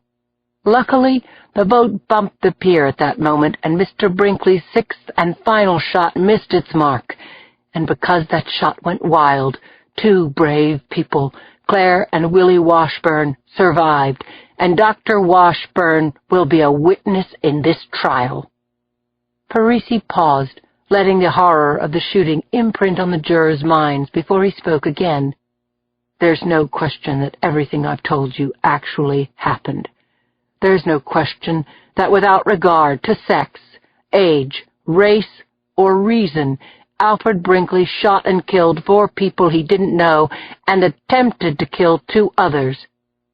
Mr. Jack Rooney, who will also be a witness in this trial, videotaped the shootings, which we will show you, and Mr. Brinkley confessed to these brutal killings, and we'll show you his taped confession too. There is no DNA in this case, no blood spatter evidence, and no partial palm prints, or any of the kind of forensic evidence that you see every night on TV crime shows. That's because this case is not a whodunit. We know who did it. He's sitting right there." Parisi pointed to the man in the blue suit. Brinkley's head had sunk down on his shoulders so that his neck seemed to have retracted. His dulled eyes stared straight ahead. The man looked so medicated, Parisi wondered how much of this Brinkley even heard or understood.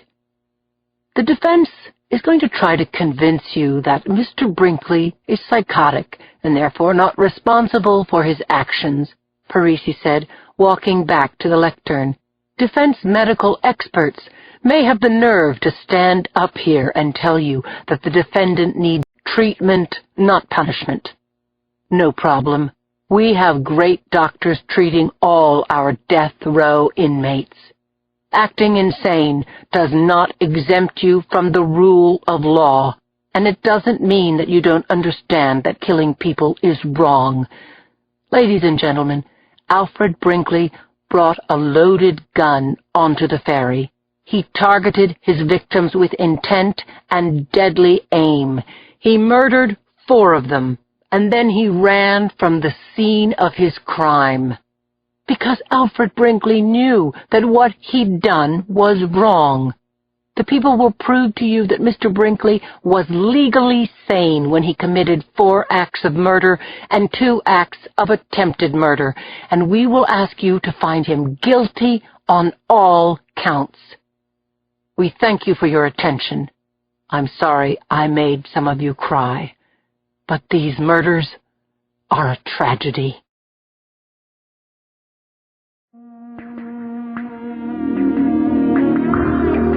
Chapter 65.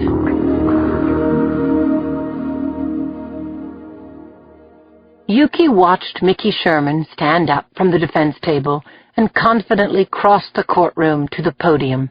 Sherman introduced himself to the jury, his hands in pockets, demeanor, and easy charm captivating them with his first sentence. "Folks, everything the prosecutor told you is true," he began. It was a daring declaration, Yuki thought. In fact, she'd never heard opposition counsel take that position before. "You all know what happened on the Del Norte on November 1st, Sherman said. "Mr. Brinkley did, in fact, bring a loaded gun onto the ferry. He shot those people without regard for the consequences to them or to himself. He was surrounded by 250 people, some of whom witnessed the shooting. Mr. Brinkley didn't throw his gun away after he fled the Del Norte. He didn't get rid of the evidence.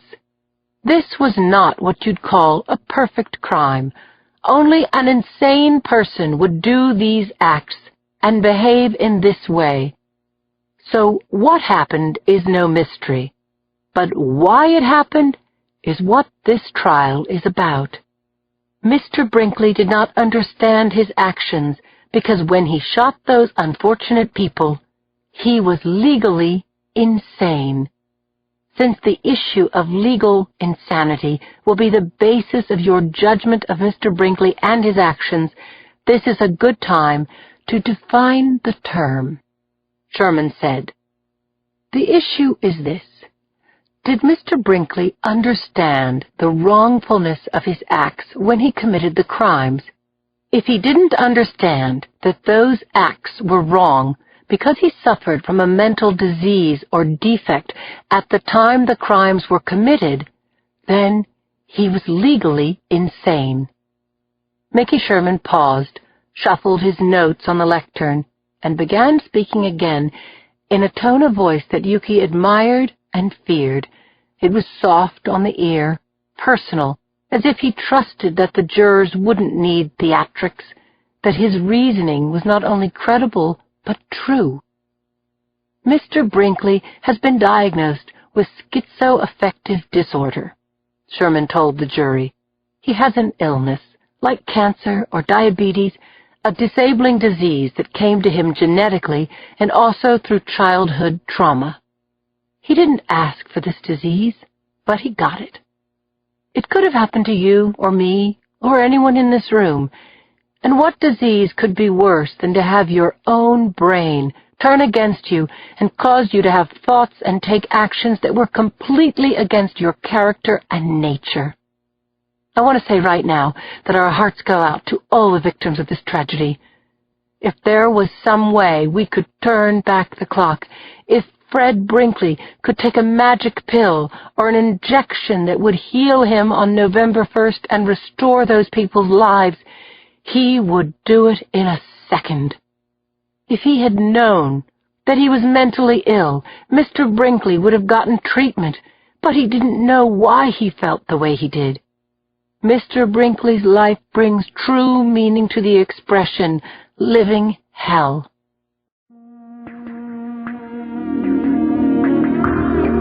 Chapter 66.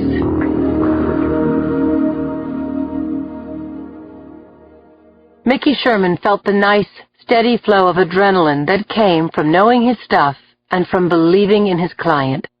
Brinkley, the poor schmuck, was just waking up to the real world after 15 years of slow decompensation as his illness had progressed. And what a sorry world it was, going on trial for his life under a thick blanket of antipsychotic medication. It was a damned tragedy all the way around. "Mr. Brinkley heard voices," Mickey Sherman said as he paced in front of the jury box. "I'm not talking about the little voice we all hear in our own heads, the interior monologue that helps us figure out problems or write a speech or find our car keys. The voices in Mr. Brinkley's head were directive, intrusive, overwhelming, and cruel. These voices taunted him unrelentingly, called him derogatory names, and they goaded him to kill. When he watched television, he believed that the characters and the news anchors were talking directly to him, that they were accusing him of crimes, and also they were telling him what to do.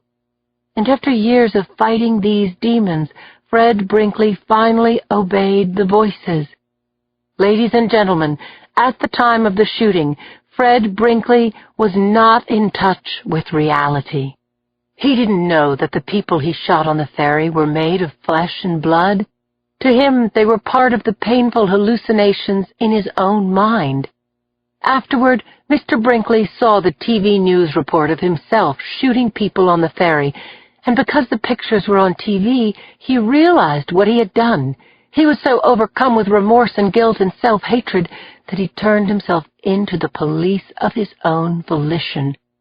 He waived all his rights and confessed, because in the aftermath of his crimes, the healthy part of his brain allowed him to understand the horror of his actions. That should give you a window into this man's character. The prosecution would like you to believe that the hardest decision you'll have to make in this trial is picking your foreperson. But you haven't heard the full story yet. Witnesses who know Mr. Brinkley and psychiatric professionals who have examined him will attest to Mr. Brinkley's character and his past and present state of mind.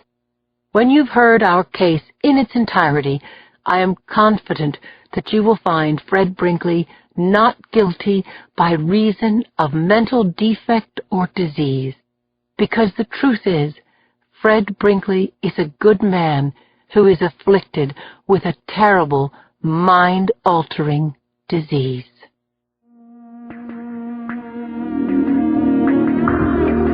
Chapter 67.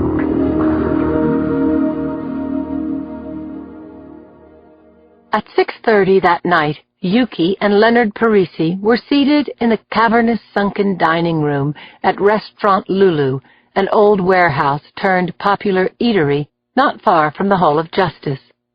Yuki felt sharp, part of the A-team, the winning A-team. She carved into her rotisserie chicken, and Len tucked into his spicy prawn pizza, the two of them reviewing the day as they ate, trying on potential roadblocks, planning how to detonate those roadblocks in their next day's presentation of the people's case against Alfred Brinkley. Leonard refilled their wine glasses with a $60 Merlot, saying, "Rrrr, beware of Team Red Dog." Yuki laughed, sipped, put her papers into a large leather bag as the dinner plates were taken away. Working as a civil litigator had never felt as good as this. The large brick oven across the room perfumed the air with burning hickory wood, and as the restaurant and bar filled up, conversation and laughter caromed off the walls and high ceilings. "Coffee?" Len asked Yuki. "Sure," she said, "and I'm so stoked, I think I'm going to go for the profiteroles." "I'll second that," Leonard said, raising his hand to signal their waitress, and then, in mid-gesture, his face went slack. Len put his hand on his chest and half stood, leaning against the seat back, which caused the chair to topple over, throwing him onto the floor. Yuki heard a tray fall behind her, dishes broke, and someone screamed. She realized that the scream had come from her. She jumped from her seat, crouched beside the big man who was rolling from side to side and moaning. "Leonard! Len! Where does it hurt?" He mumbled, but she couldn't make out what he was saying over the roar of concern all around them. "Can you raise your arms, Len?" "My chest!" he groaned. "Call my wife!" "I can drive him to the hospital," a man was saying over Yuki's shoulder. "My car's right out front." "Thanks, but that'll take too long." "Look, the hospital is only 10 minutes. Please." "No, thank you. EMS brings the hospital to him, okay?" Yuki pulled her satchel toward her, emptied it onto the floor, and located her cell phone. She blocked out the well-meaning guy behind her, pictured the traffic jam, the 3 hours wait outside the emergency room, which is what would happen if anything but an ambulance took Len to the hospital. That was the mistake they'd made with her dad. Yuki gripped Len's hand as she listened intently to the ringtone. She hissed, "Come on, come on!" And when the 911 operator answered, she spoke distinctly and urgently. "This is an emergency. Send an ambulance to Restaurant Lulu at 816 Folsom. My friend is having a heart attack."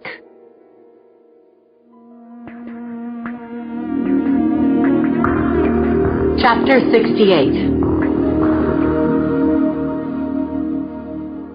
Conklin and I were working phone leads on the Ricci Tyler case when Jacoby popped out of the squad room, said to us, "You two look like you need some air."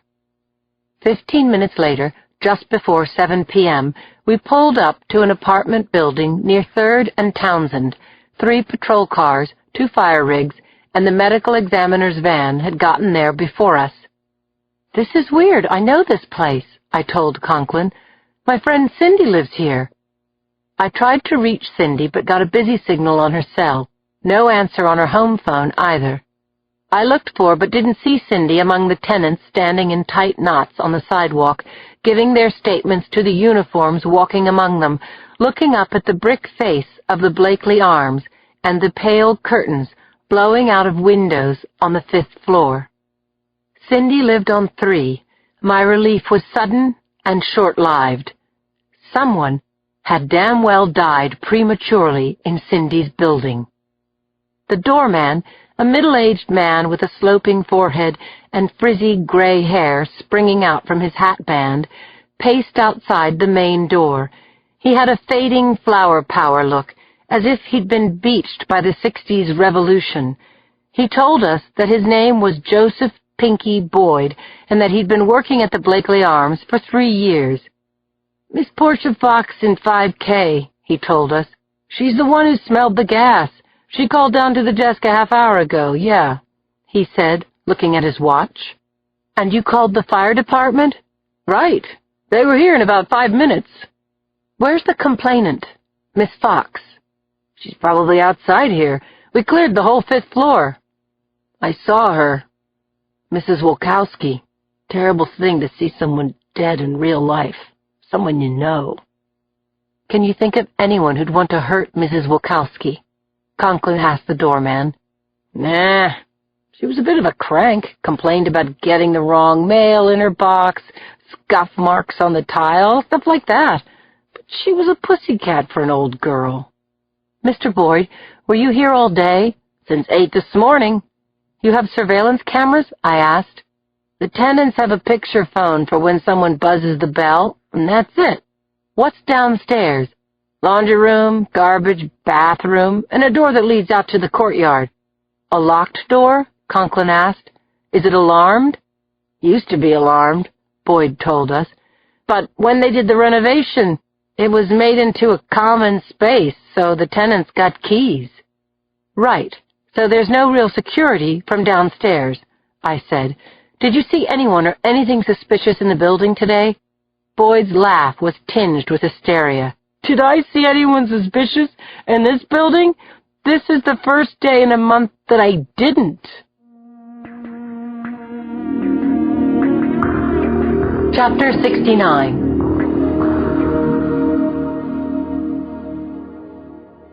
The uniformed officer standing at the door of apartment 5J was a rookie, Officer Matt Hartnett, tall guy, looked a little like Jimmy Smits.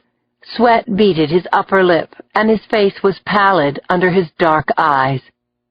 "The Vic is Mrs. Irene Wolkowski," Hartnett said, handing the log to me. "Last seen alive this morning in the laundry room around 11.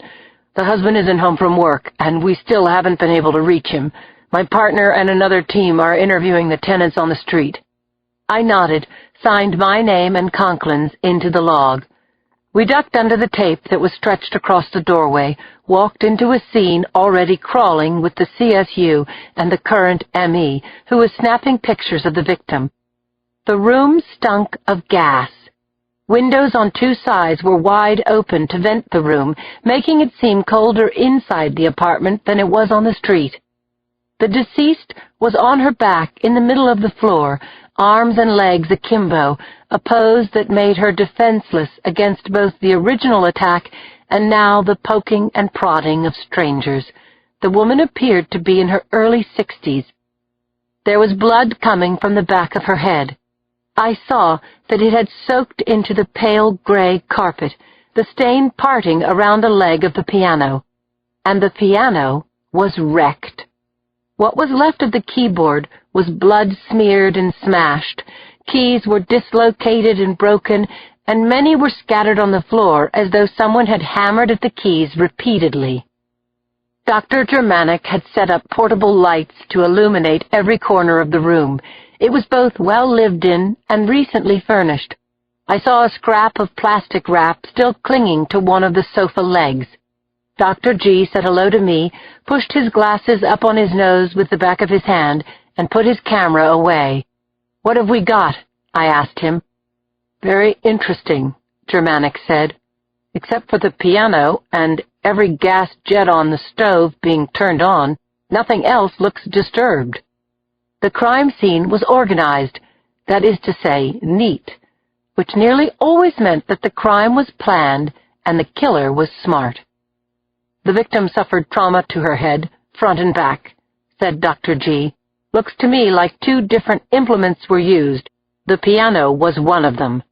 I'll give you more after I get Mrs. Wolkowski on my table, but I'll tell you this much right now. She's got no rigor. She's warm to the touch, and blanching lividity is just starting. This lady's been dead only a couple of hours, probably less. We just missed the killer.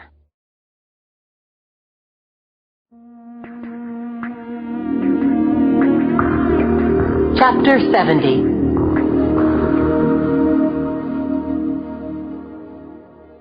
I heard Cindy's voice at the doorway and broke away from the murder scene long enough to throw my arms around her in the hallway. I'm okay, she murmured. I just got your messages. Did you know the victim? I don't think so. Not by name, anyway. Let me see her.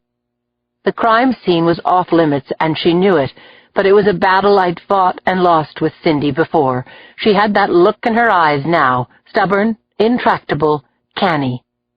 Stand to the side, don't touch. I know, I won't. If anyone objects, you have to leave, and I want your word you will not write anything about the cause of death. My word, she said, giving me lip. I pointed to an empty corner of the room, and Cindy went there. She blanched at the sight of the dead woman on the floor, but as one of the swarm of people in 5J, she went unquestioned. That's Cindy? Conklin asked, tipping his chin toward where she stood on the fringes. Yeah, she's trustworthy. If you say so. I introduced Rich to Cindy as Irene Wolkowski's body was wrapped in sheets, zipped into a body bag. We talked over our theories of the crime as the cold wind blew through the apartment. I said to Conklin, so let's say the killer is someone she knows. Guy who lives in the building. He rings the bell, says, Hi, Irene, don't let me interrupt you. That sounds really nice. Okay, or maybe it was her husband, Conklin said. Came home early, killed her, and split. Or maybe a friend, or a romantic interest, or a stranger. A stranger? I don't see that, Cindy said. I wouldn't let a stranger into my apartment, would you? Okay, I get that, Conklin said. But anyway, she's sitting at the piano, the music covers the sound of the door opening, and this nice thick carpet absorbs the sound of footsteps. Right, I agreed. Is that her handbag? Cindy asked. A woman's shiny black purse rested on a slipper chair. I opened it, took out the wallet, showed Conklin the wad of 20s and a full deck of credit cards. So there goes the robbery theory, I said. I was there when one of those dogs was found, Cindy said, sketching in the story. Rich shook his head, hair swinging in front of his eyes. Sign of a potential psycho killer escalating to this? Talk about overkill. So on the one hand, we have the beating and the trashing of the piano, but why bother with the gas? He either wanted to make sure she was discovered, I said, or he wanted to make sure she was dead. I looked at Cindy. Not one word of this in the Chronicle.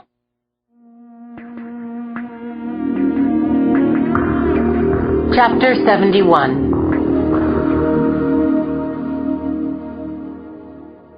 Yuki couldn't stop thinking about Len's face, twisting with pain as his heart attack tried to kill him. She'd left him in the hospital last night, stabilized but incapacitated, and called David Hale's answering machine at home. There's been an emergency.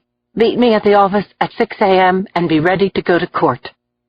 Now Yuki sat across from David in the grungy, pine-paneled conference room, her notes and instant coffee in front of her, bringing her fellow ADA up to speed. Why aren't we getting a continuance? He asked her. David was presentable today, in a tan herringbone jacket, blue pants, striped tie. Needed a haircut, but that couldn't be helped. Of all the people available to her at short notice, she'd get the best work from Hale. 3 reasons, Yuki said, tapping the table with a plastic spoon. 1. Leonard doesn't want to lose Jack Rooney as a witness. Rooney is frail. He was on vacation when the shooting occurred. We might not be able to get him back when we need him, which means his tape might be excluded. Okay. 2. Len doesn't want the chance of losing Judge Moore. Yeah, I get that, too. Len says he'll be in court in time to do the summation. He said that? Yep. When they were prepping him for surgery, he was lucid and adamant. What did his doctor say? His doctor said, and I quote, "There's a reasonable possibility that the damage to Leonard's heart is reversible." Did they have to crack open his chest? Yes, I checked with Len's wife. He came through the surgery fine. And so he'll be doing a summation in a little more than a week? Probably not, and he won't be doing the tarantella either, Yuki said. So that brings me to number 3. Len said that I'm as prepared as he is, that he's confident in us, and we're not to let him down. David Hale stared at her, open-mouthed, before finally saying, "Yuki, I don't have any trial experience." "I do, several years. Your experience is in civil cases, not criminal." "Shut up, David. I was a litigator. That counts. So we're going to give Red Dog our best. We're going to spend the next 3 hours going over what we both already know. We've got credible eyewitnesses, the Rooney tape, and a jury that is going to be rolling its eyes at the insanity defense. It's what Len said at the prep meeting. The more random the crime, the less motive for the killings, the more afraid the jury is going to be that Brinkley will get 45 minutes in a nut house and then go free." Yuki stopped to take in the grin spreading across David Hale's face. "What are you thinking, David?" "No, I take it back. Please don't say it," Yuki said, trying not to laugh. "Open and shut case," said her new teammate. "Slam dunk."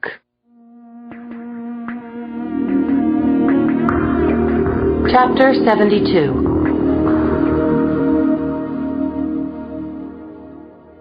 Yuki stood in the well of the courtroom, feeling as green as if she were trying her first case. She clutched the edges of the lectern, thought how when Len stood behind this thing, it appeared to be the size of a music stand. She was peering over the top of it like a grade schooler. The jury looked at her expectantly. Could she actually convince them that Alfred Brinkley was guilty of capital murder? Yuki called her first witness, Officer Bobby Cohen, a 15-year veteran of the SFPD, his just-the-facts, ma'am demeanor setting a good solid tone for the people's case. She took him through what he had seen when he arrived at the Del Norte, what he had done, and when she finished her direct, Mickey Sherman had only one question for Officer Cohen. "Did you witness the incident on the ferry?" "No, I did not." "Thank you. That's all I have." Yuki checked off Cohen in her mind, thinking that although Cohen didn't see the shootings, he'd set the stage for the jurors, putting the picture of human destruction in their minds, an image she would now build upon. She called Bernard Stringer, the fireman who'd seen Brinkley shoot Andrea and Tony Canello. Stringer lumbered to the stand and was sworn in before taking his seat. He was in his late 20s, with the open-faced, all-American looks of a baseball player. Yuki said, "Mr. Stringer, what kind of work do you do?" "I'm a firefighter out of Station 14 at 26th and Geary." "And why were you on the Del Norte on November 1st? "I'm a weekend dad," he said, smiling. "My kids just love the ferry." "And did anything unusual happen on the day in question?" "Yes. I saw the shooting on the top deck." "Is the shooter in court today?" Yuki asked. "Yes, he is." "Can you point him out to us?" "He's sitting right there, the man in the blue suit." "Will the court reporter please note that Mr. Stringer indicated the defendant, Alfred Brinkley?" "Mr. Stringer, how far were you standing from Andrea Canello and her son Anthony when Mr. Brinkley shot them?" "About as far as I am from you, 5 or 6 feet." "Can you tell us what you saw?" Stringer's face seemed to contract as he sent his mind back to that horrific and bloody day. Mrs. Canello was straightening the kid out, being kind of rough on him, I thought. Don't get me wrong, she wasn't abusive. It was just that the kid was taking it hard, and I was thinking about butting in, but I never said anything because the defendant shot her, and then he shot the little boy, and then everything on the boat went crazy. Did Mr. Brinkley say anything to either of those victims before firing his gun? Nope, he just lined up his shots. Bang, bang. Really cold. Yuki let Bernard Stringer's words hang for a moment in the courtroom, then said, "To be clear, when you say it was really cold, you're not talking about the temperature." "No, it was the way he killed those people. His face was like ice." "Thank you, Mr. Stringer." "Your witness," Yuki said to the defense counsel.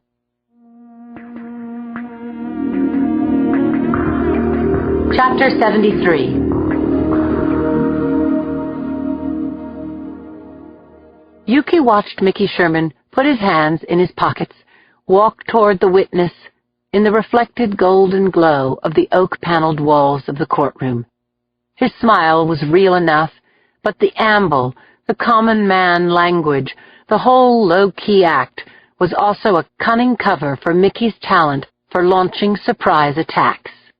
Yuki had worked with Sherman at close range before, and she'd learned to recognize his tell.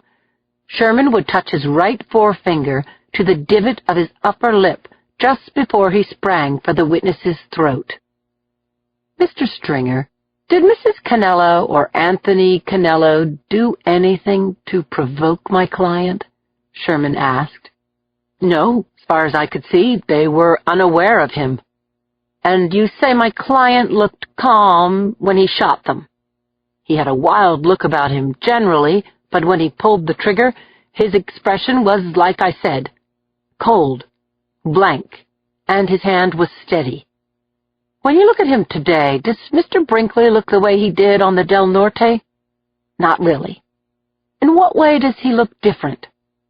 Stringer sighed, gazed down at his hands before answering. "He looked mangy. His hair was long, he had a messy beard, his clothes were dirty, and he smelled funky." "So he looked mangy, his face was blank, and he stank to high heaven. And you saw him shoot two people who didn't provoke him. They didn't even know he was there." "That's right." Forefinger to the upper lip. "So what you're saying is Fred Brinkley looked and acted like a madman." Yuki shot to her feet. "Objection, Your Honor, leading the witness." Sustained. Sherman's quiet charm returned. "Mr. Stringer, did Mr. Brinkley look sane to you?" "No, he looked as crazy as hell." "Thank you, Mr. Stringer," Sherman said. Yuki tried to summon up a question for redirect that could cancel out the words madman and crazy, but what came out of her mouth was, "The people call Mr. Jack Rooney."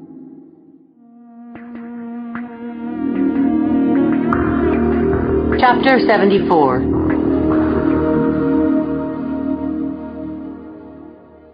Jack Rooney made his way up the aisle, leaning on his three-legged cane, putting his weight on his left leg, then swinging out his right hip, repeating the awkward yet mesmerizing gait all the way to the witness stand.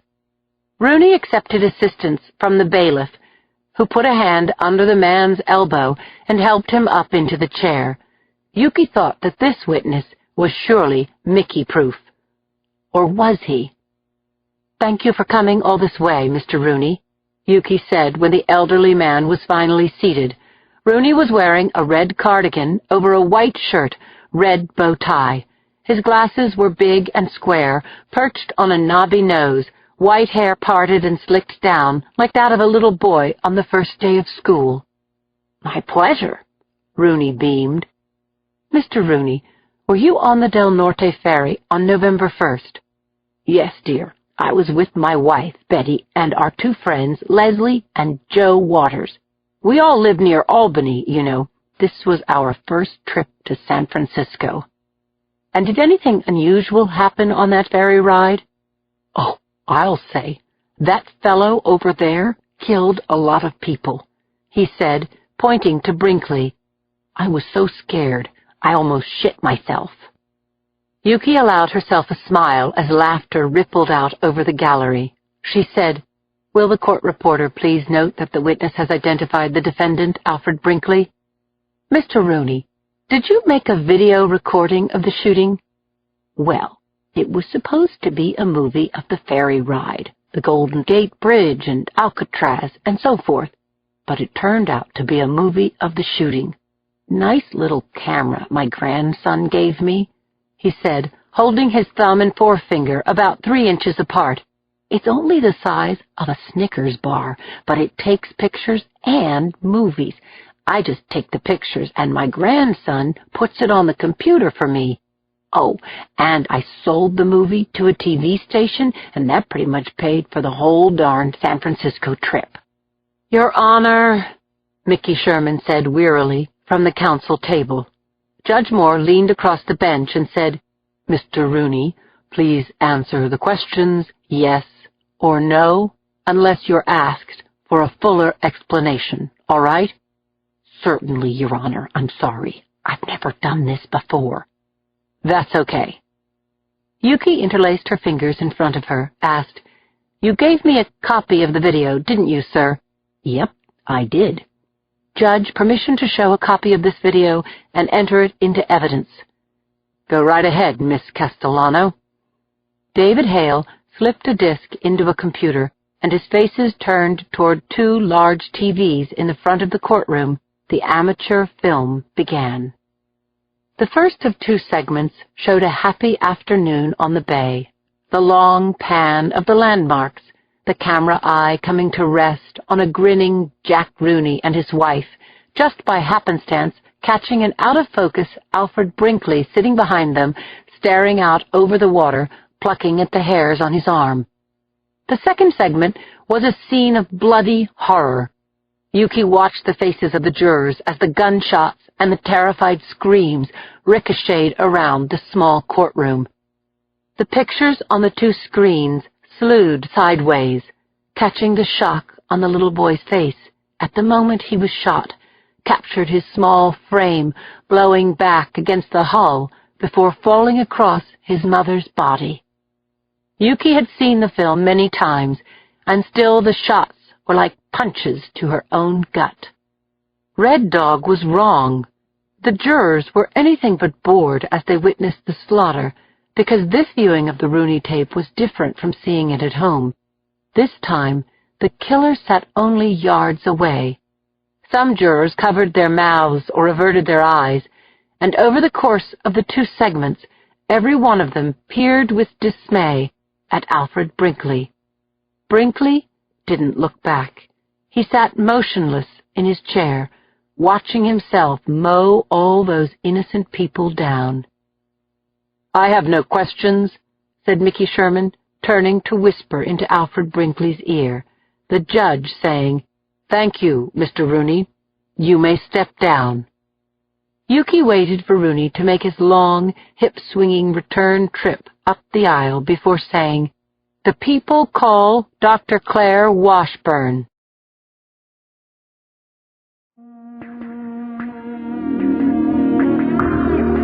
Chapter 75. Claire felt all the eyes in the room following her as she made her way to the witness stand. Yesterday at this time she'd been in bed, and she hoped to God that 2 hours from now she'd be there again. Then she saw Yuki, cute little thing, all of 28 years old, all that passion in her face, scared half to death but not wanting to show it. So Claire smiled at her as she dragged her butt through the gate and walked to the witness stand.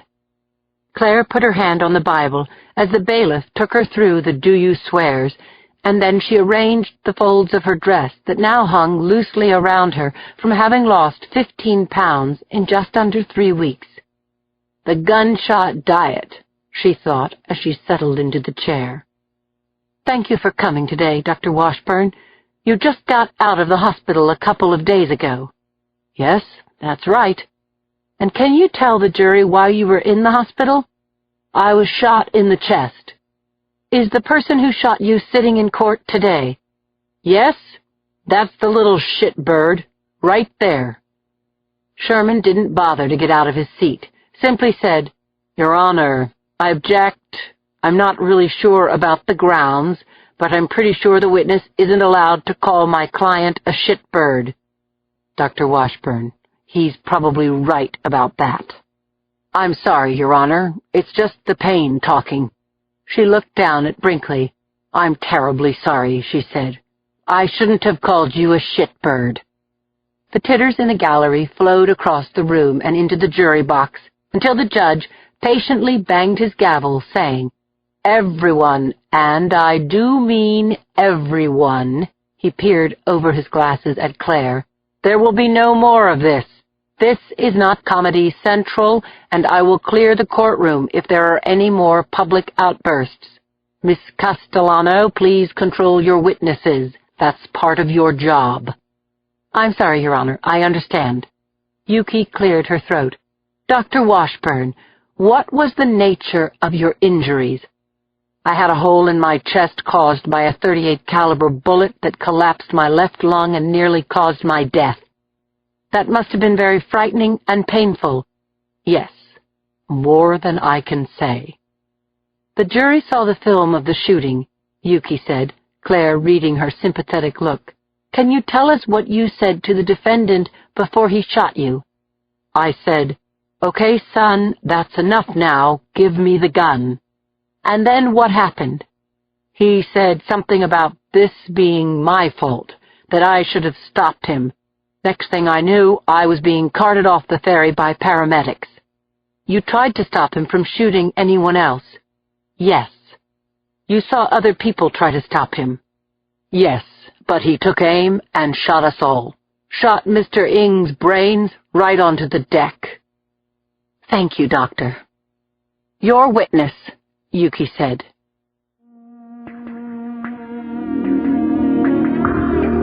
Chapter 76. Mickey Sherman had known Claire Washburn for many years, liked her very much, and was glad she'd survived her ordeal on the Del Norte. But she was a dangerous threat to his client. Dr. Washburn, what's your profession? I'm the chief medical examiner of San Francisco.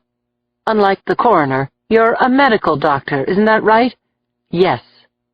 When you were doing your internship, did you do rotations at a teaching hospital? I did. And you rotated through the psychiatric ward? Yes. Ever see any patients walking around with a blank stare in the psych ward? Objection, relevance, Your Honor, Yuki said. Overruled. The witness may answer the question.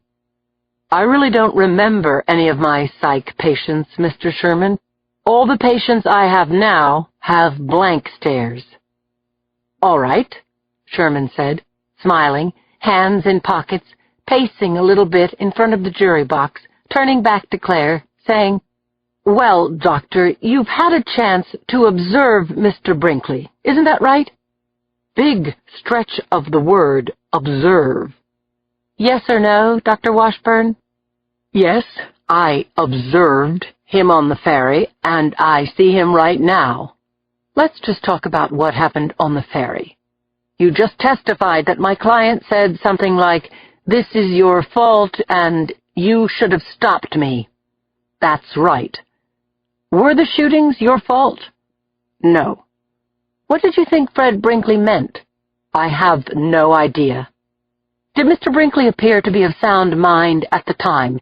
Did he appear to know right from wrong? I really can't say. I'm not a psychiatrist. Well, did he deliberately try to kill you? I'd say yes. Did he know you? No siree. Did you provoke Mr. Brinkley into shooting you? Just the opposite. So you'd have to say that the shooting was basically a random act based upon no foundation whatsoever. I guess so. You guess so? You'd never met him before, and he was saying things to you that just didn't make sense. You saw him shoot 4 people before he aimed his gun at you, didn't you? Isn't there a simple word that describes someone who acts this way? Wouldn't that word be insane? Objection, Your Honor. Argumentative, and that's a legal question for the jury. Sustained. Yuki sat down, slumped back in her seat. Mickey saw her eyes dart from him to the jury, to the witness, and back to him. Good. She was rattled. Did Mr. Brinkley seem sane to you, Dr. Washburn? No. Thank you. I have no further questions. Ms. Castellano? Redirect? The judge asked. Yes, Your Honor. Yuki got out of her chair and approached her witness. Mickey, noting Yuki's furrowed brow, her fingers knit together. He knew that Yuki was big with hand gestures and was probably training herself to keep her hands still. Dr. Washburn, she said, do you know what Alfred Brinkley was thinking when he shot you? No, I absolutely do not, Claire said emphatically. In your opinion, Doctor, when Mr. Brinkley shot you, isn't it likely that he knew the wrongfulness of his acts, that he knew what he was doing was wrong? Yes. Thank you, Dr. Washburn. I have nothing else for this witness, Your Honor. As the judge dismissed Claire Washburn, Mickey Sherman spoke softly to his client, using his hand as a shield, as though what he was saying was deeply private. That went pretty well, Fred, don't you think? Brinkley nodded like a bobblehead doll. Poor guy steeped in medication. Mickey, hearing Yuki Castellano say, "Please call Sergeant Lindsay Boxer to the stand."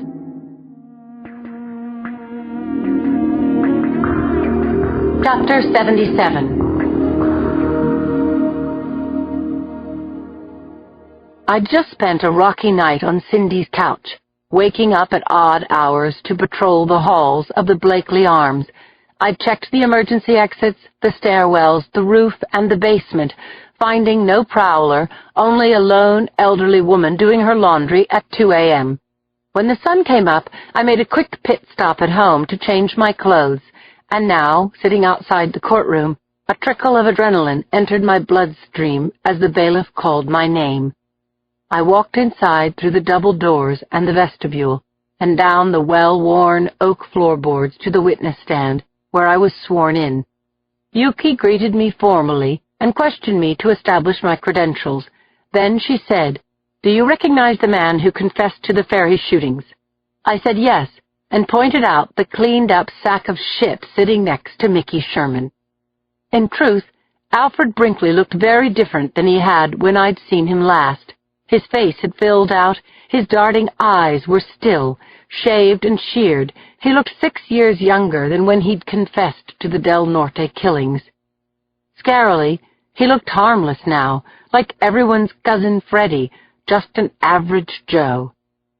Yuki spun toward me, pivoting on her pointy heels, asking, "Were you surprised when the defendant rang your doorbell?"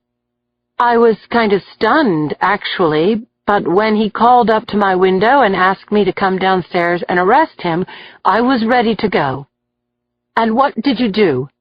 I disarmed him, cuffed him, then called for backup. Lieutenant Warren Jacoby and I brought him to the police station where Mr. Brinkley was booked and interrogated.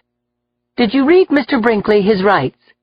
Yes, outside my doorway and again at the station. Did he seem to comprehend what you were saying? Yes. I gave him a mental status test to make sure he knew his name, where he was, and what he had done. He waived his rights in writing and told me that he'd shot and killed those people on the Del Norte. Did he seem sane to you, Sergeant? He did. He was agitated, he was unkempt, but Lieutenant Jacoby and I found him to be lucid and aware, which is what I call sane. Thank you, Sergeant Boxer, Yuki said. Your witness. The eyes of the jurors swung toward the dapper man sitting beside Alfred Brinkley. Mickey Sherman stood, fastened the middle button of his smart charcoal-gray suit jacket, gave me a dazzling smile. Hi, Lindsay, he said.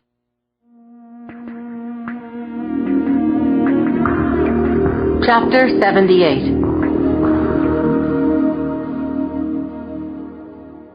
I'd leaned on Mickey some months ago when I was accused of police brutality and wrongful death, took his advice on how to testify, even what to wear on the stand and what tone of voice to use, and he hadn't let me down.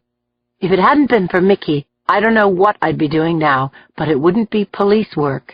Of that I was sure. I felt a wave of affection for the man who'd once been my champion, but I put up a mental shield against his wicked charm and focused on the pictures that had never left my mind, Alfred Brinkley's victims, the little boy who had died in the hospital, Claire gripping my hand, thinking she was dying as she asked after her son, and Sherman's client was guilty of all of it. "Sergeant Boxer," Sherman said, "it's rare for a killer to turn himself in to a police officer at home, isn't it?" "I'd say so. And Fred Brinkley specifically wanted to turn himself in to you. Isn't that true?" "That's what he told me." "Did you know Mr. Brinkley?" "No, I did not." "So why did Mr. Brinkley ask you to arrest him?" "He told me that he'd seen me on TV, asking for information about the ferry shooter. He said he took that to mean that he should come to my home." "How did he find out where you live?" "He said that he'd gone to a library and used a computer, got my address off the Internet." "You've testified that you disarmed Mr. Brinkley. You took away his gun. Isn't that right?" "Yes." "Same gun he used to do the shootings?" "Yes." "And he brought a written confession with him to your doorstep, didn't he?" "Yes." "So, to get this all perfectly straight," Mickey said, "my client heard your appeal to the public on television and interpreted that as an appeal to him personally. He Googled your name in a library and went to your front door as if you'd ordered takeout. And he was still carrying the handgun he used to kill 4 people. "Objection, Your Honor. Argumentative," Yuki said. "I'll allow it, but please get to the point, Mr. Sherman." "Yes, Your Honor." Mickey walked over to me, gave me his full-bore, brown-eyed, you-can-trust-me look. "Here's what I'm getting at, Sergeant. Wouldn't you agree that for a killer to keep the murder weapon and bring it to the home of a homicide inspector is not only unusual, but off the wall?"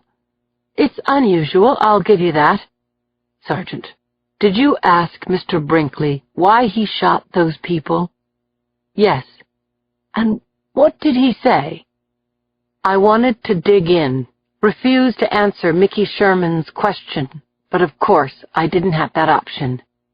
"He said he did it because voices told him to do it." "Voices in his head?"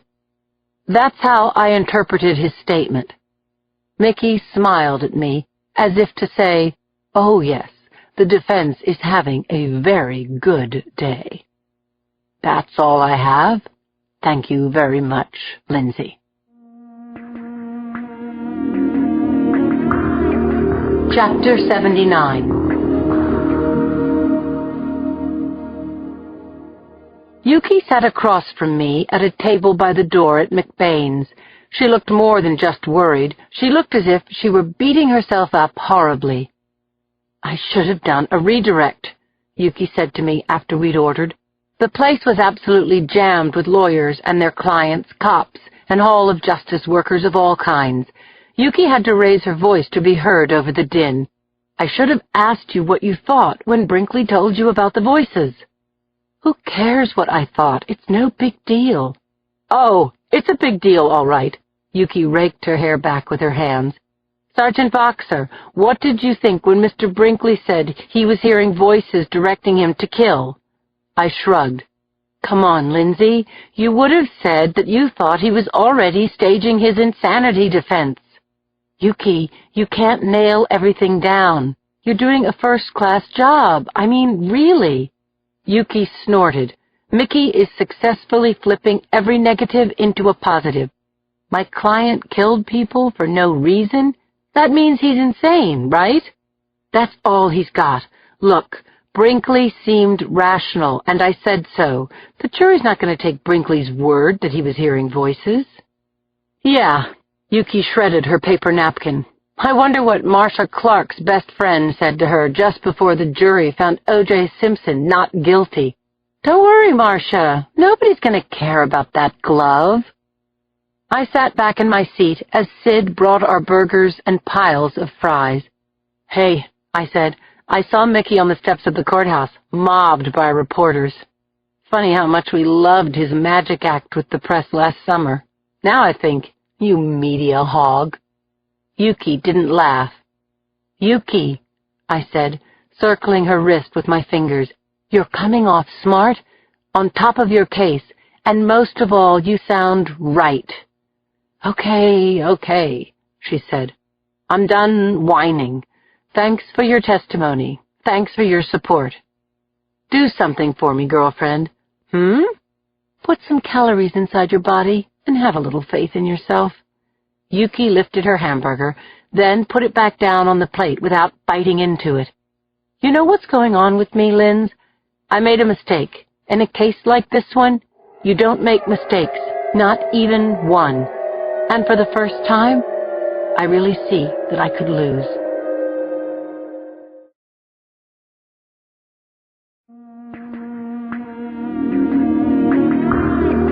Chapter 80.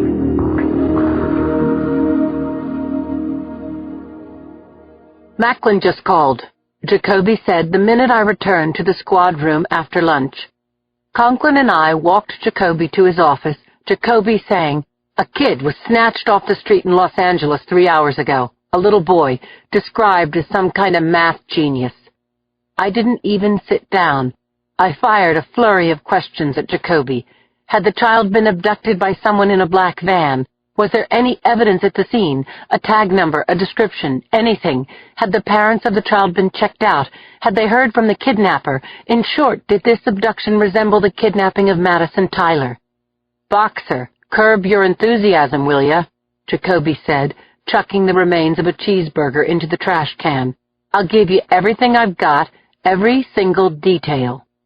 Well, make it snappy, I laughed. I sat down and leaned forward, putting my elbows on the desk as Jacoby filled us in. The parents were inside their house, and the kid was playing in the backyard, Jacoby told us. Mother heard a squeal of brakes. She was on the phone, looked out the window onto the street, and saw a black van speeding around the corner. She didn't think too much about it. A couple of minutes later, she looked into the backyard, realized the boy was gone. The kid wandered out to the front yard? Conklin asked. Possibly. The gate was open. Kid could have opened it. He's smart, right? Or maybe someone else did. The LAPD put out an Amber Alert, but the father, not taking any chances, called the feds. Jacoby pushed a fax toward me, headed with the logo of the FBI. The second page was a photocopy of an adorable little boy, big, round eyes, dimples, looked to be a perfect little sweetheart. The boy's name is Charles Ray, age 6. The LAPD did an analysis of the tire marks outside the Ray house, and they matched the type that comes standard with a late-model Honda minivan. That said, there's no proof that the vehicle was involved in the abduction. They haven't pulled any useful prints off the gate. Did the child have a nanny? I asked. Yes, Brianna Kearney. She was at the dentist when Charlie was taken. Her alibi checks out. It's a long shot, Boxer. Maybe the same party who kidnapped Madison Tyler is involved, maybe not. We should interview the parents, Conklin said. Like I could stop the two of you if I wanted to, said Jacoby. Pair of freaking attack dogs. Jacoby pushed 2 more sheets of paper over to our side of his desk. Electronic airline tickets in my name and Conklin's, San Francisco to LAX, round trip. Listen, Jacoby said, until we learn otherwise, we're treating this boy's abduction as part of the Tyler case, so report back to Lieutenant Macklin, and keep me in the loop. Jacoby looked at his watch. It's 2:15. You could be in LA by 4 or so.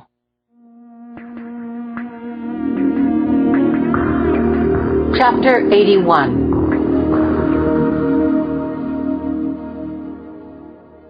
Squad cars were parked on the 1-lane street outside the Ray's wood-frame cottage. It was one of several dozen similar houses butting up against one another, lining both sides of the street. Cops were talking on the sidewalk. They greeted us when we flashed our badges. "The mother's home," a uniform told us. Eileen Ray came to the door. She was white, early 30s, 5'9", looked to be about 8 months pregnant, and terribly, terribly vulnerable. Her dark hair was banded up in a ponytail, and her face was raw and red from crying. I introduced Conklin and myself, and Mrs. Ray invited us inside, where an FBI tech was wiring up the phone. "The police have been wonderful, and we're so grateful," Mrs. Ray said, indicating a sofa and chair for us to sit on. The living room was crammed with stenciled cabinets, baskets, birdhouses, and dried flowers, and folded-down cardboard boxes were stacked on the floor near the kitchen table. The pervasive fragrance of lavender added to the gift shop effect of the Ray abode. "We work at home," Mrs. Ray said, answering my unasked question. "eBay." "Where's your husband now?" Conklin asked. "Scotty and an FBI agent are driving around with Brianna," she told us. "My husband is hoping to God that he might see Charlie wandering out there, lost." "Charlie must be terrified," Eileen Ray cried out. "Oh, my God, what he must be going through. Who would take him?" she asked, her voice breaking. "And why?" Conklin and I had no answers, but we lobbed questions at Mrs. Ray about her movements, her relationship with her husband, and why the gate to the yard was open. And we asked if anyone, family, friend, or stranger, had shown excessive or inappropriate attention to Charlie. Nothing, she told us, lit up the board. Eileen Ray was twisting a handkerchief in her hands when Scott Ray came home with the FBI agent and the nanny, a baby-faced young woman who was still in her teens. Conklin and I split up, Conklin interviewing Scott in the child's bedroom while I talked to Brianna in the kitchen. Unlike the Westwood Registry's European imports, Brianna Kearney was a second-generation American, a local girl who lived 3 blocks away and looked after Charlie on a per-hour basis. In other words, Brianna was a babysitter. Brianna cried deep, heart-wrenching sobs as I pressed her, asking about her friendships, about her boyfriend, and if anyone had questioned her about the Rays and their habits. Conklin and I finally closed our notebooks and said our goodbyes, leaving the homey little cottage right as the electric candles in the windows came on. "That girl had nothing to do with the child being snatched," I said. "I didn't get anything bad off the husband either," my partner told me. "This feels like a pedophile lures the kid into a van thing." "Yeah, it's just too fricking easy to steal a child." Perv says, "Want to see my puppy?" Kid toddles over, Perv drags the kid inside and takes off. No witness, no evidence. And now, I said, the long wait for a phone call. That never comes. Chapter 82.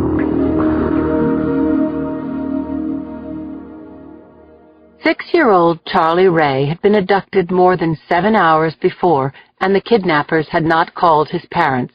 The Rays, unlike the Tylers, were in a socio-economic bracket that wouldn't normally indicate a kidnapping for ransom, and that was a bad thing.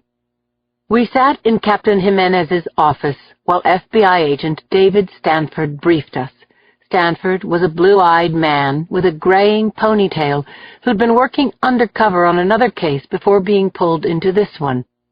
I took a flyer from the stack on the captain's desk, studied Charlie Ray's perfectly round eyes, baby teeth, and short-cropped dark curls. Would his body be found weeks or months from now in a dump or in a shallow grave or washed up on the beach after a storm? When the meeting broke up, I called Macklin and filled him in, and then Agent Stanford gave me and Conklin a lift to the airport. As we took the freeway exit, Stanford suggested we stop for a drink at the Marriott LAX before our flight. He wanted to hear everything we knew about Madison Tyler and her abduction. Speaking for myself, I was ready for a drink, possibly two. The Latitude 33 Lounge had a full bar and restaurant. Over beer and peanuts, we discussed Madison, then Stanford told us about a hideous child abduction case he'd worked months before. A 10-year-old girl had been snatched off the street as she walked home from school. She'd been found 24 hours later, raped and strangled, left on the altar of a church, her hands folded as if in prayer. The killer still hadn't been found. "How often do these kidnappings end in a rescue?" I asked. "The majority of the time, child abductions are done by family members. In those cases, the child is usually returned unharmed. When the kidnapper is a stranger, the recovery rate is about 50-50.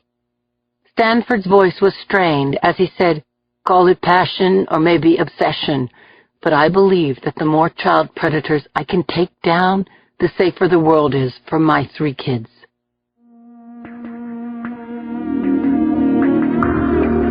Chapter 83.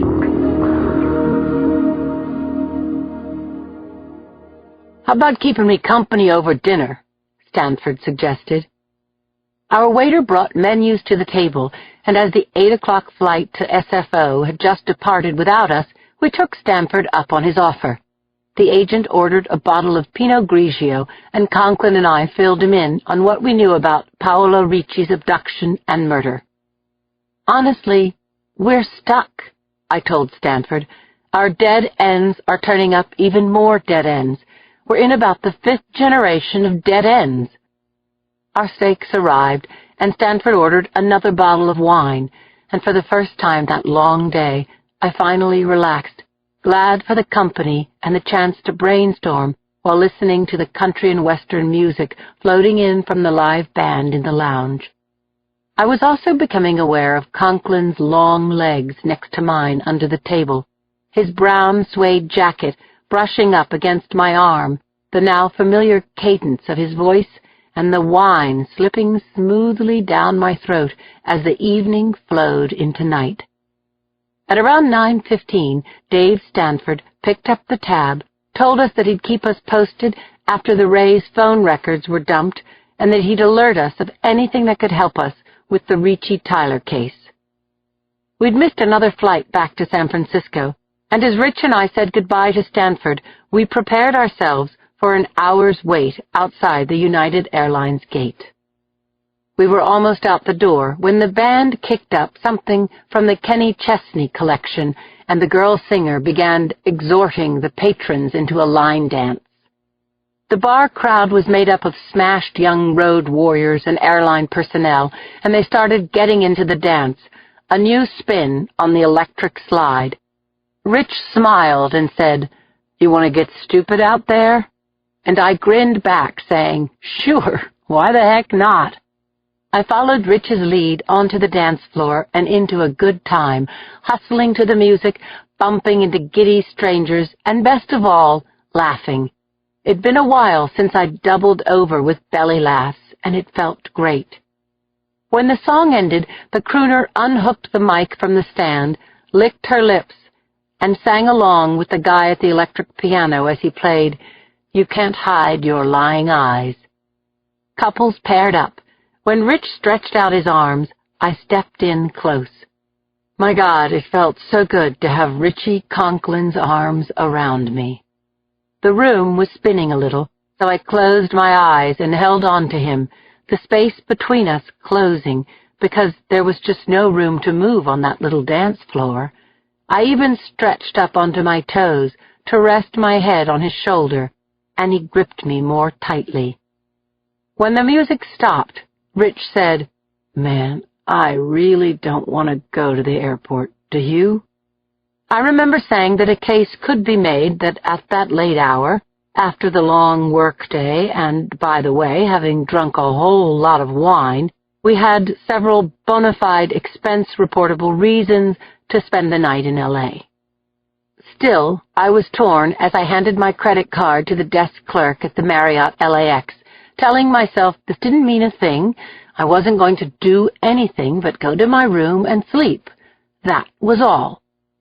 Rich and I stood at opposite sides of the elevator, a weary couple between us, as the mirrored car climbed 10 silent flights.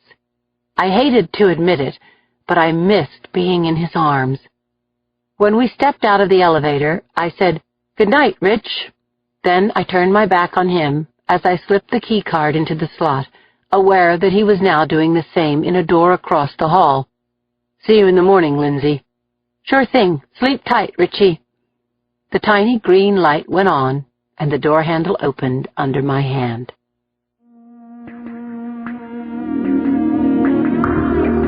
Chapter 84.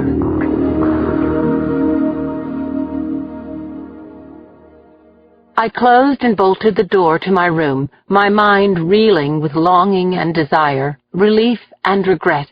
I stripped off my clothes, and a minute later the blood was pounding in my temples as I stood under the hot spray of the shower. Clean and glowing pink, I buffed my body with warm terry cloth towels and blew my hair dry. I toweled the steam off the mirror over the sink and assessed my naked self. I still looked young and good and desirable. My breasts were firm, my tummy flat, and my sandy blonde hair cascaded in waves to below my shoulders. Why hadn't Joe called me? I wrapped myself in a white hotel robe, went to the bedroom, checked the empty voicemail on my cell phone, much like my stubborn answering machine at home. It had been 6 days since I'd seen Joe. Was it really, truly over between us? Would I never see him again? Why hadn't he come after me? I pulled the drapes shut, folded the gold-quilted spread, and fluffed the pillows. Dizzy from the wine and the heat of the shower, I lay down. Eyes closed, I found that the fading images of Joe were replaced by more urgent fantasies. I was drawn back to only a half-hour earlier, when Rich had held me. I relived the moment when dancing with him had gone from good to too good, when I'd felt him hard against me, when I'd put my arms around his neck and pressed my body against his. It was okay to have these feelings, I told myself. I was only human, and so was he, and both of us were having a completely natural response to being alone together. A tapping at the door startled me. My heart jumped as the knock came again.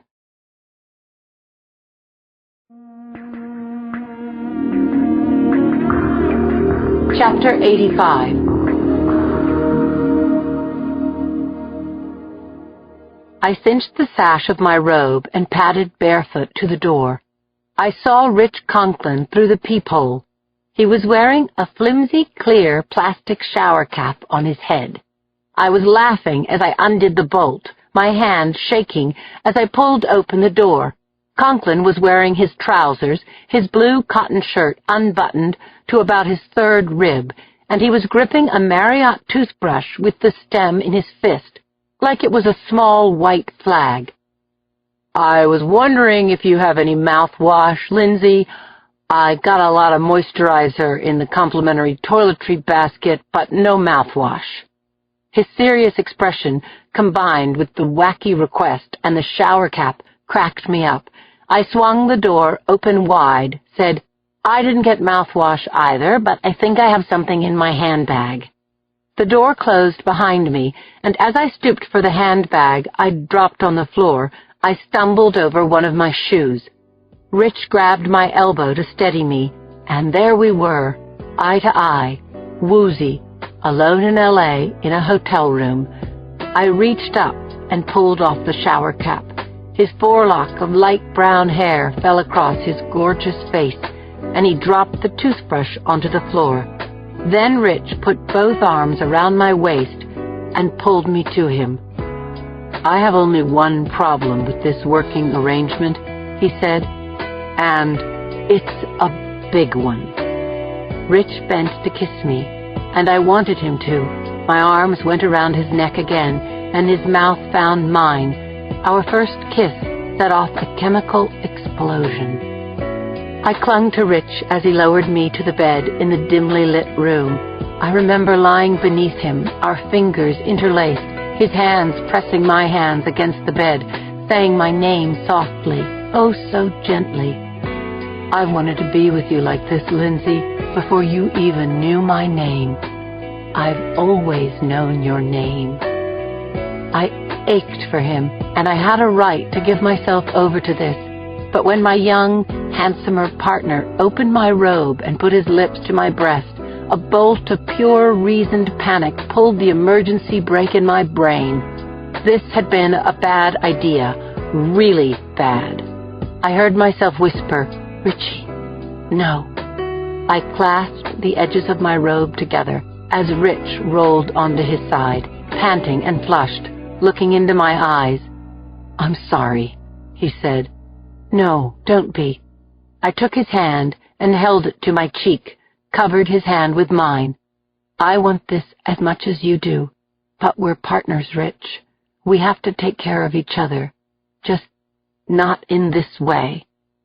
He groaned as I said, "We can never do this again."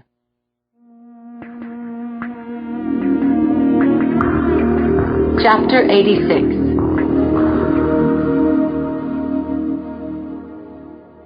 I dropped the knocker on the door of the Westwood Registry that sunless morning after our return from L.A. Conklin stood beside me as a round-faced man cracked the door open. He was in his 50s, with blonde, going gray hair and clear gray eyes that peered at me through frameless lenses perched over a sharp beak of a nose. Did he have something to do with Madison Tyler's abduction? Did he know where she was? I showed him my badge, introduced my partner and myself. "Yes, I'm Paul Renfrew," said the man at the door. "You're the detectives who were here a few days ago." I told him that we were, that we had some questions about Paola Ricci. Renfrew invited us inside, and we followed the natty man down the narrow hallway through the green door that had been padlocked when we'd last seen it. "Please, please, sit," Renfrew said.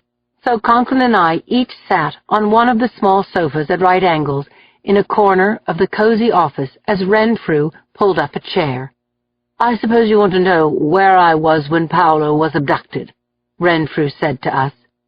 "That'd be a start," Conklin said. He looked tired. I suppose we both did.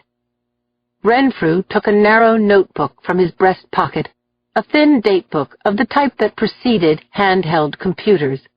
Without prompting, he gave us a short verbal report of his meetings north of San Francisco in the days before, during, and after Paola's death, along with the names of the potential clients he'd met with. "I can make you a photocopy of this," he offered. On a 1 to 10 scale, 10 being a 3-alarm fire, the gauge in my gut was calling out at 7. Renfrew seemed too prepared and well-rehearsed. I accepted Renfrew's photocopy of his schedule and asked him about his wife's whereabouts during the same period. "She's taking a slow tour through Germany and France," Renfrew told me. "I don't have a precise itinerary because she makes it up as she goes along, but I do expect her home next week." I asked, "Do you have any thoughts about anyone who would have wanted to hurt Paola or Madison?" "None at all," Renfrew told us. "Every time I turn on the television, I see another news story about a kidnapping. It's a virtual epidemic," he said. "Paola was a lovely girl, and I am deeply distressed that she's dead. Everyone loved her." "I met Madison only once," Renfrew continued. "Why would anyone do anything to such a precious child? I just don't know. Her death is a terrible, terrible tragedy." "What makes you think Madison is dead?" I snapped at Renfrew. "She's not. I just assumed. I'm sorry, I misspoke. I certainly hope you find her alive." We were leaving the Westwood Registry when Renfrew's administrator, Mary Jordan, left her desk and followed us to the door. Once outside in the dank morning air that was saturated with the smell of fish coming from the nearby market, Jordan put her hand on my arm. "Please," she said urgently, "take me somewhere we can talk. I have something to tell you."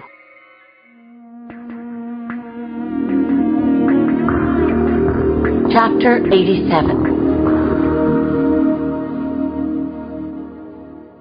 We were back at the hall 15 minutes later, Conklin and I sat with Mary Jordan in our cramped and grungy lunchroom. She clutched her container of coffee without sipping from it. After you left a few days ago, before Mr. Renfrew got back from his trip, I decided to poke around, and I found this, she told us, taking a photocopy of a lined ledger sheet out of her handbag. It's from the register. That's what they call it. Where did you find this, Mary? Conklin asked. I found the key to the Renfrew's private office. They keep the register in there. I phoned the DA's office, got ADA Kathy Valoy on the phone. I filled her in, and she said she'd be down in a minute. Valoy was one of those people who actually meant it when she said a minute. She came into the lunchroom, and I introduced her to Mary Jordan. Did Sergeant Boxer or Officer Conklin ask you to retrieve these materials? No, of course not.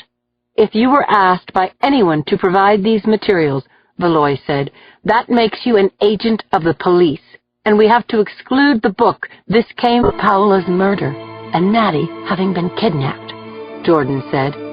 I just don't believe Erica Whitten is living in England. You think I'm crazy? You know what I think, Mary? I said. You have the instincts of a good cop.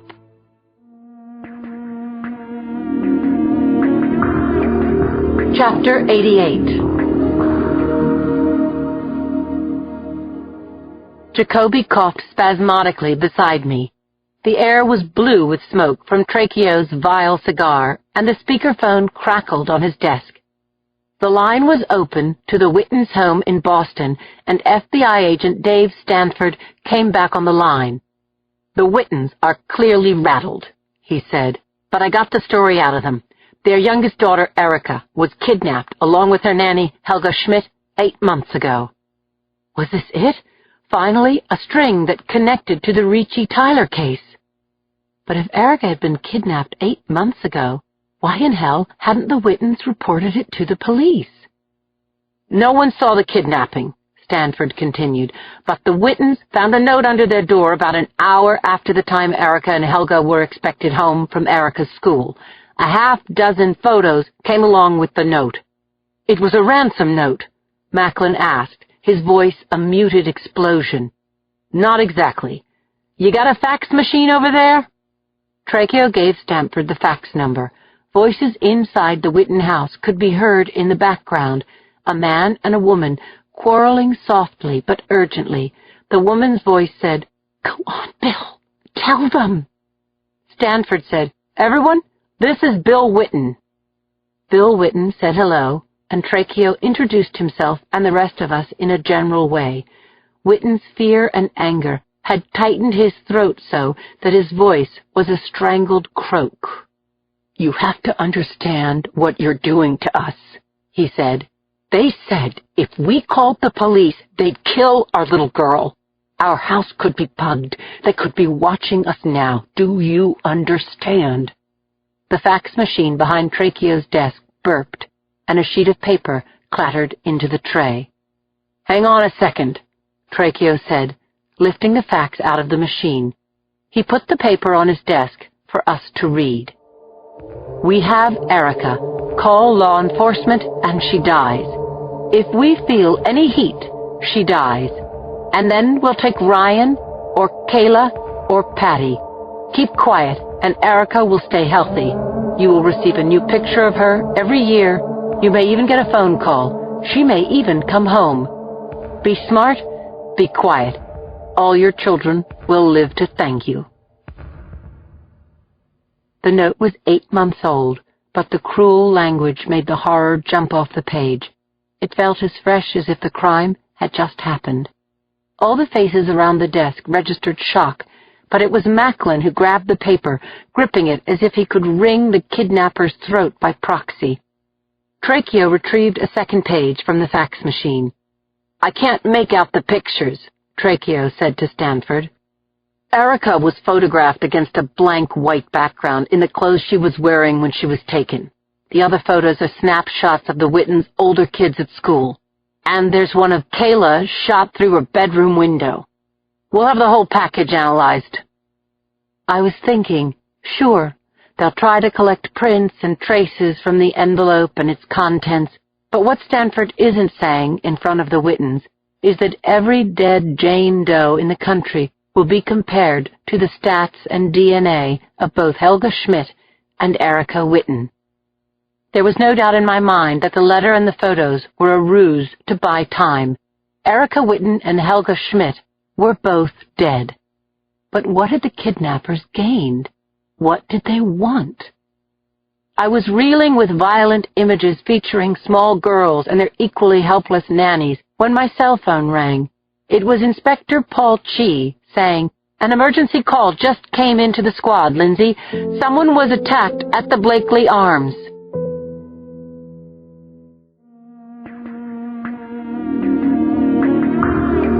Chapter 89.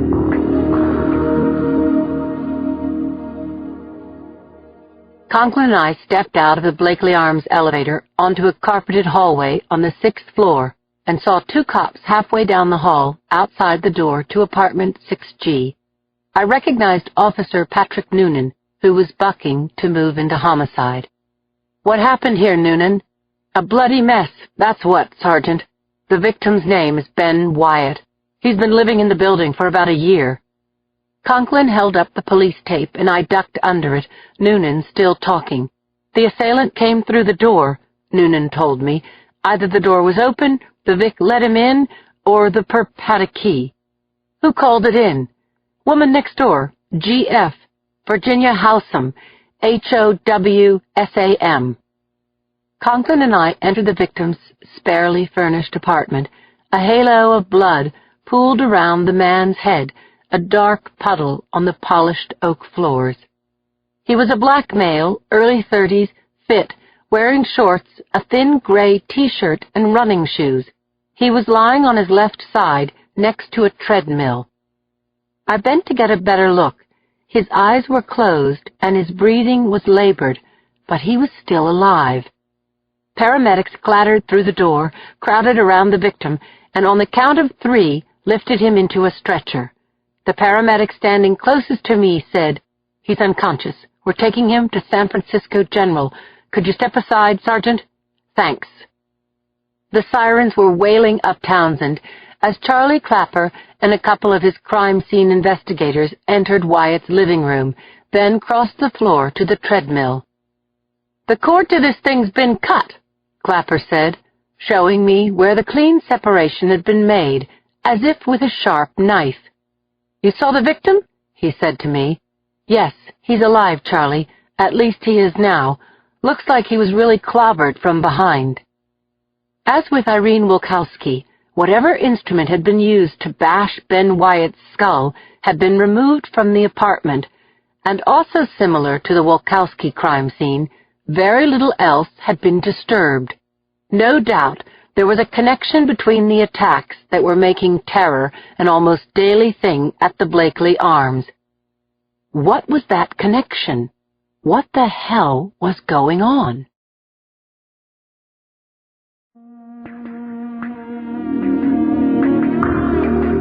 Chapter 90.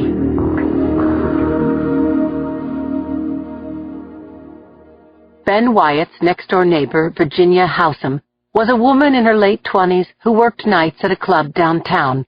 She told us that Wyatt was a day trader and a really nice guy whom no one in his right mind would want to hurt. We thanked Miss Howsam for her help and took the fire stairs, thinking maybe the people under Wyatt's apartment might have heard sounds that could help us pinpoint the time of the attack. Conklin was right behind me on the stairs when the phone at my hip rang. I reached for it, saw Dave Stanford's name on the caller ID. "This is Boxer. I've got good news for you."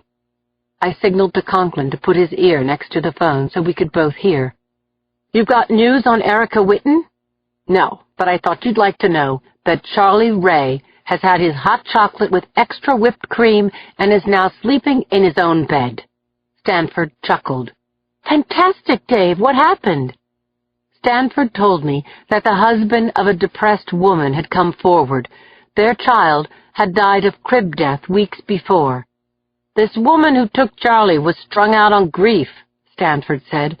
She was driving down the street, saw Charlie peeking over the fence. She stopped and grabbed him. She's in custody? Yeah, but she's not the person we're looking for, Lindsay. She has nothing to do with Erica Whitten or Madison Tyler. She's on antidepressants under a doctor's care, and yesterday was the first time she left home since her baby died. I thanked Stanford and closed the cell phone. Conklin was right there. I was looking into his eyes, feeling the heat. So, we've got nothing, Rich said. We've got something, I said, starting down the stairs again. We've got a killer at large in this goddamned building. As for Madison Tyler, we've got another dead end.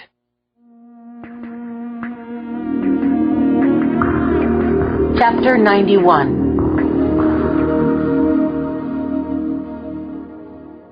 Mickey Sherman sat beside Alfred Brinkley at the defense table, trying to get his client to understand him through the haze of whatever meds he was on. The poor sap had all the energy of a parsnip. Fred. Sherman shook his client's shoulder. Fred, we start your defense today, you understand? So I'll be putting people on the stand to vouch for your character. Brinkley nodded his head. You're putting my doctor on the stand. Right. Dr. Friedman is going to talk about your mental condition, so don't get upset. He's on our side.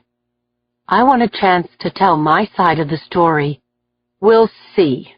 I don't know yet if we need to put you on the stand. Mickey's assistant passed him a note saying that his witnesses were all accounted for. Then the bailiff called out, "All rise," and the judge entered the courtroom through the door behind the bench. The jurors filed in and were seated.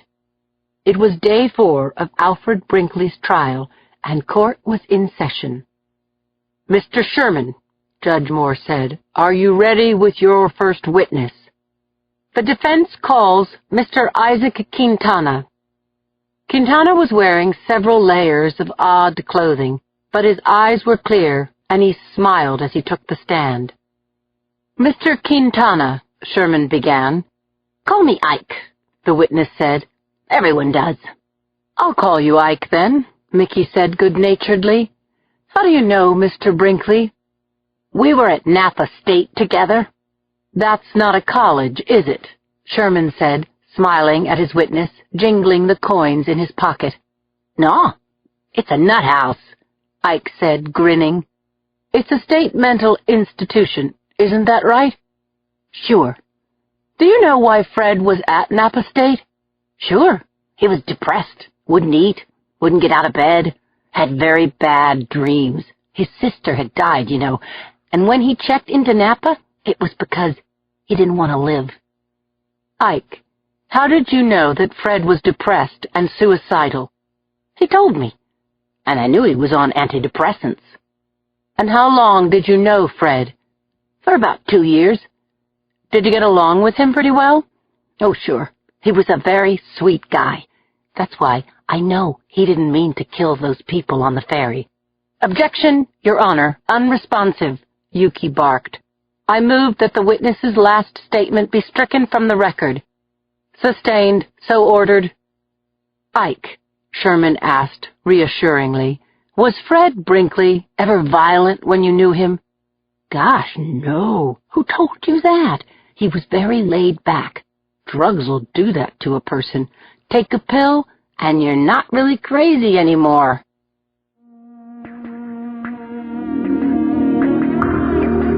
Chapter 92.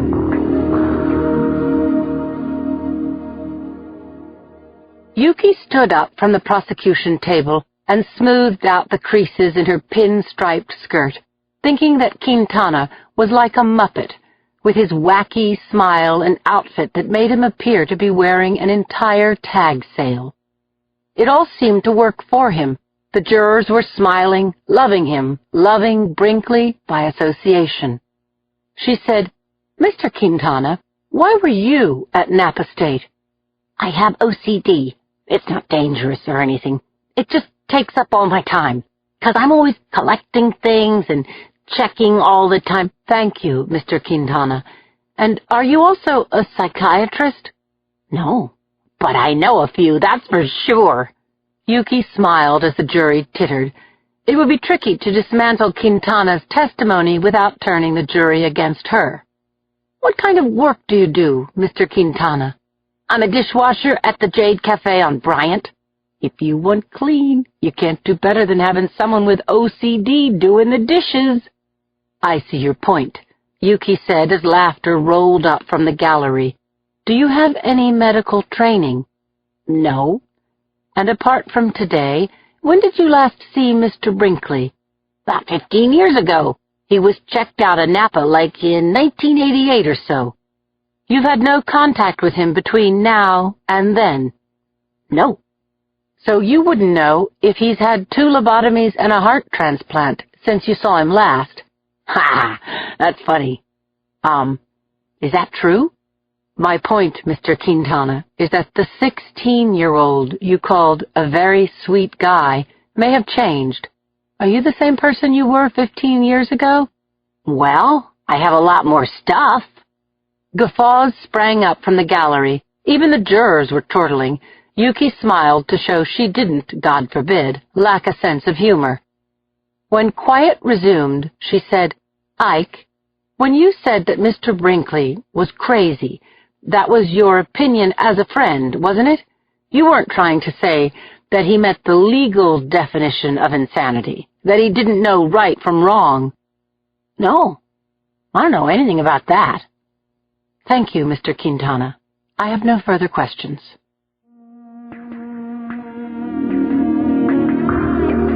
Chapter 93.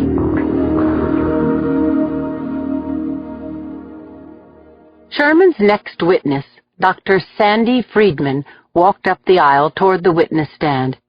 He was a good shrink, educated at Harvard, even looked the part of a psychiatrist, with his designer glasses and Brooks Brothers bow tie, a hint of Liam Neeson in his facial features. "Dr. Friedman," Sherman said after the witness was sworn in and had cited his credentials, "have you had a chance to interview Mr. Brinkley?" "Yes, 3 times since he's been incarcerated, pending trial." "Have you diagnosed his illness?" "Yes, in my opinion, Mr. Brinkley has schizoaffective disorder." "Could you tell us what that means?" Friedman leaned back in his chair as he organized his response. Then he said, "Schizoaffective disorder is a thought, mood, and behavioral disorder that involves elements of paranoid schizophrenia. One can think of it as a kind of bipolar disorder." "Bipolar meaning manic-depressive?" Sherman asked. "Bipolar in the sense that people with schizoaffective disorder have ups and downs, despair and depression, and hyperactivity or mania, but they can often manage their illness for a long time and more or less fit in on the fringes of society." "Would they hear voices, Dr. Friedman?" "Yes, many do. That would be one of the schizoid aspects of this disease." "Threatening voices?" "Yes," Friedman smiled. "That would be the paranoia." "Did Mr. Brinkley tell you that he thought people on television were talking to him?" "Yes, that's also a fairly common symptom of schizoaffective disorder, an example of a break from reality, and the paranoia makes him think that the voices are aimed at him." "Could you explain what you mean when you refer to a break from reality?" "Certainly. From the onset of Mr. Brinkley's disease in his teens, there has always been a distortion in the way he thinks and acts, in how he expresses his emotions. Most important, in how he perceives reality. That's the psychotic element, his inability to tell what is real from what is imagined." "Thank you, Dr. Friedman," Sherman said. "Now, bringing us up to the recent events that brought Mr. Brinkley to trial, what can you tell us about that?" "With schizoaffective disorder, there is generally a precipitate that causes an increase in crazy behavior. In my judgment, that precipitate for Mr. Brinkley would have been when he got fired from his job, the loss of his routine, the subsequent eviction from his apartment. All of that would have exacerbated his illness." "I see, Dr. Friedman. Did Mr. Brinkley tell you about the ferry shooting?" "Yes. I learned in our sessions that Mr. Brinkley hadn't been on a boat since his sister died in a sailing accident when he was 16. On the day of the ferry accident, there was an additional precipitant. Mr. Brinkley saw a sailboat, and that triggered the event. In layman's terms, that sent him over the edge. He couldn't distinguish between illusion and reality. Did Mr. Brinkley tell you that he was hearing voices on the ferry? Yes. He said that they were telling him to kill. You have to understand that Fred has a fierce underlying anger about his sister's death, and that manifested itself in this explosive rage. The people on the ferry weren't real to him. They were only a backdrop to his delusions. The voices were his reality, and the only way he could stop them was to obey. Dr. Friedman, Sherman said, touching his upper lip with the tip of his forefinger, can you state with a reasonable degree of medical certainty that when Mr. Brinkley obeyed those voices and shot the passengers on the ferry, he did not appreciate the difference between right and wrong? Yes, based on my interviews with Mr. Brinkley and my 20 years of experience working with the severely mentally impaired, it is my opinion that at the time of the shooting, Alfred Brinkley suffered from a mental disease or defect that prevented him from knowing right from wrong. I am absolutely convinced of it.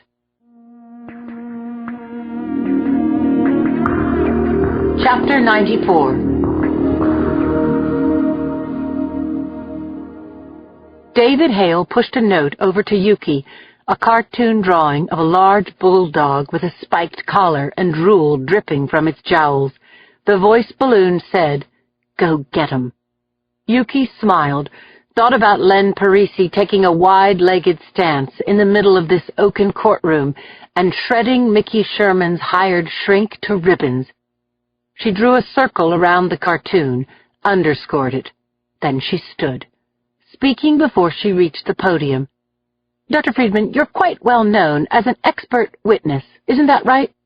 Friedman said that he was, and that he'd testified for both prosecution and defense teams over the past 9 years. In this case, the defense hired you. Yes, that's right. And how much were you paid? Friedman looked up at Judge Moore, who peered down at him. Please answer the question, Dr. Friedman. I was paid about $8,000. $8,000, okay. And how long were you treating Mr. Brinkley? Mr. Brinkley wasn't technically my patient. Oh, said Yuki. Then let me ask you, can you diagnose someone that you've never treated? I've had 3 sessions with Mr. Brinkley, during which time I also gave him a battery of psychological tests. And yes, I can assess Mr. Brinkley without treating him. Friedman sniffed. So based on 3 interviews and these tests, you believe that the defendant was unable to understand right from wrong at the time of the killings. That's correct. You didn't give him an X-ray and find a tumor pressing against a lobe of his brain, did you? No, of course not. So how do we know that Mr. Brinkley wasn't lying and skewing the test results so he wouldn't be found guilty of murder? He couldn't do that, Friedman said. You see, the test questions are like a built-in lie detector. They're repeated in many different ways, and if the answers are consistent, then the patient is telling the truth. Doctor, you use those tests because you can't really know what's in the patient's mind, can you? Well, you also make a judgment based on behavior. I see. Dr. Friedman, are you aware of the legal term consciousness of guilt?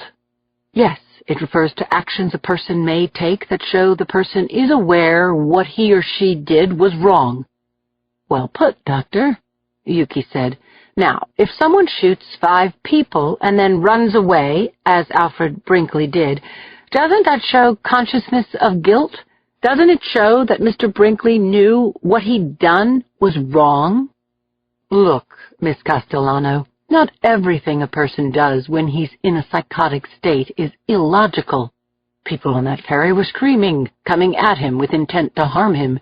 He ran. Most people finding themselves in that situation would have run. Yuki stole a look at David, who gave her an encouraging nod. She wished he'd beamed her something to nail Friedman with, because she didn't have it. And then she did. Dr. Friedman, does gut instinct play any part in your assessment? Well, sure. Gut instinct, or intuition, is made up of many layers of experience. So yes, I used gut instinct as well as formal psychological protocol in my assessment. And did you determine whether or not Mr. Brinkley is dangerous? I interviewed Mr. Brinkley both before and after he was put on Risperdal, and it is my opinion that properly medicated, Mr. Brinkley is not dangerous. Yuki put both her hands on the witness box, looked Friedman in the eye, ignored everything and everyone in the courtroom, and spoke from the fear she felt every time she looked at that freak sitting next to Mickey Sherman. Dr. Friedman, you interviewed Mr. Brinkley behind bars. Check your gut instinct on this. Would you feel comfortable riding home in a cab with Mr. Brinkley? Would you feel safe having dinner with him in his home, riding alone with him in an elevator? Mickey Sherman leaped to his feet. Your Honor, I object. Those questions should be taken out and shot. Sustained, the judge grumbled. I'm done with this witness, Your Honor, Yuki said.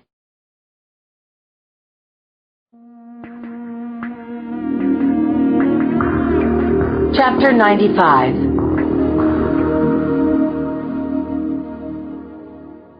At 8:30 that Monday morning, Miriam Devine took the bundles of mail from the hallway console and brought them into the breakfast nook. She and her husband had just returned home to Pacific Heights last night after their cruise, 10 fabulous days in the Mediterranean, where they were mercifully cut off from phones and television and newspapers and bills. She wanted to keep the real world at bay for at least a couple of days, keep that vacation feeling a little longer. If only she could. Miriam made drip coffee, defrosted and toasted 2 cinnamon buns, and began her attack on the mail, stacking catalogs on the right side of the kitchen table, bills on the left, and miscellaneous items across from her coffee mug. When she found the plain white envelope addressed to the Tylers, she shuffled it to the bottom of the miscellaneous pile and continued working, writing checks and tossing junk mail until Jim came into the kitchen. Her husband drank his coffee standing up, said, Christ, I don't want to go to the office. It's going to be hell, even if no one knows I'm there.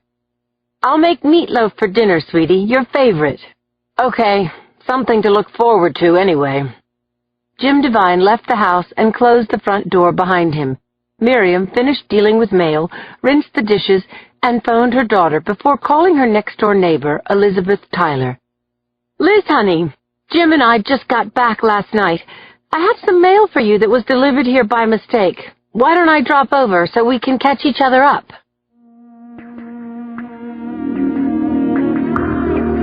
Chapter 96.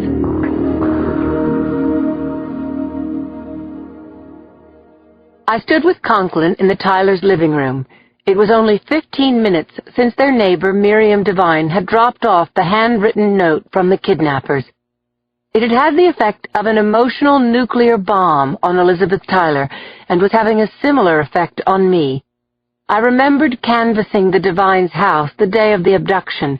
It was a cream-colored, clapboard Victorian, almost identical to the Tylers' house, right next door.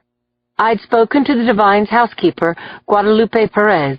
She'd told us in broken English that the Devines were away. 9 days ago, I couldn't have imagined that Guadalupe Perez would have picked up an envelope that had been slid under the door, and that she would have stacked it with the rest of the Devines' mail. No one could have known, but I felt heartsick and responsible anyway. How well do you know the Devines? Conklin asked Henry Tyler, who was furiously pacing the perimeter of the room. There were pictures of Madison on every wall and surface, baby pictures, family portraits, holiday snapshots. It's not them, okay? The Devines didn't do it, Tyler shouted. Madison is gone, he yelled, holding his head with both hands as he paced. It's too late. I dropped my eyes back to the sideboard and the block letters on the plain white bond that I could read from 5 feet away. We have your daughter. If you call law enforcement, she dies. If we feel any heat, she dies. Right now, Madison is healthy and safe and will stay that way as long as you keep quiet. This photo is the first. You will receive a new picture of Madison every year. You may receive a phone call. She may even come home. Be smart. Be quiet. One day Madison will thank you. The photo of Madison that came with the note had been printed out on a home-style printer within an hour of the time she was abducted. The girl seemed clean and unharmed, wearing the blue coat, the red shoes. Could he know that we didn't get the note? Could he know that we didn't mean to defy him? I just don't know, Mr. Tyler, and I can't really guess. Elizabeth Tyler interrupted me, the cords of her neck standing out as she strained to talk. Madison is the brightest, happiest little girl you can imagine. She sings, she plays music, she has the most wonderful laugh. Has she been raped? Is she chained to a bed in a basement? Is she hungry and cold? Is she hurt? Is she terrified? Is she calling out for us? Does she wonder why we don't come for her? Or is she past all that now and is safe in God's hands? This is all we think about, inspectors. We have to know what has happened to our daughter. You have to do more than you ever thought you could do, Elizabeth Tyler told me. You must bring Madison home.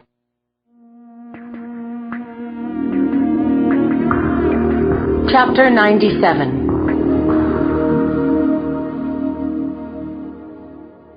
A plastic bag with the kidnapper's note inside was positioned on my desk so that Conklin and I could both read it. If you call law enforcement, she dies. If we feel any heat, she dies. We were still rocked by those words, unable to shake the sickening feeling that by actually working the Ricci Tyler case, we might have brought about Madison's death. When Dave Stamford arrived at noon, we turned the kidnapper's note over to the FBI. Jacoby ordered a pie from Presto Pizza. Conklin pulled up a chair to Stanford, and we opened our files to him. An hour later, it still all came down to one lead. The Wittens in Boston and the Tylers in Pacific Heights had the Westwood Registry in common. We divvied up the client names that Mary Jordan had copied from the register and started making phone calls. By the time the square box was in the round file, we were ready to go. Conklin and Macklin went in Stanford's car, and Jacoby and I paired up, partners again for the day. It was good seeing Jacoby's homely mug beside me, his expanding heft in the driver's seat. "Pardon me for noticing, but you look like you've been keel-hauled," he said. "This goddamn case is making me sick. But since you mention it, Jacoby, I'm wondering about something. Did it ever occur to you to lie to me when I look like hell?" "I don't think so. No." "I guess that's one of the things I love about you." "Ah, don't get mushy on me now." He grinned, took a hard right onto Lombard, and parked the car. Over the next 5 hours, we tracked down and interviewed 4 Westwood Registry clients and their nannies. By the time the sun was lighting up a swath of pink cotton candy clouds across the western sky, we had joined Macklin and the others back at the hall. It was a short meeting because our combined 25 man-hours had yielded nothing but praise for the Westwood Registry and their imported 5-star nannies. At around 7 p.m., we told one another we'd pick it up again in the morning. I crossed Bryant, got my car out of the lot, and headed toward Potrero Hill. Streetlights were winking on all across the city as I parked outside my home, sweet home. My hand was on the car door handle when something eclipsed the light coming in from the passenger side window, throwing me into shadow. My heart hammered as I swung my head around and a dark figure came into view. It took me a few seconds for my brain to put it all together. Even then, I doubted my eyes. It was Joe. Chapter 98.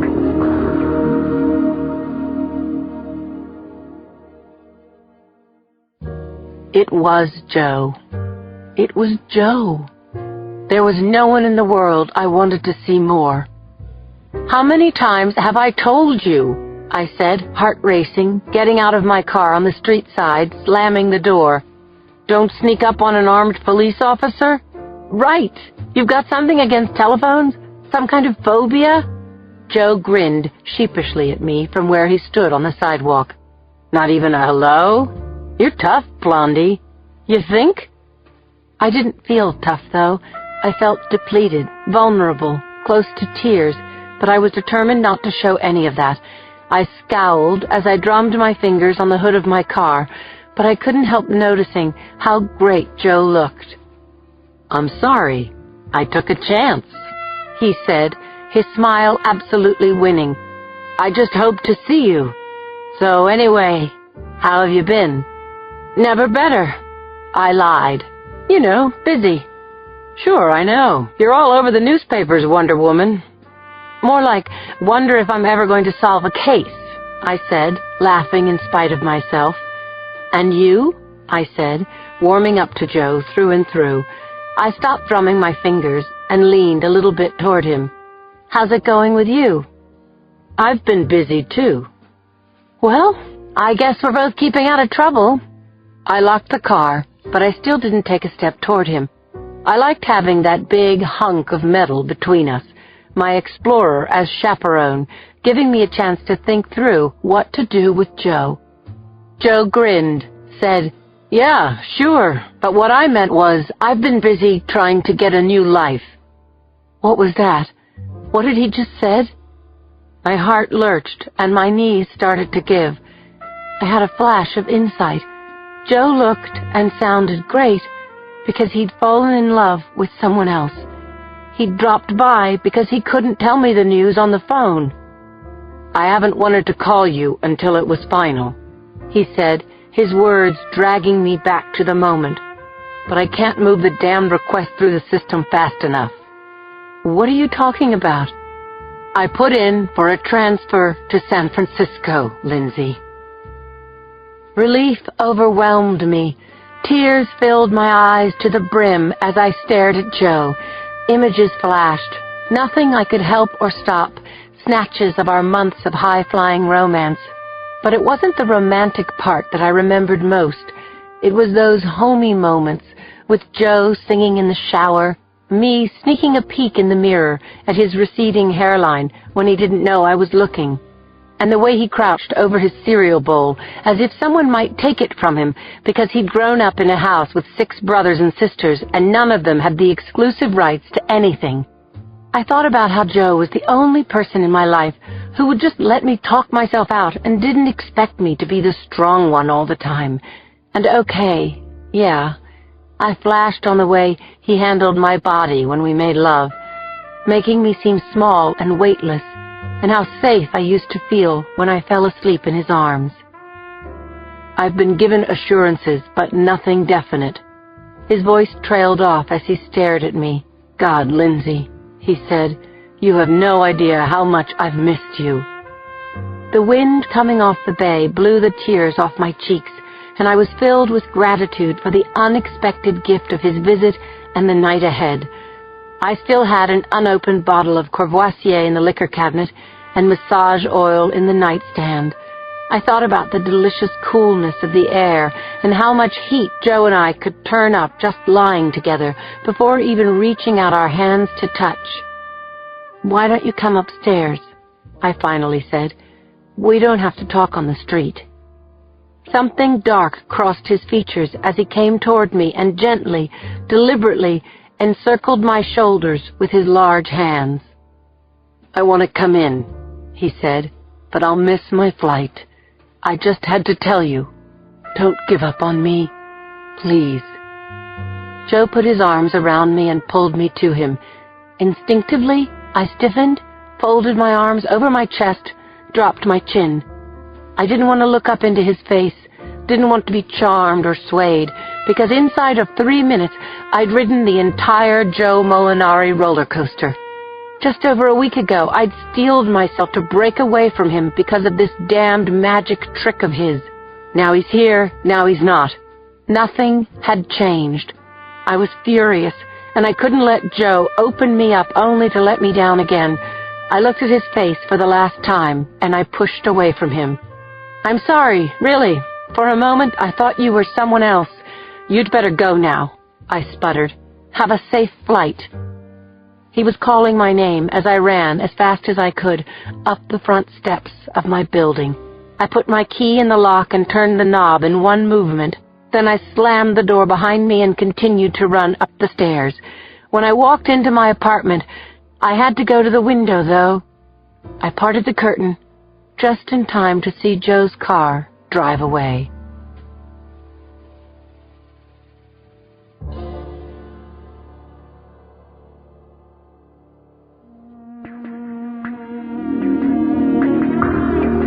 Chapter 99.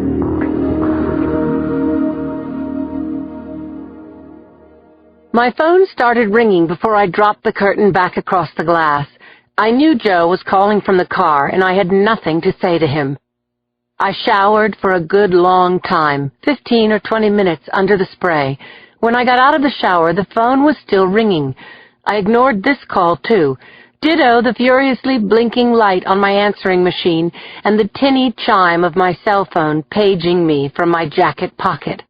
I tossed my dinner in the microwave.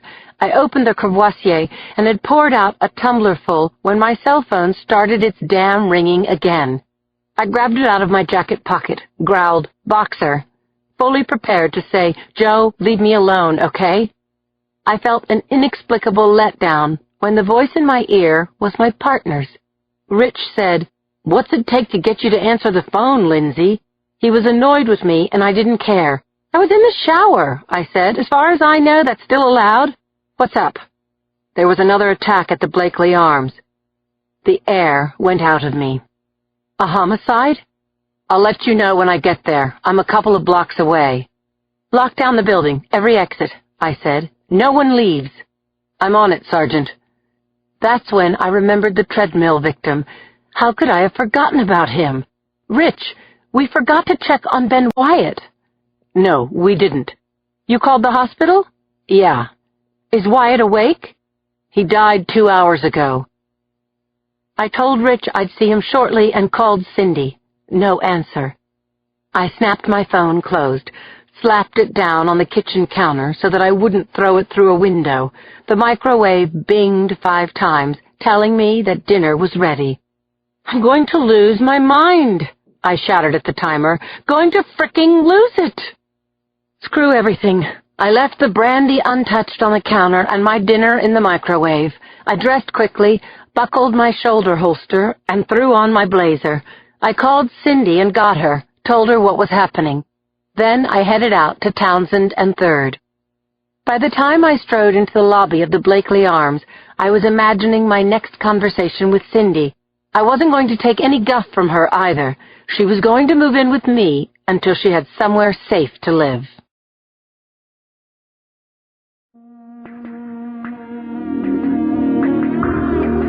Chapter 100.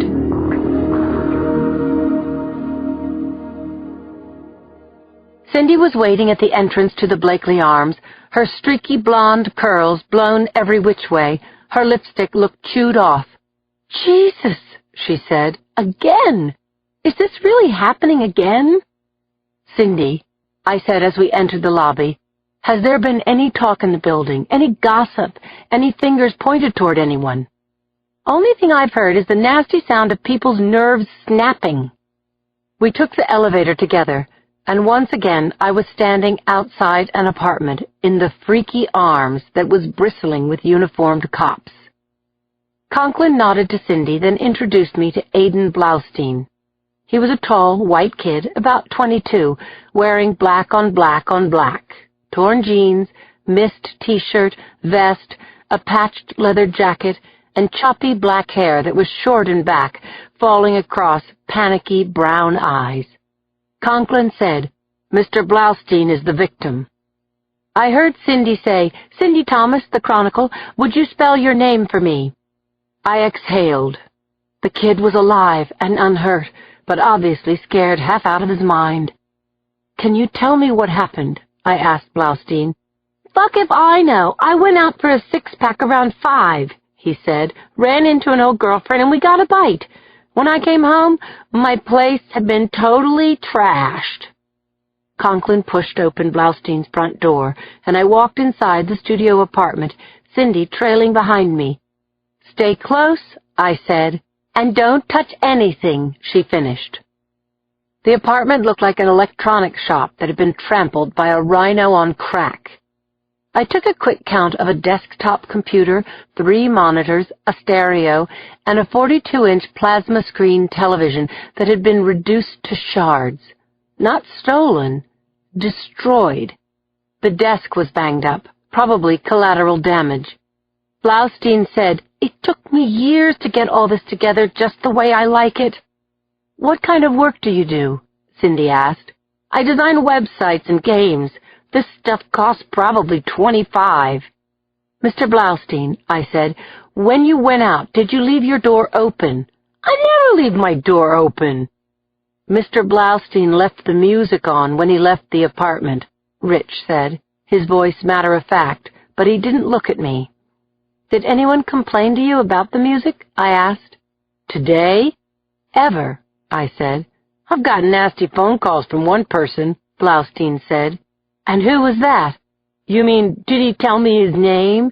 "He didn't even say hello. His opening line was, 'If you don't turn off that shit, I'm gonna kill you.' That was the first time. We've had these shouting matches a couple of times a week for a while now.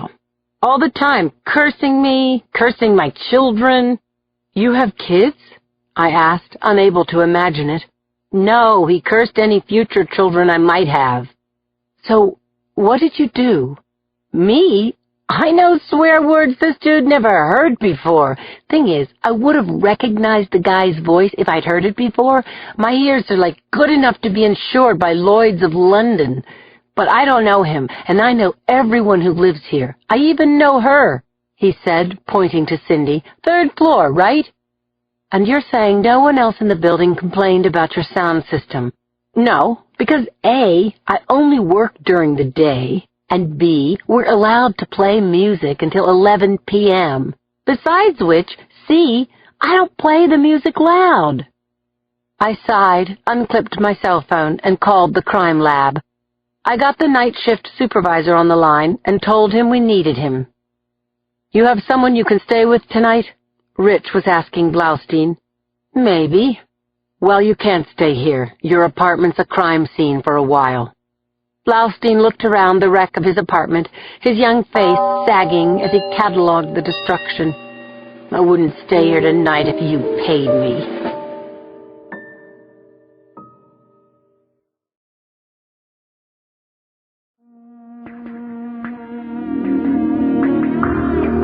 Chapter 101.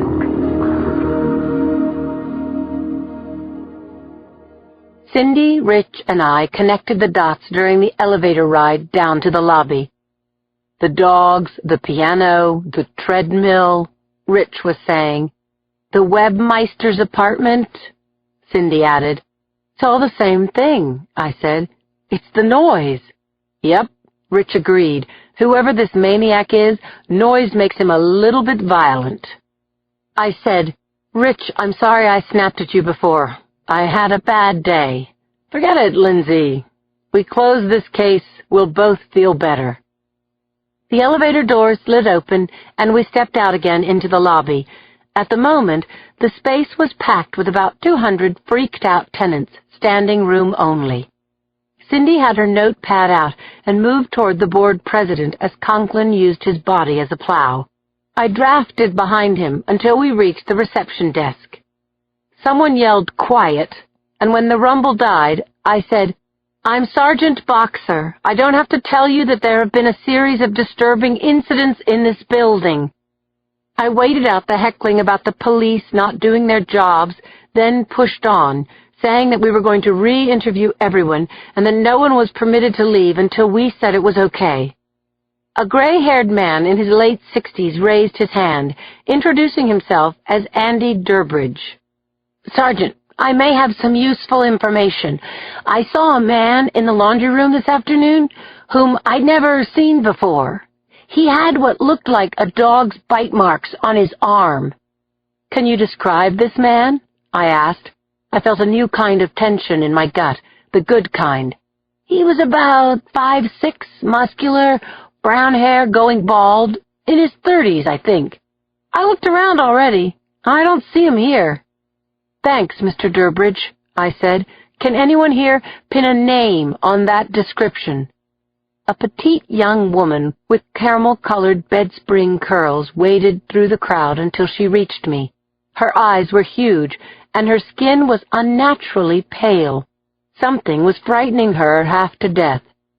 "I'm Portia Fox," she said, her voice quavering. "Sergeant, may I speak with you privately?"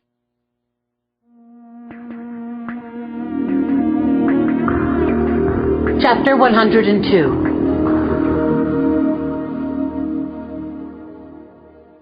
I stepped outside the Blakely Arms with Portia Fox.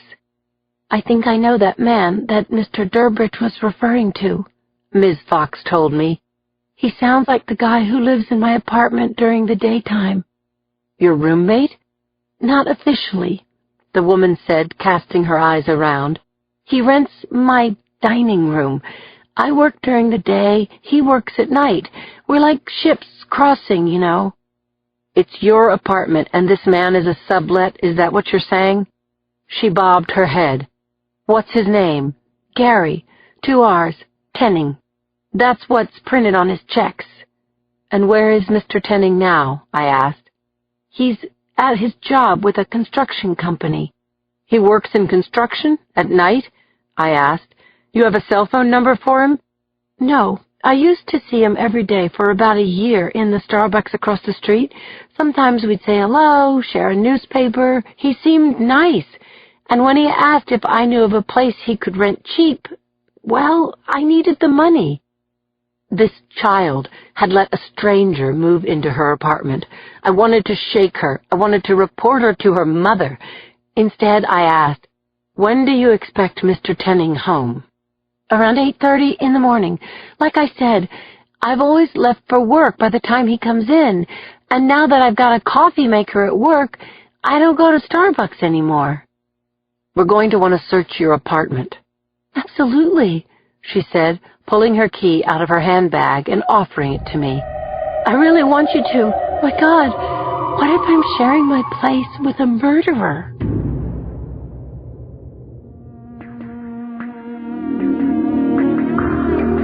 Chapter 103.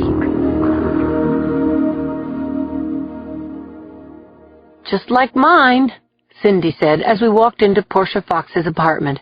The front door opened into a large living room facing the street, roomy, sunny, furnished in office-girl modern. There was a galley-style kitchen off the living room, but where Cindy's dining room was open, Ms. Fox's had been boxed in with plasterboard walls and a hollow-core door. "He stays in there," Ms. Fox told me. "Any windows in his room?" I asked. "No, he likes that. That's what sealed the deal." It was too bad that the dining room had been walled off, because now we'd need either permission from Tenning to enter it or a search warrant. Even though Tenning wasn't on Fox's lease, he'd paid rent to her, and that gave him legal standing. I put my hand on the doorknob to Tenning's room on the off chance that it would turn, but no surprise, the door was locked. "You have a friend you can stay with tonight?" I asked Ms. Fox. I put a patrolman outside the apartment door while Portia gathered up some things. I gave Cindy my keys and told her to go to my place. She didn't even fight me. Then Rich and I spent another 2 hours questioning the tenants of the Blakely Arms. We returned to the hall at 10 p.m. As grim as the squad room was during the day, it was worse at night, the overhead lighting giving off a deadening white illumination. The place smelled of whatever food had been dumped into the trash cans during the day. I threw a container of cold coffee into the garbage and turned on my computer as Rich followed suit. I called up a database, and although I was prepared for a long search for Gary Tenning's life story, everything we needed flashed onto my computer screen in minutes. There was an outstanding warrant for Tenning's arrest. It was a small potatoes charge of failure to appear in court for a traffic violation, but any arrest warrant was good enough to bring him in. And there was more.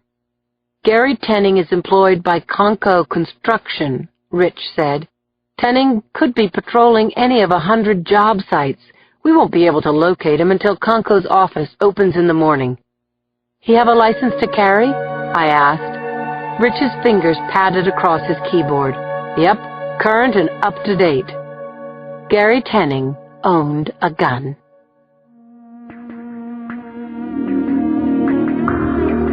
Chapter 104. The next morning a heavy gray torrent came down on San Francisco, like one of the 40 days of the flood. Conklin parked our squad car in a vacant construction zone on Townsend in front of Tower 2 of the Beacon, a residential high-rise with retail shops on the ground floor, including the Starbucks where Tenning and Fox had met. On a clear day, we would have had a good view of both the front doors of the 6-story red brick Blakely Arms and the narrow footpath that ran from Townsend along the east side of the building, leading back to the courtyard and rear entrance. But today's rain nearly obliterated our view through the windshield. Inspectors Chi and McNeil were in the car behind us, also peering through the downpour. We were scanning the locale for a white man, 5'6", with thinning brown hair, possibly wearing a uniform and probably packing a Colt revolver. Unless he changed his pattern, Tenning would stop at the Starbucks, then cross Townsend, arriving home between 8:30 and 9. We were guessing that Tenning would take the footpath to the rear entrance of the building, use a key to the back door, and take the fire stairs, avoiding tenants. I watched through the blurred windows as pedestrians in trench coats, their faces shielded by black umbrellas, stopped at the Walgreens, dropped off laundry at Fanta Dry Cleaners, scurried for the Caltrain. Rich and I were both dangerously sleep-deprived, so when a man matching Tenning's description crossed Townsend, no coffee in hand, I couldn't be sure if he was our guy, or if I just wanted him to be our guy, really, really badly. In the gray windbreaker, black umbrella, I said. A light changed to green, and the stream of traffic obscured our view long enough for the suspect to disappear in the crush of pedestrians on the far side of the street. I thought maybe he'd slipped down the Blakely Arms back alley. Yeah, I think so, Conklin said.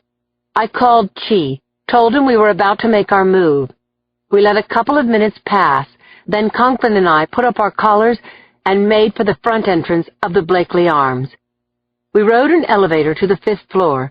Then I used Portia Fox's key to unlock her front door without opening it. I drew my gun. When she and McNeil arrived, Conklin breached the door to Fox's apartment. The four of us stepped inside and checked each of the outer rooms before approaching Tenning's private space. I put my ear to the flimsy door, heard a drawer closing, shoes falling one after the other onto the uncarpeted floor. I nodded to Conklin, and he knocked on Tenning's door. SFPD, Mr. Tenning, we have a warrant for your arrest. Get the hell out of here, an angry voice called back. You don't have a warrant. I know my rights. Mr. Tenning, you parked your car in a fire zone, remember? August 15th of last year, you failed to appear in court. You want to arrest me for that? Open up, Mr. Tenning. The doorknob turned, and the door whined open. Tenning's look of annoyance changed to anger as he saw our guns pointed at his chest. He slammed the door in our faces. Kick it in, I said. Conklin kicked twice beside the knob assembly, and the door splintered, swung wide open. We took cover on both sides of the door frame, but not before I saw Tenning standing 10 feet away, bracing his back against the wall. He was holding his Colt .38 in both hands, pointing it at us. You're not taking me in, he said. I'm too tired, and I'm just not up for it. He muttered, what a pain in the ass. Then his gun thudded to the floor. Instantly, we swarmed into the small room. A chair tipped over, and a desktop crashed to the ground. I kicked Tenning's gun toward the door as Conklin spun him around. He threw him against the wall and cuffed him. "You're under arrest for failure to appear," Conklin said, panting, "and for interfering with a police officer." I read Tenning his rights. My voice was hoarse from the stress and the realization of what I'd just done. "Good work, everyone," I said, feeling almost faint. "You okay, Lindsay?" McNeil asked, putting a beefy hand on my shoulder. "Yeah, thanks, Cappy," I said, thinking how this arrest could have turned into a bloodbath, and still all we had on Tenning was a traffic violation. I looked around his rented room, a 10-by-12 box with a single bed, small pine dresser, 2 file cabinets that had once formed the base of his desk. The wide plank that had served as the desktop was on the floor, along with a computer and sheaves of scattered paper. Something else had been dislodged during the fracas. A pipe had rolled out from under the bed. It was about 1.5 inches in diameter, 18 inches long, with a ball joint screwed onto one end, a 2-part construction that looked like a club. I stooped down to examine it closely. There was a fine brown stain in the threads where the ball joint screwed onto the pipe. I drew Conklin's attention, and he stooped down beside me. Our eyes met for a second. "Looks like this was used as a bludgeon," Conklin said.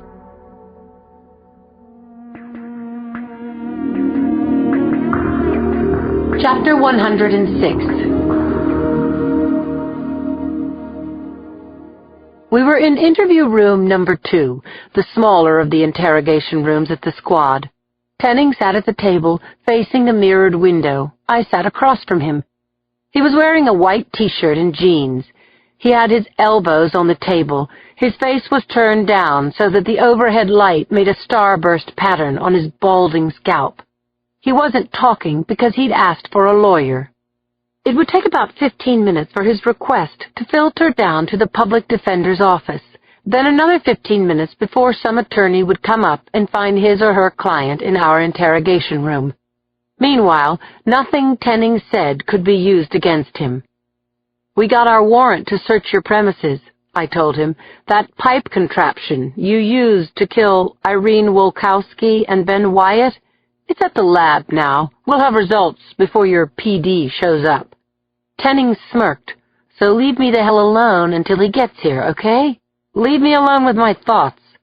"But I'm interested in your thoughts," I said to Tenning. "All those statistics on the papers I saw in your apartment, what's that about?" "I'm writing a book, and I'd like to get back to it, actually."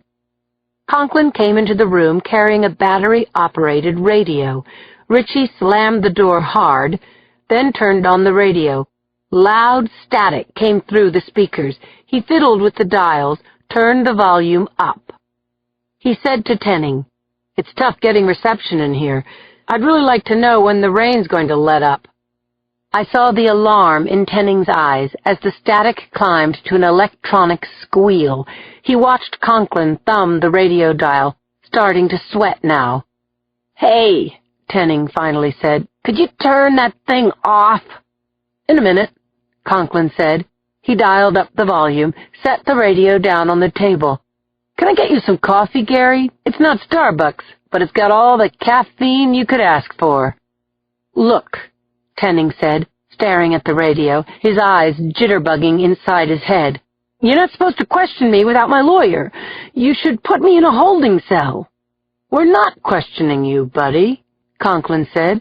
He picked up a metal chair, set it down with a loud bang right next to Tenning, and sat beside him. "We're trying to help you. You want a lawyer? That's fine," Conklin said directly into Tenning's ear. "But you're giving up your opportunity to confess and cut yourself a deal. And that's okay with us, isn't it, Sergeant?" "Fine with me," I said over the radio's static. I fiddled with the dial, found some 80s heavy metal, turned it up so that the discordant electronic twang almost vibrated the table. "We're going to exhume the dogs you killed, Gary," I said over the music. "Match the teeth up with those wounds in your arm. And we're going to match the DNA from the blood on your club to your victims. And then Inspector Conklin and I are going to sign up for front row seats for your execution in 20 years or so. Unless, of course, you want to have me call the DA, see if we can get the death penalty off the table." I looked at my watch. "I figure you've got about 10 minutes to decide." A band called Gross Receipts launched into its jarring rendition of Brain Buster. Tenning shrank into a ball, wrapped his arms over his ears. "Stop! Stop! Call up the lawyer. I'll tell you what happened. Just please, shut that thing off."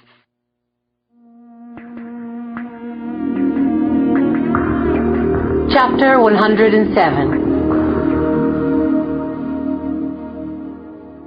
It was still pouring when I parked behind Claire's SUV. I cut across the street in the lashing rain, ran 50 yards to the front door of Susie's. I opened it to the ringing beat of steel drums and the smell of curried chicken. I hung my coat on the rack inside the door, saw that Susie was coaxing her regulars into a limbo competition as the band tuned up. Susie called to me, "Lindsay, get out of your wet shoes. You can do this, girl." "No way, Suze," I laughed. "Don't forget, I've seen this before." I showed myself into the back room. I buttonholed Lorraine and ordered a Corona. Yuki waved to me from the back booth. Then Cindy looked up and grinned. I slid onto the banquette next to my best friend, Claire. It had been a while since we'd been out together as a group. Way too long. When my beer came, Cindy proposed a toast to me for the takedown of Gary Tenning. I laughed off the toast, saying, "I was extremely motivated, Cindy. I didn't want a roommate, and you were going to have to move in with me permanently if we didn't catch that bastard." Yuki and Claire hadn't heard the details, so I filled them in. "He's writing this book called The Accounting," I told them.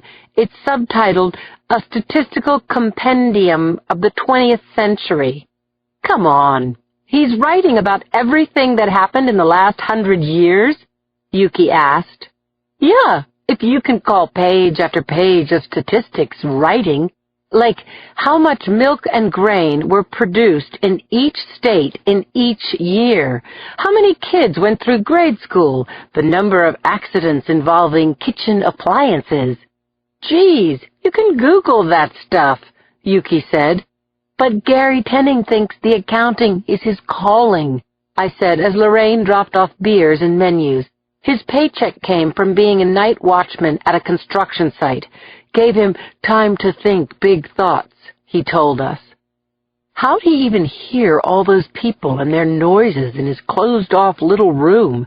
asked Claire. "Sound travels through the plumbing and the vents," Cindy said. "Comes out in weird places. Like, I can hear people singing through my bathroom air duct. Who are they? Where do they live? I don't know." "I'm wondering if he doesn't have hyperacusis," said Claire. "Come again?" I said.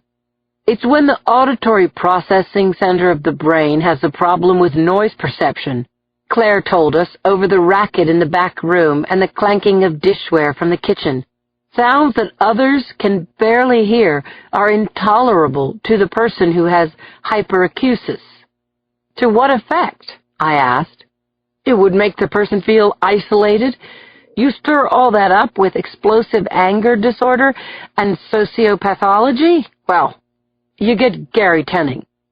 "The Phantom of the Blakely Arms," Cindy said. "Just tell me there's no chance he's going to get out on bail." "None," I said. "He confessed, we have the murder weapon, he's in, and he's done." "Well, if he really has this auditory disorder, Gary Tenning is going to go absolutely bug nuts in prison," Yuki said as Lorraine brought our dinners. "Hear, hear," said Cindy, pointing at her ears.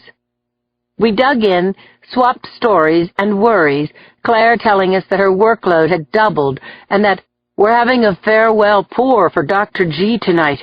He got a job offer he couldn't refuse, somewhere in Ohio.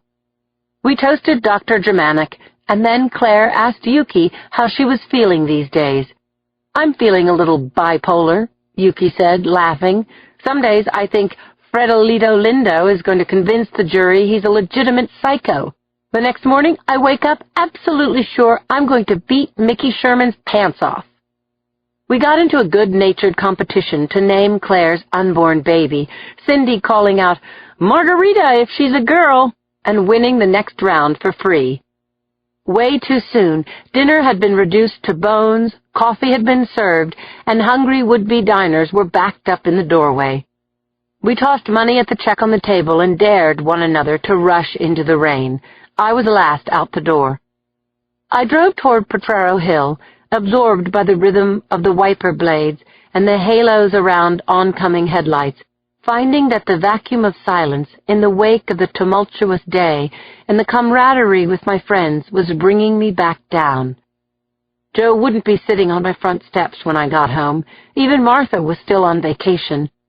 Thunder rumbled as I ran up the steps to my apartment. It was still raining when I went to bed alone. Chapter 108.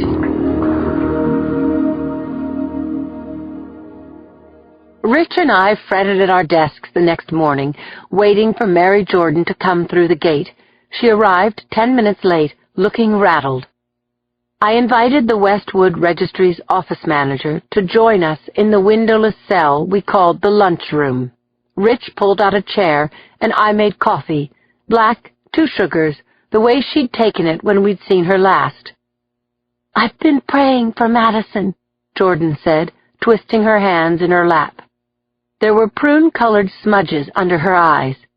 "I feel in my heart that I've done what God would want me to do." Her words stirred up a little eddy of apprehension in the pit of my stomach. "What did you do, Mary?" "When Mr. Renfrew went out this morning, I opened the door to his office again. I did some more digging in there." She hefted a large, leather-like handbag onto the table and removed a slate-blue, cloth-bound, old-fashioned accountant's ledger. It was labeled Queensbury Register. "This is in Mr. Renfrew's handwriting," Jordan said, pointing out the neat block letters and numerals. "It's a record of a business the Renfrews had in Montreal 2 years ago." She opened the ledger to where a stiff rectangle of paper was wedged between 2 pages. Jordan took it out and flipped it over. It was a photograph of a blonde-haired boy of about 4 with incredible blue-green eyes. "Got a few minutes?" I asked Jordan. She nodded her head. I'd ridden up in the elevator with ADA Kathy Valoy, so I knew she was at her desk. I called her and explained about the Queensbury Register and the photo of the boy. I said, "The Renfrews are hopscotching around the continent, opening and closing these registries. Kathy, I'm guessing we're looking at a picture of another victim."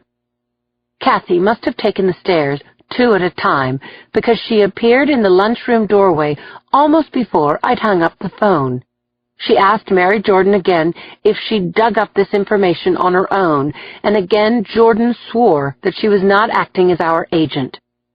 "I'll put a call into Judge Murphy," Valoy said, staring at the photo, running both hands through her short black hair. "Let's see what I can do." Minutes after we'd escorted Jordan out to the elevator, Kathy Valoy was back on the line. "I'm faxing you the search warrant right now." Chapter 109. Paul Renfrew answered our knock and swung open the door to the Westwood Registry. He was looking smart in a gray herringbone suit, crisp shirt, bow tie, and well-cut wheat-colored hair. His flyaway eyebrows lifted over his frameless lenses, and his smile broadened. He seemed completely delighted to see us.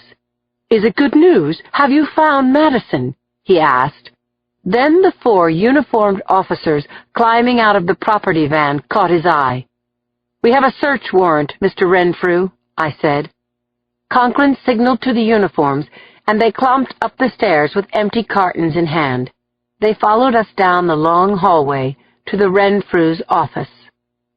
The workplace was orderly. A mug of tea was on the desk, a plate of half-eaten muffins resting beside a sheaf of open files. "Why don't you tell us all about the Queensbury Register?" I asked Renfrew. Sit down,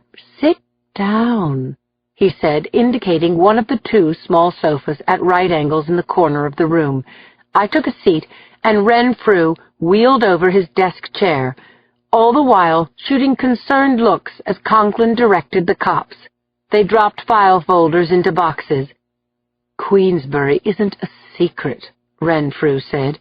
"I surely would have told you, but we closed that business because it failed." He showed me his palms, as if to say there was nothing up his sleeves. "I'm just a terrible businessman in a lot of ways," Renfrew said.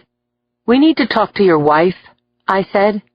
Of course, and she wants to talk to you. She's flying out from Zurich this evening." Renfrew's open manner was so winning, I let him think he'd won. I smiled, then asked, "Do you know this child?" Renfrew took the photo of the blonde-haired, blue-green-eyed boy and scrutinized it. "I don't recognize him. Should I?" Conklin came over with a cup in tow and several blue-covered ledgers under his arm. "Mr. Renfrew, you're prohibited from doing business for 72 hours, and that includes using your business phone. This is Officer Pat Noonan. His job is to make sure your business is closed until the warrant expires." "He's staying here?" "Until his relief comes in about 8 hours. You know anything about football? Pat is a big fan of the Fighting Irish. Can talk your ear off if you let him." Noonan smiled, but Renfrew's face went blank. "And, Mr. Renfrew, don't try to leave town. That would look really bad."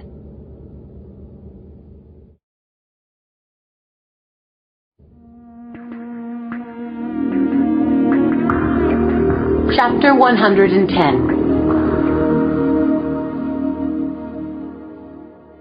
The tension in Trachio's office was almost unbearable. The insatiable media beast had been roaring at us non-stop for more than a week, on air, in the legit papers, and in supermarket tabloids, and we had no rebuttal. A 19-year-old girl had been murdered. The child of a prominent family was missing and presumed dead. It was a horrible feeling, and everyone in Trachio's office took it personally. "Boxer, lay it out for the chief," Jacoby instructed. I gave Jacoby a look that said, "I know what to do, Lieutenant." I described what I had as I slapped each of our exhibits down on the desk. First, the copies of the kidnapper's notes.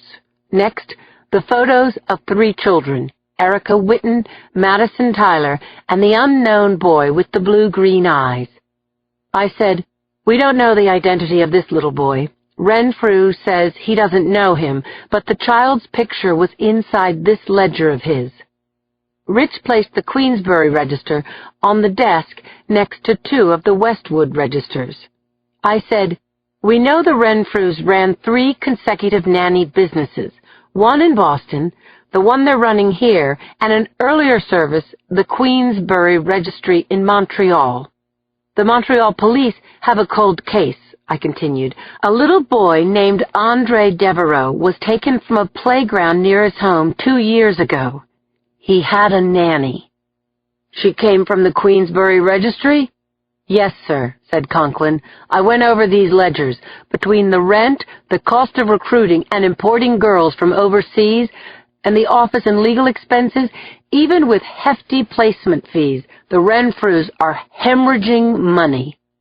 "And yet they keep working at it," I said, "and you have to wonder why. Where's the payoff?" Lieutenant Macklin slid a photo printout over to Trachio. "This is Andre Devereaux," he said of the abducted Canadian child. "He looks to be the same boy as the one whose picture was found inside the Queensbury Register. Andre's nanny was Britt Osterman, a Swedish citizen. She was employed by the Queensbury Registry. A week after the abduction of Andre Devereaux, Britt Osterman was found dead in a ditch off a secondary road. bullet to the head. The Queensbury registry was owned by two Americans, called themselves John and Tina Langer. Macklin continued. The Langers disappeared after the Devereaux-Osterman abductions. The Canadian police emailed this photo of the Langers. Macklin put another laser print photo on Trachio's desk.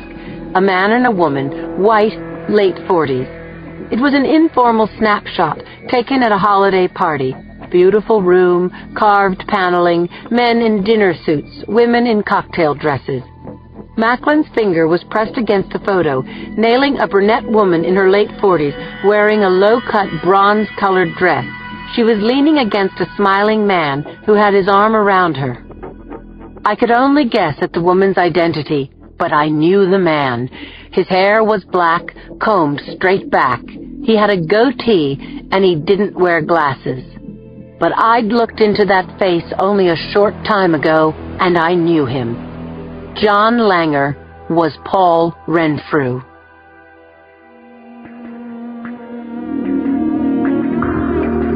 Chapter 111. At just after noon that day, Conklin and I were at Uncle's Cafe in Chinatown. We'd both ordered the Wednesday special, pot roast, mashed potatoes, and green beans. Conklin had made inroads into his potatoes, but I had no appetite for food. We had a straight-on view through the plate glass across the gloomy street to a row of brick houses and the Westwood Registry. A pregnant Chinese woman in pigtails refilled our cups of tea. When I looked through the window a nanosecond later, Paul Renfrew, as he was calling himself, was stepping out of his doorway and heading down the front steps. "Look it," I said, tapping Conklin's plate with my fork. My cell phone rang. It was Pat Noonan. "Mr. Renfrew said he's going out for lunch, coming back in an hour." I doubted it. Renfrew was going to run, and he had no idea how many eyes were watching him. Conklin paid the check, and I made calls to Stanford and Jacoby, zipped my jacket over my vest, and watched Renfrew's peppy march past herbal shops and souvenir stores as he headed toward the corner of Waverly and Clay. Conklin and I got into our Crown Vic just as Renfrew unlocked the door of his midnight blue BMW sedan. He looked over his shoulder, then entered his car and headed south.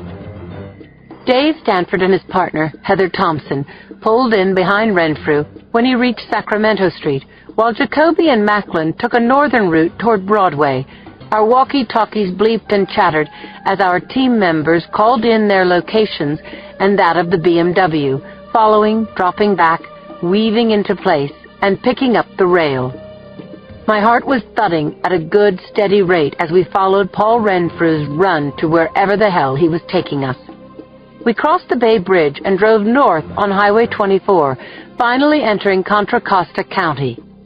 Conklin and I were in the lead car as Renfrew turned off Altarinda Road onto one of the smaller roadways in Orinda, a quiet, upscale town almost hidden within the folds of the surrounding hills. I heard Jacoby on the car radio telling the local police we were conducting a surveillance in an ongoing homicide investigation. Macklin requested backup from the state police and then called the Oakland PD and asked for chopper surveillance. The next voice I heard was Stanford's. He called for the big guns, an FBI response team. "The SFPD just lost control of the takedown," I said to Conklin as Renfrew's BMW slowed, then turned into the driveway of a white, multi-gabled house with blue shutters. Conklin drove past the house, casual-like.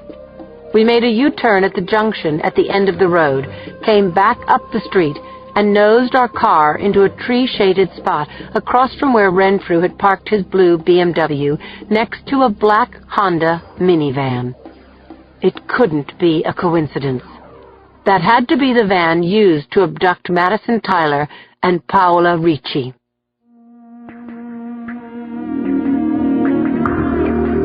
Chapter 112. I ran the van's plates on the car computer. I was thinking ahead to a search warrant, impounding the van, fanning a flame of hope that a speck of Paola Ricci's blood could be found inside a seam in the van's upholstery, real evidence to link the Renfrews to the abduction of Paola Ricci and Madison Tyler. During the next hour, 2 perimeters were set up. The inner perimeter encircled the gabled house. The outer perimeter sealed off a 2-block area around it. There had been no activity from the house, making me wonder what was going on inside. Was Renfrew packing? Destroying records? It was almost 4 in the afternoon when 5 black SUVs rolled up the road. They parked on the sidewalk perpendicular to the front of the gabled house. Dave Stanford walked up to my car window. He handed me a bullhorn. His ponytail had been clipped to FBI standards, and the humor in his blue eyes was gone. Dave wasn't working undercover anymore. He said, "We're calling the shots, Lindsay, but since Renfrew knows you, try getting him to come out of the house." Conklin turned the key in the ignition, and we rolled out, crossing the street, coming to a stop in front of the Renfrew driveway. We were blocking in both the van and the BMW. I took the bullhorn and stood behind my open car door. I called out, "Paul Renfrew, this is Sergeant Boxer. We have a warrant for your arrest on suspicion of homicide. Please come out slowly with your hands in the air." My voice boomed out over the quiet suburban block. Birds took flight, drowning out the flutter of the chopper blades. Conklin said, "Movement on the 2nd floor." Every muscle in my body tensed. My eyes flicked across the face of the house. I saw nothing, but my skin prickled. I could feel a gun pointed at me. I lifted the bullhorn again, pressed the button. "Mr. Renfrew, this is your last and best chance. There's enough artillery aimed at your house to reduce it to rubble. Don't make us use it." The front door cracked open. Renfrew appeared in the shadows. He called out, "I'm coming out. Don't shoot. Please don't shoot." I cut a look to my left to see how the FBI response team was reacting. A dozen or more M16 rifles were still aimed at the front door. I knew that on a roof somewhere, maybe 100 feet away, a sniper had a Remington Model 700 with a high-powered scope trained on Renfrew's forehead. "Step outside where we can see you," I called to the man in the doorway. "Good decision, Mr. Renfrew," I said. "Now turn around and back up toward the sound of my voice." Renfrew was standing under the pediment that defined the entryway to the house. 30 feet of clipped green lawn stretched between us. "I can't do that," Renfrew said in a weak, almost pleading voice. "If I go out there, she'll shoot me."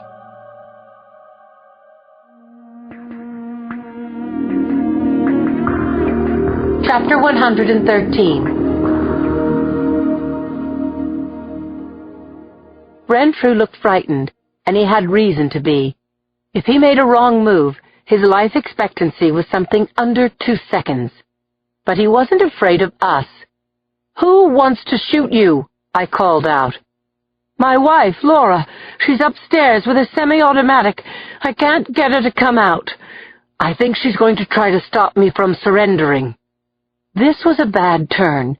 If we wanted to learn what happened to Madison Tyler, we had to keep Paul Renfrew alive. "Do exactly what I tell you," I shouted. "Take off your jacket and toss it away from you." "Okay, good. Now, turn out your pants pockets." The mic on my radio was open so that everyone on our channel could hear me.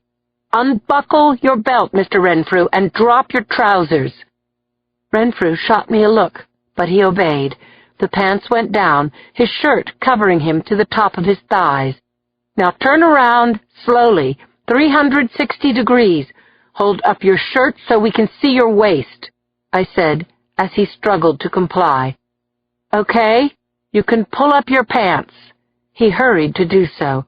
"Now, I want you to hoist up your pants legs all the way to your knees." "Nice legs for a guy," Conklin said to me over the roof of the car. "Now let's get him out of here." I nodded, thinking that if the wife charged downstairs, she could blow Renfrew away through the open door. I told Renfrew to release his pant legs, come out, and hug the wall of the house. "If you do what I say, she can't get a bead on you," I said. "Keep both hands on the wall. Make your way around the south corner of the house, then lie down, interlace your hands behind your neck." When Renfrew was on the ground, a black Suburban rolled up onto the lawn. 2 FBI agents jumped out and cuffed him, patted him down. They were folding him into the back seat of their vehicle when I heard glass breaking from the second floor of the gabled house. Oh, shit! A woman's face appeared at the window. She had a gun in her hand, and it was pressed against the temple of a little girl whose expression was frozen into a slack-mouthed stare. The little girl was Madison Tyler. The woman who held her captive was Tina Langer, a.k.a. Laura Renfrew, and she looked like a killer. Her face was furrowed with anger, but I didn't see a trace of fear. She called out through the window, "The end of the game is the most interesting part, isn't it, Sergeant Boxer? I want safe passage. Oh, I mean safe passage for me and Madison. That helicopter's a good place to start. Someone better give the pilot a ring. Get him to land on the lawn. Do it now. Right now. Oh, by the way, if anyone makes a move toward me, I'll shoot this little..." I saw the black hole appear in her forehead before I heard the echoing crack of the Remington's report from the rooftop across the street.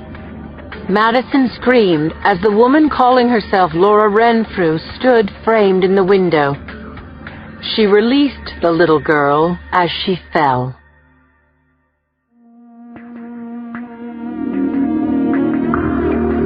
Chapter 114.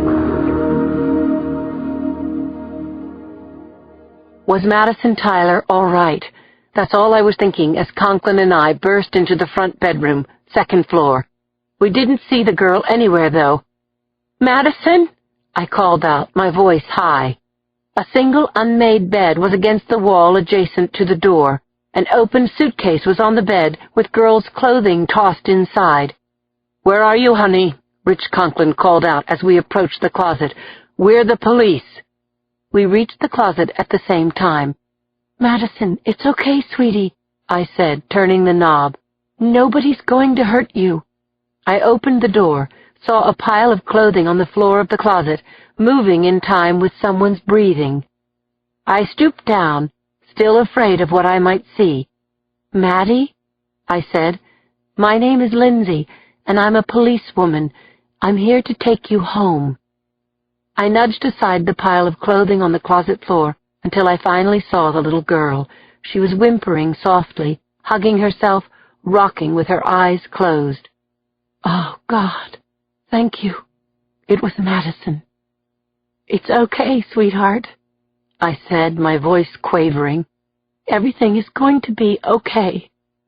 Madison opened her eyes, and I reached out my arms to her. She flung herself against me, and I held her tightly, putting my cheek to her hair. I unclipped my cell phone and dialed a number I'd committed to memory. My hands were shaking so hard I had to try the number again. My call was answered on the second ring. "Mrs. Tyler, this is Lindsay Boxer. I'm with Inspector Conklin, and we have Madison."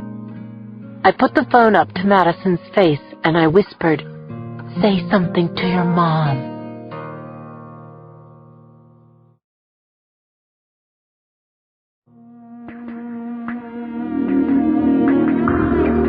Chapter 115. Early that evening, Conklin and I were at FBI headquarters on Golden Gate Avenue, 13th floor. We sat in a room with 15 other agents and cops, watching on video monitors as Dave Stanford and his partner, Heather Thompson, interviewed Renfrew. I sat beside Conklin, watching Stanford and Thompson dissecting the acts of terror committed by Paul Renfrew, a.k.a. John Langer, a.k.a. David Cornwall, a.k.a. Joseph Waller, the name he was given at birth. "He's lapping up the attention," I said to Conklin. "It's a good thing I'm not in the box with him," Conklin said. "I couldn't handle this." This was Waller's smugness and affability. Instead of smart-mouthing or showing defiance, Waller talked to Stanford and Thompson as if they were colleagues, as if he expected to have an ongoing relationship with them after he'd finished the clever telling of his story. Macklin, Conklin, and I sat riveted to our chairs as Waller caressed their names.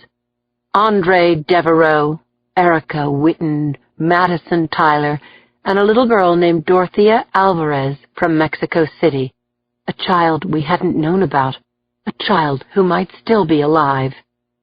While he sipped his coffee, Waller told Stanford and Thompson where the 3 missing children were living as sex toys in rich men's homes around the globe. Waller said, "It was my wife's idea to import pretty European girls, place them as nannies with good families, then find buyers for the children. I worked with the nannies. That was my job. My girls were proudest of the kids, who were the most beautiful, intelligent, and gifted, and I encouraged the girls to tell me about them." "So the nannies fingered the children, but they never knew what you planned to do with them," Thompson said. Renfrew smiled. "How did you find your buyers?" Stanford asked. "Word of mouth," Renfrew said. "Our clients were all men of wealth and quality, and I always felt the children were in good hands." I wanted to throw up, but I gripped the arms of my chair, kept my eyes on the screen in front of me. "You kept Madison for almost 2 weeks, Thompson said. "Seems kind of risky." "We were waiting for a money transfer," Waller said regretfully. $1.5 million had been pledged for Madison, but the deal stalled. We had another offer, not as good, and then the original buyer came back into play. Those few extra days cost us everything." "About the abduction of Madison and Paola," Stanford said. "So many people were in the park that day. It was broad daylight. A very impressive snatch, I have to say. I'd really like to know how you pulled that off." "Ah, yes, but I have to tell you, it almost went all to hell," Waller said, exhaling loudly at the memory, seeming to think through how he wanted to tell the story. "We drove the van to the Alta Plaza playground," said the psychopath in the gray herringbone suit. "I asked Paola and Madison to come with us. See, the children trusted the nannies, and the nannies trusted us." "Brilliant," said Stanford. Renfrew nodded, and having received so much encouragement, he wanted to go on. "We told Paola and Madison that there had been an emergency at the Tyler house, that Elizabeth Tyler had taken a fall. I knocked out Madison with chloroform in the back seat, the precise plan we'd used with 3 other abductions, but Paola tried to grab the steering wheel. We could have all been killed. I had to take her down fast. What would you have done?" Renfrew asked Dave Stanford. "I would have smothered you at birth," Stanford said. "I wish to God I could have done that."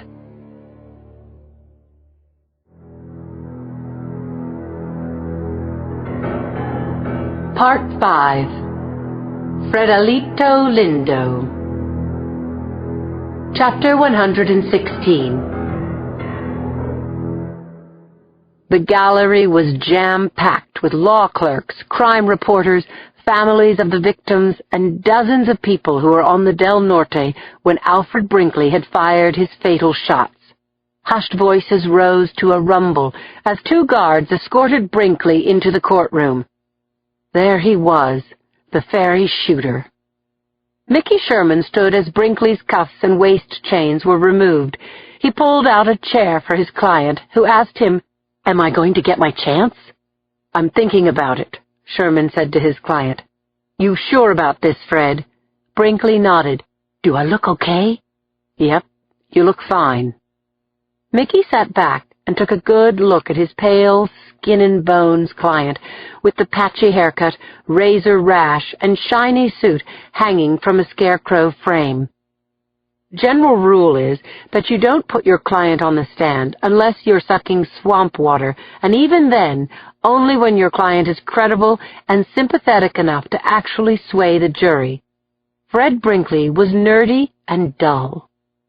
On the other hand, what did he have to lose? The prosecution had eyewitness testimony, videotape, and a confession, so Sherman was kicking the idea around. Avoiding big risk versus a chance that Fredelito Lindo could convince the jurors that the noise in his head was so crushing he was out of his mind when he fired on those poor people. Fred had a right to testify in his own defense, but Sherman thought he could dissuade him. He was still undecided as the jurors settled into the jury box and the judge took the bench. The bailiff called the court into session, and a blanket of expectant silence fell over the wood-paneled courtroom. Judge Moore looked over the black rims of his thick glasses and asked, "Are you ready, Mr. Sherman?" "Yes, Your Honor," Sherman said, standing up, fastening the middle button of his suit jacket. He spoke to his client. "Fred." Chapter 117. "And so after your sister's accident, you went to Napa State Hospital?" Sherman asked, noting that Fred was very much at ease on the witness stand, better than he'd expected. "Yes, I had myself committed. I was cracking up."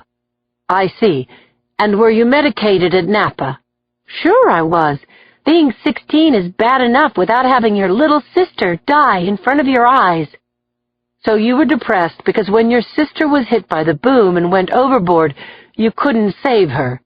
"Your Honor," Yuki said, coming to her feet, "we have no objection to Mr. Sherman's testifying, but I think he should at least be sworn in."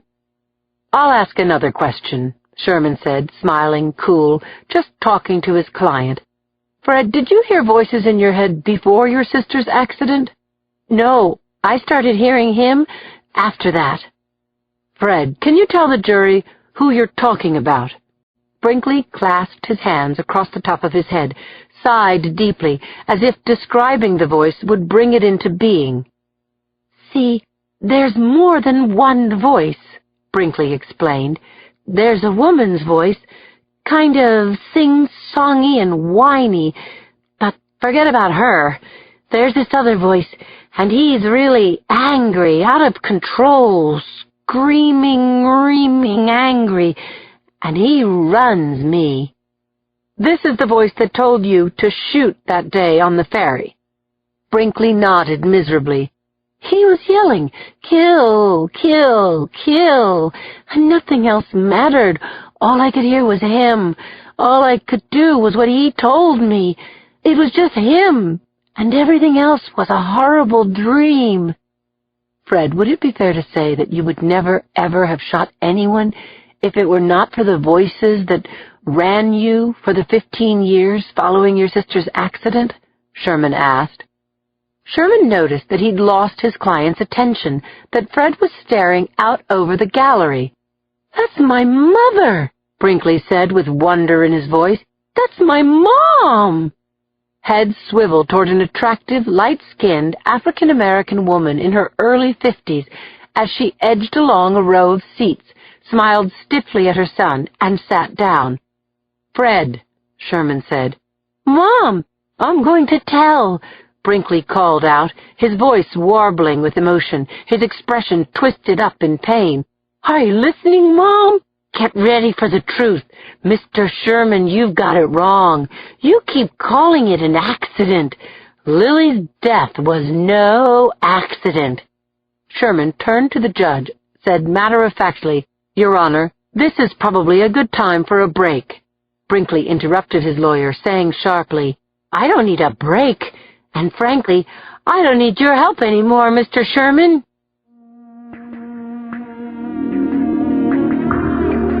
Chapter 118. "Your Honor," Sherman said evenly, doing his best to act as though his client hadn't gone off the road and wasn't about to go airborne over a cliff, "I'd ask that Mr. Brinkley's testimony be stricken." "On what grounds, Mr. Sherman?" "I was having sex with her, Mom," Brinkley shouted across the room. "We'd done it before. She was taking off her top when the boom came around." Someone in the gallery moaned, "Oh, my God!" "Your Honor," Sherman said, "this testimony is unresponsive." Yuki jumped to her feet. "Your Honor, Mr. Sherman opened the door to his witness, who is also his client." Brinkley turned away from his mother, pinned the jurors to their seats with his intense, shifting stare. "I swore to tell the truth," he said as chaos swamped the courtroom. Even the judge's gavel, banging hard enough to split the striker plate, was drowned out by the commotion. "And the truth is that I didn't lift a finger to save my sister," Brinkley said, spittle flying from his lips, "and I killed those people on the ferry because he told me I'm a very dangerous man." Sherman sat down in his seat behind the defense table and calmly put folders into an accordion file. Brinkley shouted, "That day on the ferry, I lined those people up in my gun sight and I pulled the trigger. I could do it again." The jurors were wide-eyed as Alfred Brinkley wiped tears from his sunken cheeks with the palms of his hands. "That's enough, Mr. Brinkley," the judge barked. "You people took an oath to do justice," Brinkley trumpeted, rhythmically gripping and slapping at his knees. "You have to execute me for what I did to those people. That's the only way to make sure that I'll never do it again. And if you don't give me the death penalty, I promise I'll be back." Mickey Sherman put the accordion file into his shiny metal briefcase and snapped the locks, closing up shop. "Mr. Sherman," Judge Moore said, exasperation coloring his face a rich salmon pink, "do you have any more questions for your witness?" "None that I can think of, Your Honor." "Miss Castellano, do you wish to cross?" There was nothing Yuki could say that would top Brinkley's own words. "If you don't give me the death penalty, I promise I'll be back." "I have no further questions, Your Honor," Yuki said. But as the judge told Brinkley to stand down, a little red light started blinking in Yuki's mind. Had Brinkley really just nailed his own coffin shut? Or had he done more to convince the jury that he was insane than anything Mickey Sherman could have said or done? Chapter 119.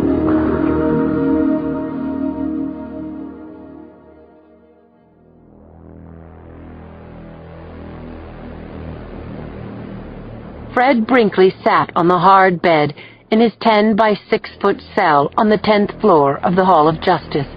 There was noise all around him, the voices of the other prisoners, the squealing of the wheels on the meal cart, the clang of doors shutting, echoing along the row.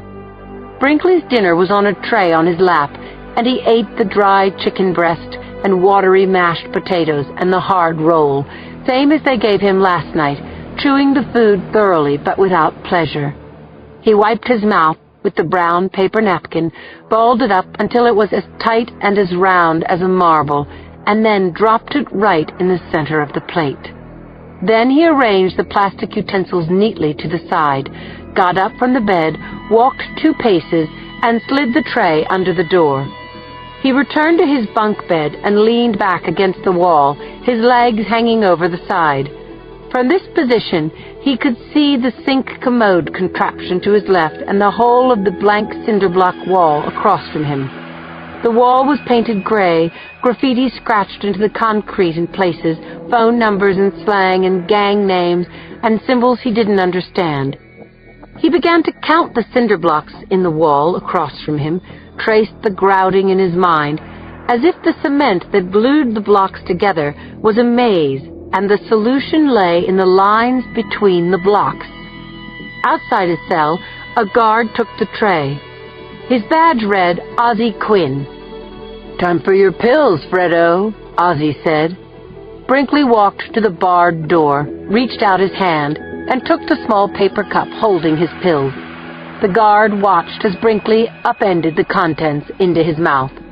"Here you go," Ozzie said, handing another paper cup through the bars, this one filled with water. He watched as Brinkley swallowed the pills. 10 minutes until lights out," Ozzie said to Fred.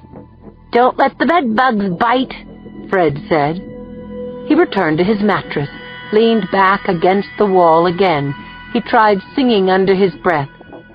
Ay, ay, ay, ay, mamacita lindo. And then he gripped the edge of the bunk and launched himself, running head first into the cement block wall. Then he did it again.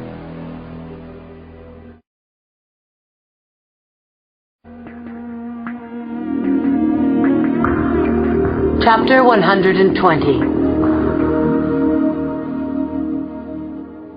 When Yuki re-entered the courtroom, her boss, Leonard Parisi, was sitting beside David Hale at the defense table. Yuki had called Len as soon as she'd heard about Brinkley's suicide attempt, but she hadn't expected to see him in court. "Leonard, good to see you," she said, thinking, "Shit, is he going to take over the case? Can he do that to me?" "The jurors seem okay?" Parisi asked. "So they told the judge. No one wants a mistrial. Mickey didn't even ask for a continuance." "Good. I love that cocky bastard," Parisi muttered. Across the aisle, Sherman was talking to his client. Brinkley's eyes were black and blue. There was a large gauze bandage taped across his forehead, and he was wearing a pale blue cotton hospital gown over striped pajama bottoms. Brinkley stared down at the table, plucking at his arm hair as Sherman talked, not looking up when the bailiff called out, "All rise." The judge sat down, poured a glass of water, then asked Yuki if she was ready to close. Yuki said that she was. She advanced to the lectern, hearing the soft kadum, kadum of her pulse pounding in her ears. She cleared the slight croak in her throat, then greeted the jurors and launched into her summation. "We're not here to decide whether or not Mr. Brinkley has psychological problems," Yuki said. "We all have problems, and some of us handle them better than others. Mr. Brinkley said he heard an angry voice in his head, and maybe he did. We can't know, and it doesn't matter. Mental illness is not a license to kill, ladies and gentlemen, and hearing voices in his head doesn't change the fact that Alfred Brinkley knew what he was doing was wrong when he executed 4 innocent people, including the most innocent, a 9-year-old boy." "How do we know that Mr. Brinkley knew what he was doing was wrong?" she asked the jury. "Because his behavior, his actions, gave him away." Yuki paused for effect, looked around the room. She noted Len Parisi's hulk and pinched expression, Brinkley's crazy glower, and she saw that the jurors were all tuned in, waiting for her to continue. "Let's look at Mr. Brinkley's behavior. First, he carried a loaded Smith & Wesson Model 10 handgun onto the ferry. Then he waited for the ferry to dock so he wouldn't be stuck in the middle of the bay with no way out. These acts show forethought. These acts show premeditation. While the Del Norte was docking," Yuki said, keeping her eyes on the jury, "Alfred Brinkley took careful aim and unloaded his gun into 5 human beings. Then he fled. He ran like hell," Yuki said. "That's consciousness of guilt. He knew what he did was wrong. Mr. Brinkley evaded capture for 2 days before he turned himself in and confessed to the crimes, because he knew what he'd done was wrong." We may never know precisely what was in Mr. Brinkley's head on November 1st, but we know what he did. And we know for certain what Mr. Brinkley told us in his own words yesterday afternoon. "He lined up the gun sight on his victims," Yuki said, making her hand into a gun and slowly swinging it around in a semicircle, shoulder high, sweeping the gallery and the jury box. "He pulled the trigger 6 times, and he warned us that he's a dangerous man. Frankly, the best evidence of Mr. Brinkley's sanity is that he agreed with us on both points. He's guilty, and he should be given the maximum punishment allowed by law. Please give Mr. Brinkley what he asked for, so that we never have to worry about him carrying a loaded firearm ever again."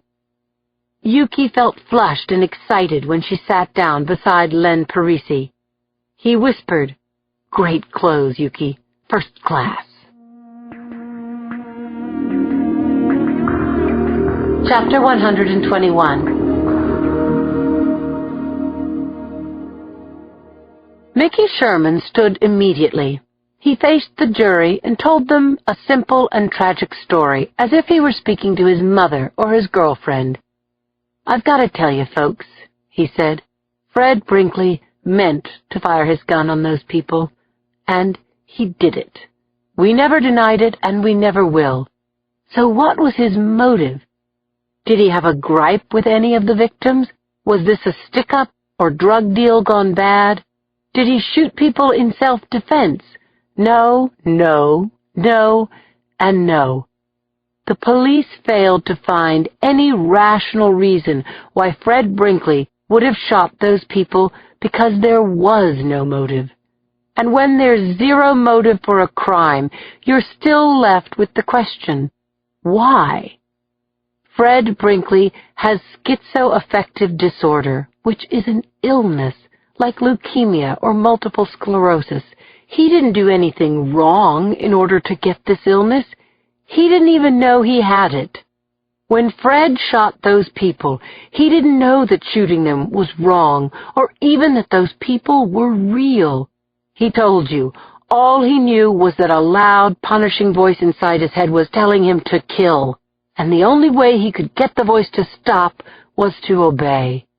But you don't have to take our word for it that Fred Brinkley is legally insane. Fred Brinkley has a history of mental illness going back 15 years to when he was a patient in a mental institution. Dozens of witnesses have testified that they heard Mr. Brinkley talking to television sets and singing to himself and slapping his forehead so hard that his handprint remained visible long afterwards. That's how much he wanted to knock the voices out of his head. You've also heard from Dr. Sandy Friedman, a highly regarded clinical and forensic psychiatrist who examined Mr. Brinkley 3 times and diagnosed him with schizoaffective disorder. Sherman said, pacing now as he talked. Dr. Friedman told us that at the time of the crime, Fred Brinkley was in a psychotic, delusional state. He was suffering from a mental disease or defect that prevented him from conforming his conduct to the laws of society. That's the definition of legal insanity. This is not a lawyer-created illness, Sherman said. He walked 2 paces to the defense table and picked up a heavy, hardcover book. This is the DSM-4, the Diagnostic Bible of the psychiatric profession. You'll have it with you in the deliberation room so that you can read that schizoaffective disorder is a psychosis, a severe mental illness that drives the actions of the person who has it. My client is not admirable, he said. We're not trying to pin a medal on him, but Fred Brinkley is not a criminal, and nothing in his past suggests otherwise. His conduct yesterday demonstrated his illness. What sane man asks the jury to have him put to death? Sherman went back to the defense table, put down the book, and sipped from his water glass before returning to the lectern. The evidence of insanity is overwhelming in this case. Fred Brinkley did not kill for love or hate or money or thrills. He is not evil. He's sick. And I'm asking you today to do the only fair thing. Find Fred Brinkley not guilty by reason of insanity, and trust the system to keep the citizens safe from this man. Chapter 122. It's too bad you guys didn't catch Yuki's clothes, Cindy said, putting an affectionate arm around Yuki, beaming across the table at Claire and myself. It was killer. This would be your impartial journalistic point of view, Yuki asked, coloring a little but smiling as she tucked her hair behind her ears. Hell no, Cindy laughed. This is me speaking, off the record. We were at McBain's, across from the hall, all 4 of us with our cell phones on the table. Sidney McBain, our waitress and the owner's daughter, brought 4 glasses and 2 tall bottles of mineral water. Water, water everywhere, Sid said. "What's up, ladies? This is a bar, you know what I mean?" I answered by pointing at each of us. "It's like this, Sid. Working, working, working." I pointed to Claire and said, "Pregnant and working." Sydney laughed, congratulated Claire, took our orders, and headed to the kitchen. "So does he hear voices?" I asked Yuki. "Maybe, but a lot of people hear voices. 5,000 to 10,000 in San Francisco alone. Probably a couple of them here in this bar. Don't see any of them shooting the place up. Fred Brinkley might very well hear voices, but that day he knew what he was doing was wrong." "That bastard," said Claire. "That's me speaking on the record as a very biased eyewitness and victim." That day flooded back to me with sickening clarity. The blood-slicked deck and the screaming passengers, and how scared I was that Claire might die. I remember hugging Willie and thanking God that Brinkley's last shot had missed him. I asked Yuki, "You think the jury will vote to convict?" "I don't know. They damn well should. If anyone deserves the needle, it's him," Yuki said as she vigorously salted her French fries, her hair swinging freely in front of her face so that none of us could read her eyes.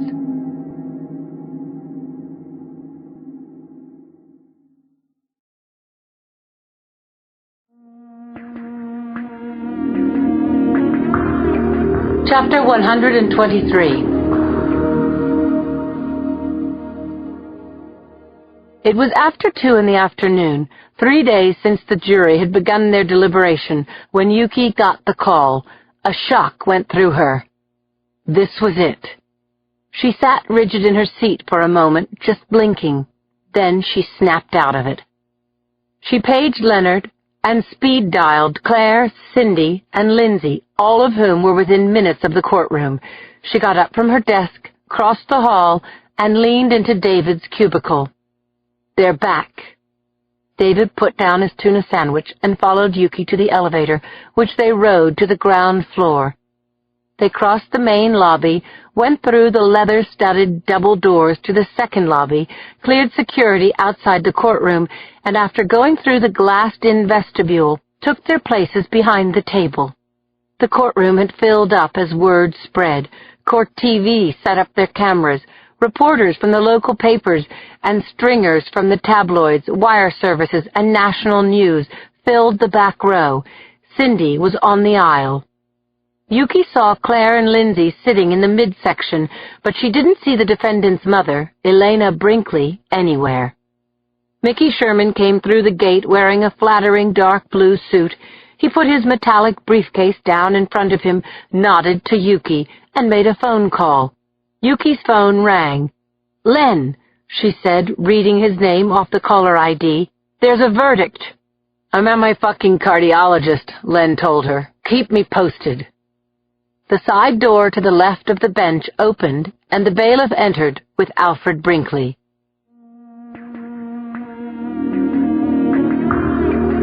Chapter 124. Brinkley's bandage had been removed, exposing a line of stitches running vertically from the middle of his forehead up through his hairline.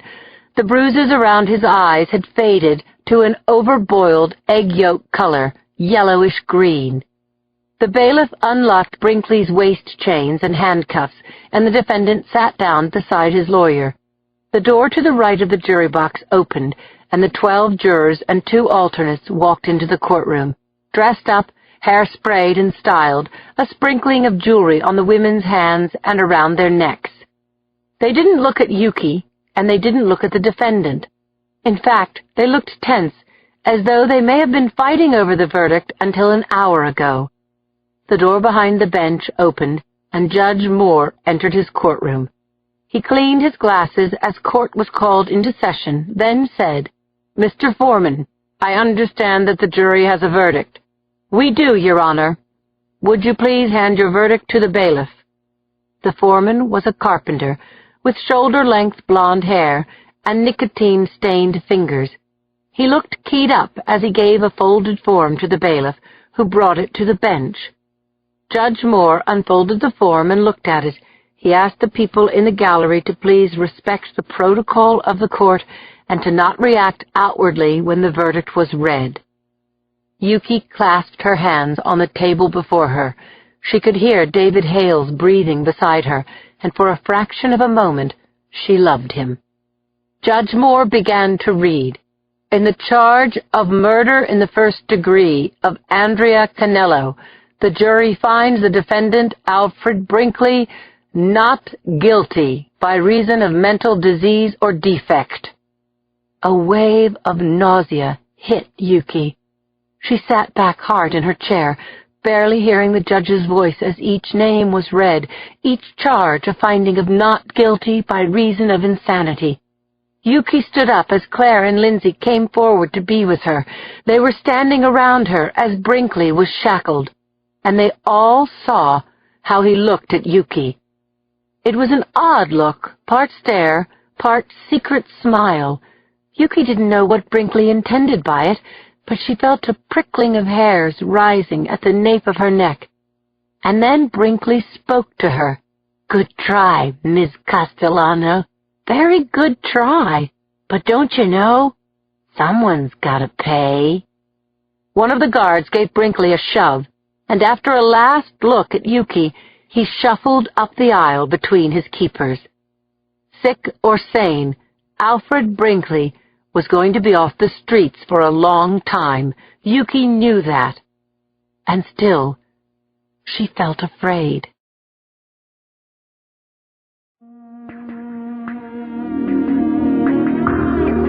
Chapter 125. A month later, Conklin and I were back in Alta Plaza Park, where it all began. This time, we watched Henry Tyler come down the path toward us, his coat whipping around him in the wind. He reached out a hand to Conklin, gripping it hard, and then stretched his hand out to me. "You've given us back our lives. I can't find words to thank you enough." Tyler called out to his wife and to the little girl playing on a hexagonal construction, some new kind of jungle gym. Face brightening in surprise, Madison dropped down from the bars and ran toward us. Henry Tyler swung his daughter up into his arms. Madison leaned over her father's shoulder and put an arm around my neck and Rich's, gathering us into a three-way hug. "You're my favorite people," she said. I was still smiling when Henry Tyler put Madison down and said to us, his face radiant, "We're all so grateful. Me, Liz, Maddie, we're your friends for life." My eyes watered up a bit. It was an excellent day to be a cop. As Richie and I took the path back toward the car, we talked about the hell we have to go through to solve a case, the drudgery, the up-close contact with killers and druggies, the false leads. "And then," I said, "a case turns out like this, and it's such a high." Rich stopped walking, put his hand on my arm. "Let's stop here for a minute," he said. I sat on one of the broad steps that had been warmed by the sun, and Rich got down beside me. I could see that there was something on his mind. "Lindsay, I know you think I have a crush on you," he said, "but it's more than that. Believe me." For the first time, it hurt to look into Rich Conklin's handsome face. Thoughts of our grappling in a hotel in L.A. still made me squirm with embarrassment. "Will you give us a chance?" he said. "Let me take you out to dinner. I'm not going to put any moves on you, Lindsay. I just want us to—" "Ah." Rich read the feelings on my face and stopped talking. He shook his head, finally saying, "I'm going to shut up now." I reached out and covered his hand with mine. "I'm sorry," I said. "Don't be." "Forget it, Lindsay. Forget I said anything, okay?" He tried to smile, almost pulled it off. "I'll deal with this in therapy for a few years." "You're in therapy? Would that help?" "No." He laughed. Look, you know how I feel about you. That's almost enough." It was a tough ride back to the hall. Conversation was strained until we got a call to respond to a report of a dead body in the Tenderloin. We worked the case together past quitting time and into the next shift, and it was good, as if we'd been partners for years. At just after 9 p.m., I told Rich I'd see him in the morning. I'd just unlocked my car door when my cell phone rang. "What now?" I muttered. There was a crackle of static, then a deep, resonant voice came out of that phone, turning night back into day. "I know not to surprise an armed police officer on her doorstep, Blondie. So, fair warning, I'm going to be in town this weekend. I have news, and I really want to see you."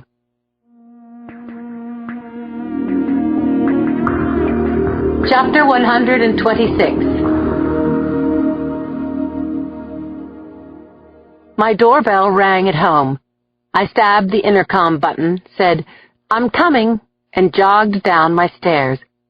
Martha's dog-sitter, Karen Tribell, was outside the front door.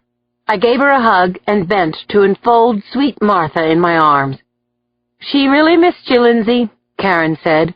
"You think?" I said, laughing as Martha whimpered and barked and knocked me completely off my feet.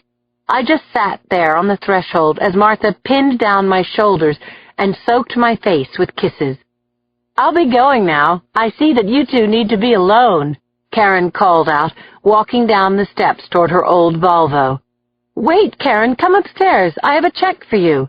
"It's okay. I'll catch you next time," she said, disappearing into her car, tying the door closed with a piece of clothesline, cranking up the engine.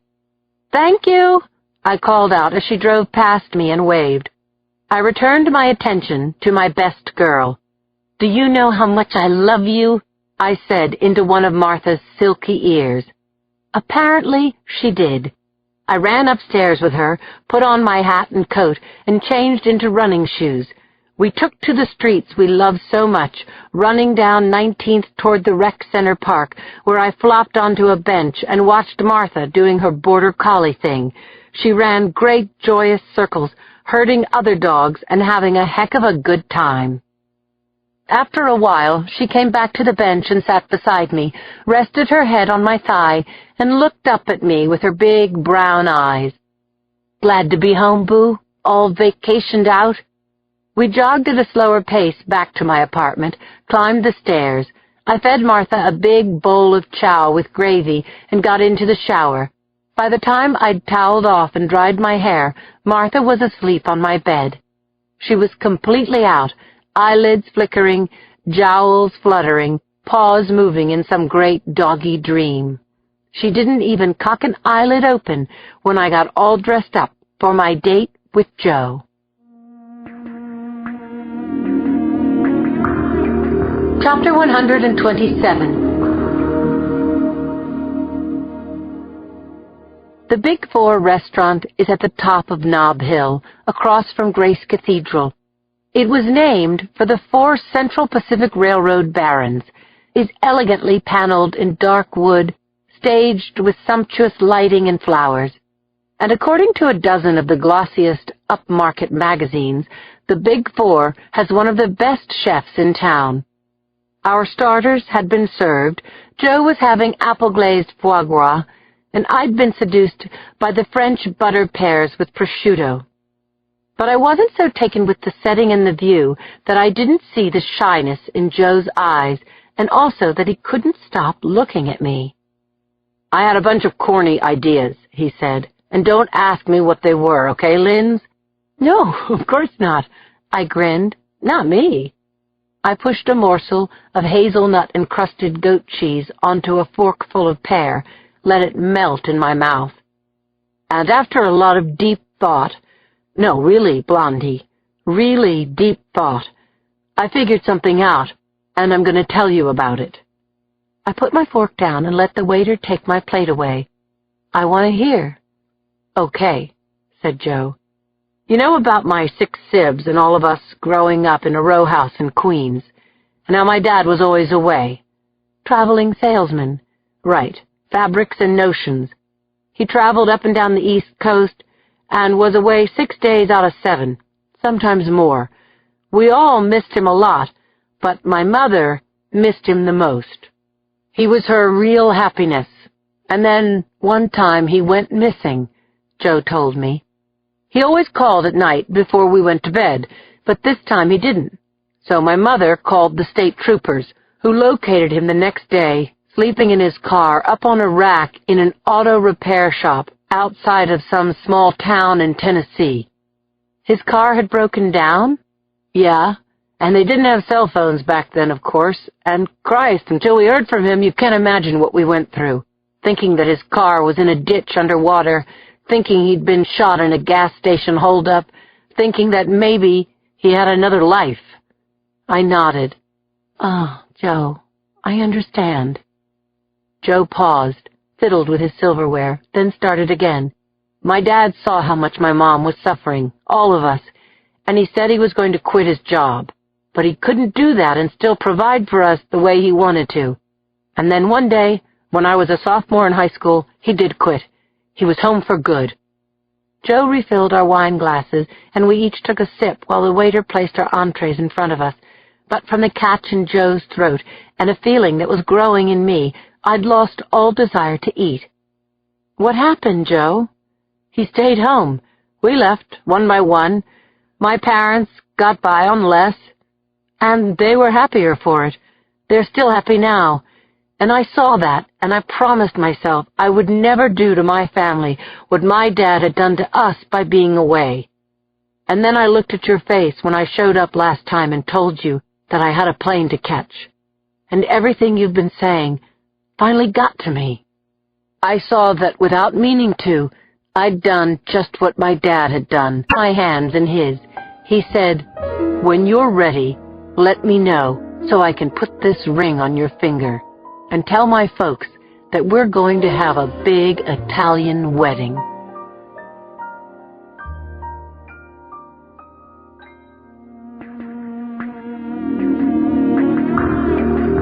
Chapter 129. It was June 6 when Jacoby called me and Rich into his office. He looked really pissed off, as bad as I'd ever seen him. "I got some bad news. Alfred Brinkley escaped," he said. My jaw dropped. Nobody got out of a Tescadero. It was a mental institution for the criminally insane, and that meant it was a maximum security prison more than a hospital.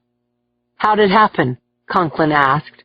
"Bashed his head against the wall of his cell? Wasn't he medicated and under a suicide watch?" Jacoby shrugged. "Dunno.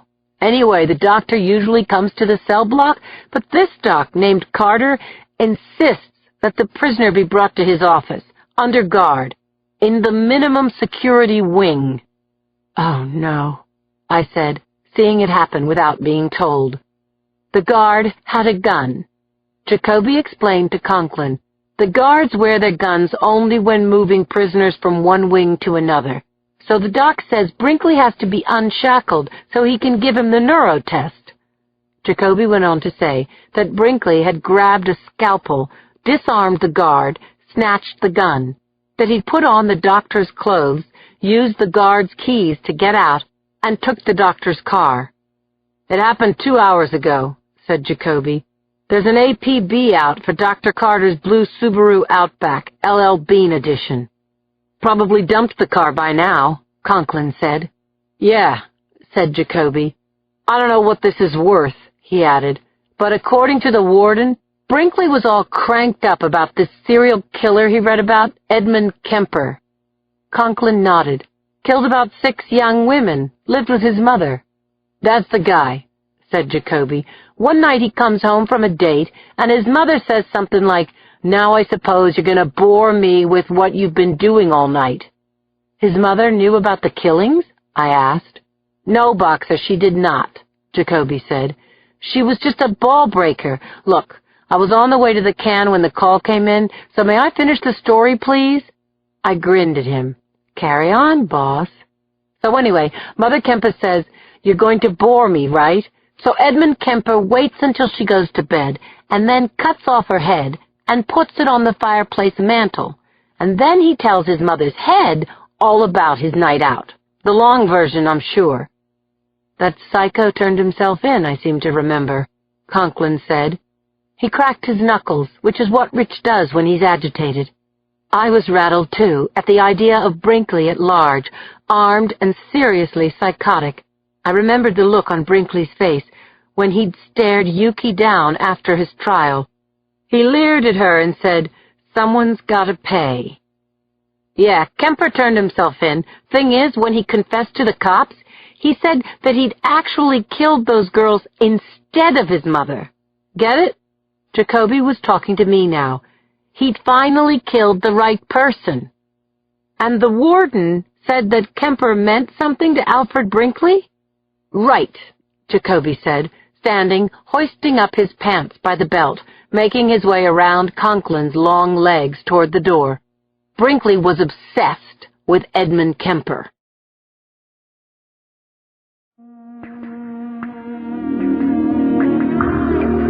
Chapter 130.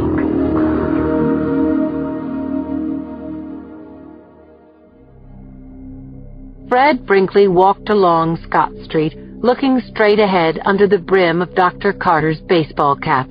He was watching the small peaks of sails in the marina at the end of the street, smelling the air coming off the bay. His head still hurt, but the meds had quieted the voices so that he could think. He felt strong and kapow-pow powerful, the way he'd felt when he and Bucky had wasted those pitiful assholes on the ferry. As he walked, he replayed the scene in Dr. Carter's office, how he'd exploded into action when the cuffs came off, like he was some kind of superhero. Touch your nose, touch your toes, grab the scalpel. Put it to the doctor's jugular and ask the guard for his gun. Fred was laughing now, thinking about that stupid guard snarling at him as he taped the guard and the doctor naked together, shoved gauze into their mouths, and locked them inside the closet. "You'll be back, freak." Fred touched the gun inside the doctor's jacket pocket, thinking, "I'll be back, all right. I'm planning on it, but not just yet." The small stucco houses on Scott Street were set back 20 feet from the road, butted up close to one another like dairy cows at the trough. The house Fred was looking for was tan with dark brown shutters and a one-car garage under the second-floor living space. And there it was, with its crisp lawn and lemon tree, looking just like he remembered. The car was in the garage, and the garage door was open. This was excellent. Perfect timing, too. Fred Brinkley walked the 20 feet of asphalt driveway, then slipped inside the garage. He edged alongside the baby blue 95 BMW convertible and took the cordless nail gun off the tool bench. He slammed in a cartridge, fired into the wall to make sure the tool was working. Thwack! Then he walked up the short flight of stairs, turned the doorknob, and stepped into the hardwood floor of the living room. He stood for a moment in front of the shrine. Then he took the leather-bound photo albums off the highboy, grabbed the watercolor from the easel, and carried the load of stuff to the kitchen. She was at the table, paying the bills. A small, under-the-cabinet TV was on. Trial Heat. The dark-haired woman turned her head as he entered the kitchen, her eyes going huge as she tried to comprehend. "Hola, mamacita," he said cheerfully. "It's me, and it's time for the Fred and Elena Brinkley Show."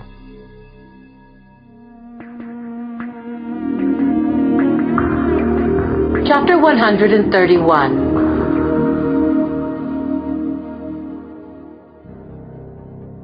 "You shouldn't be here, Alfred," his mother said. Fred put the nail gun down on the counter, locked the kitchen door behind him. Then he flipped through the photo albums, showed his mother the pictures of Lily in her baby carriage, Lily with Mommy, Lily in her tiny bathing suit. Fred watched Elena's eyes widen as he took the watercolor portrait of Lily, broke the glass against the counter. "No!" "Yes, Mama. Yes, sirree. These are dirty pictures, filthy dirty." He opened the dishwasher and stacked the albums on the lower rack, put the watercolor on the top rack, slammed the dishwasher door on the complete photographic collection of his sainted sister and dialed the timer to 5 minutes. Heard the machine begin to tick. "Alfred," said his mother, starting to stand, "this isn't funny." Fred pushed her back down in her seat. "The water isn't going to come on for 5 minutes. All I want is your undivided attention for 4, and then I'll set your precious picture albums free." Fred pulled out a chair and sat down right next to his mother. She gave him her "you're revolting" look, showing him the disdain that had made him hate her for his entire life. "I didn't finish what I was telling you that day in court," he said. "That day when you lied, you mean?" she said, twisting her head toward the ticking dishwasher, shooting a look to the bolted kitchen door. Fred removed the guard's Beretta from his jacket pocket, took off the safety. "I want to talk to you, Mama." "That's not loaded." Fred smiled, then put a shot through the floor. His mother's face went gray. "Put your arms on the table. Do it, Mom. You want those pictures back, right?" Fred wrenched one of his mother's arms away from her side, put it on the table, put the head of the nail gun to her sleeve, and pulled the trigger. Thwack! Nailed the other side of the cuff. Thwack! Thwack! "See? What did you think, Mama? That I was going to hurt you? I'm not a madman, you know." After he secured the first sleeve, he nailed down the second one, his mother flinching with each thwack, looking like she was going to cry. The knob on the dishwasher timer advanced a notch as a minute went by. Tick, tick, tick. "Give me my pictures, Fred. They're all I have." Fred put his mouth near his mother's ear, spoke in a loud stage whisper. "I did lie in court, Mom, because I wanted to hurt you. Let you know how I feel all the time." "I don't have time to listen to you," Elena Brinkley said, pulling her arms against the nails, fabric straining. "But you do have time. Today is all about me. See?" he said, shooting the 3/4-inch framing nails up the sides of her sleeve to her elbows. Thwack, thwack, thwack. "And the truth is that I wanted to do the dirty with Lily, and that was your fault, Mom, because you made Lily into a little fuck doll with her tiny skirts and painted nails and high heels on a 12-year-old. What were you thinking? That she could look like that and no one would want to do her?" The telephone rang, and Elena Brinkley turned her head longingly toward it. Fred got up from his seat and pulled the cord out of the wall. Then he lifted the knife block from the counter and put it down hard on the table. Blam! "Forget the phone. There's no one you need to talk to. I'm the most important person in the world." "What are you doing, Alfred?" "What do you think?" he said, taking out one of the long knives. "You think I'm going to cut your tongue out? What kind of psycho do you think I am?" He laughed at the horror on his mother's face.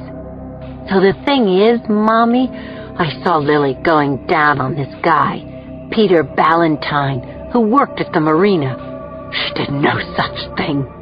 Brinkley began to swipe the 8-inch-long blade against the sharpener, a long carborundum rod. It made a satisfying wicking sound. "You should leave now. The police are looking." "I'm not finished yet. You're going to listen to me for the first time in your spiteful, miserable... ticketa, ticketa, ticketa." Inside his head, he was saying, "Kill her. Kill her." Fred put down the blade and wiped the sweat from his palms onto the sides of Dr. Carter's khakis, picked up the knife again. "As I was saying, Lily had been teasing me, Mom, flouncing around half naked, and then she puts her mouth on Ballantyne's dick. Forget the pictures and listen to me. Lily and I took the day sailor out, and we anchored far out where no one could see us, and Lily took off her top. Liar, coward, blaming her. And so I reached out to her, touched her little titties, and she looked at me like you're looking at me, like I was dog shit. I don't want to hear this. You will hear it, Brinkley said, touching the blade gently to the crepey skin on his mother's neck. So there she was in her little bitty half of a bathing suit, saying that I was the freak, saying, "I'm going to tell Mom." Those were her last words, Mama. "I'm going to tell Mom."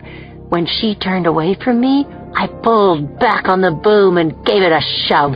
It smacked her across the back of the head, and there was the sound of breaking glass, followed by a deafening concussion and a blaze of light. Fred Brinkley thought that the world had blown apart.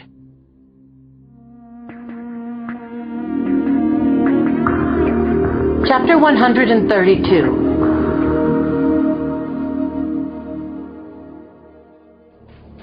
I watched through the small kitchen window, horrified, as Brinkley held a sharpened knife to the side of his mother's neck.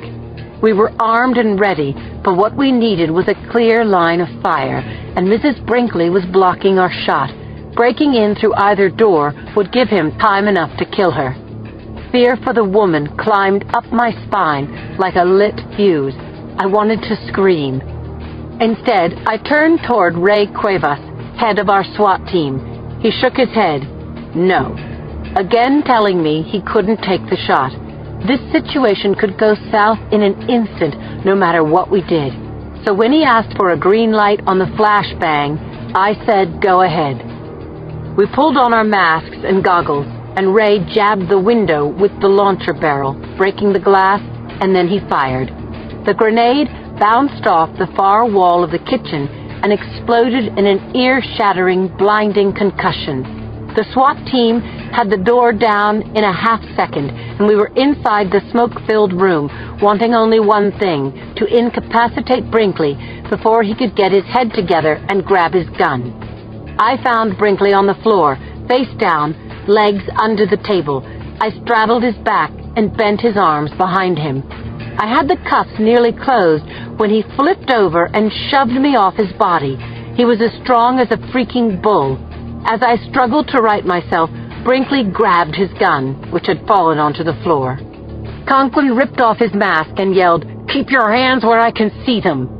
It was a standoff.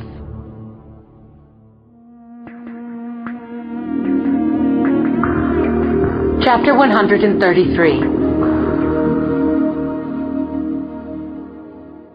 Lasers were pointed at Brinkley's head, but he had two hands on his gun grip, prone position, his military training kicking in. His Beretta was aimed at Conklin, and Rich's gun was on Brinkley. I was right there.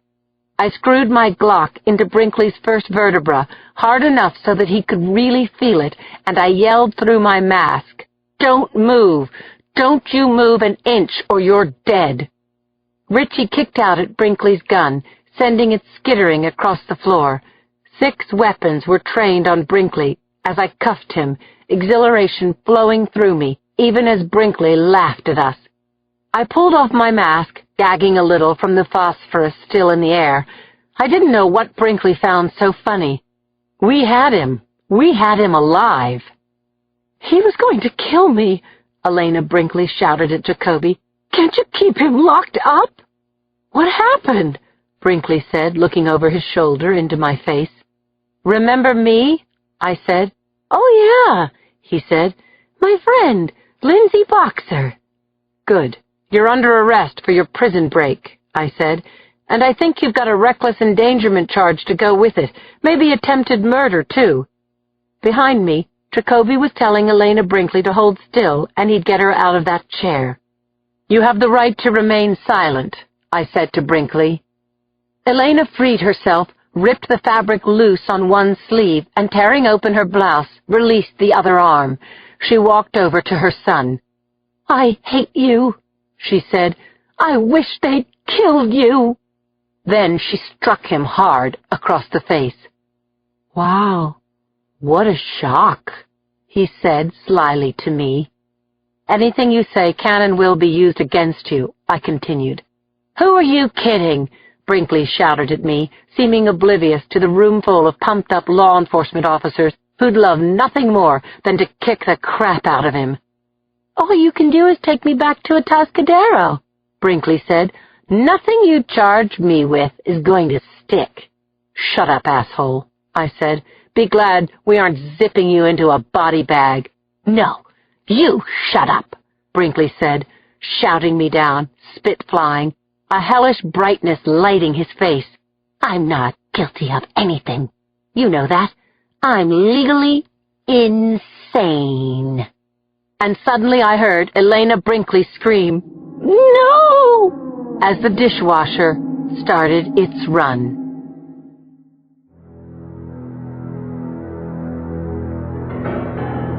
Epilogue.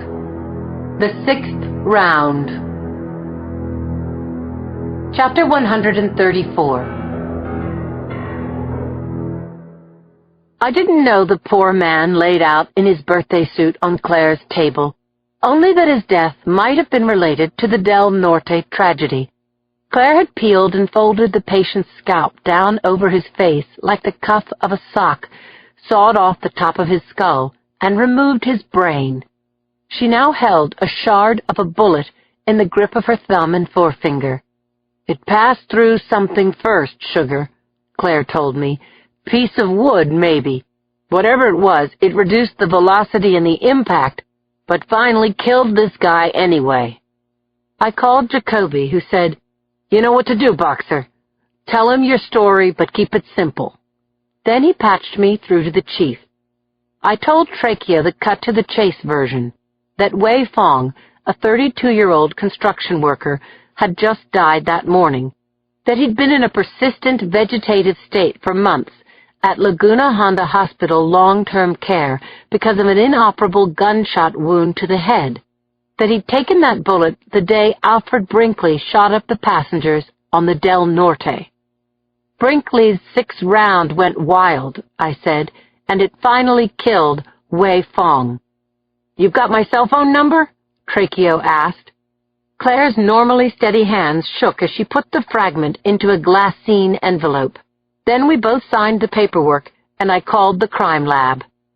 I heard Claire say to the dead man on her table, "Mr. Fong, honey, I know you can't hear me, but I want to say thank you." Claire's Pathfinder was just outside the ambulance bay. I moved her dry cleaning from the passenger seat and strapped myself in. "Kind of like in the Manson killings," I said as we pulled out onto Harriet Street.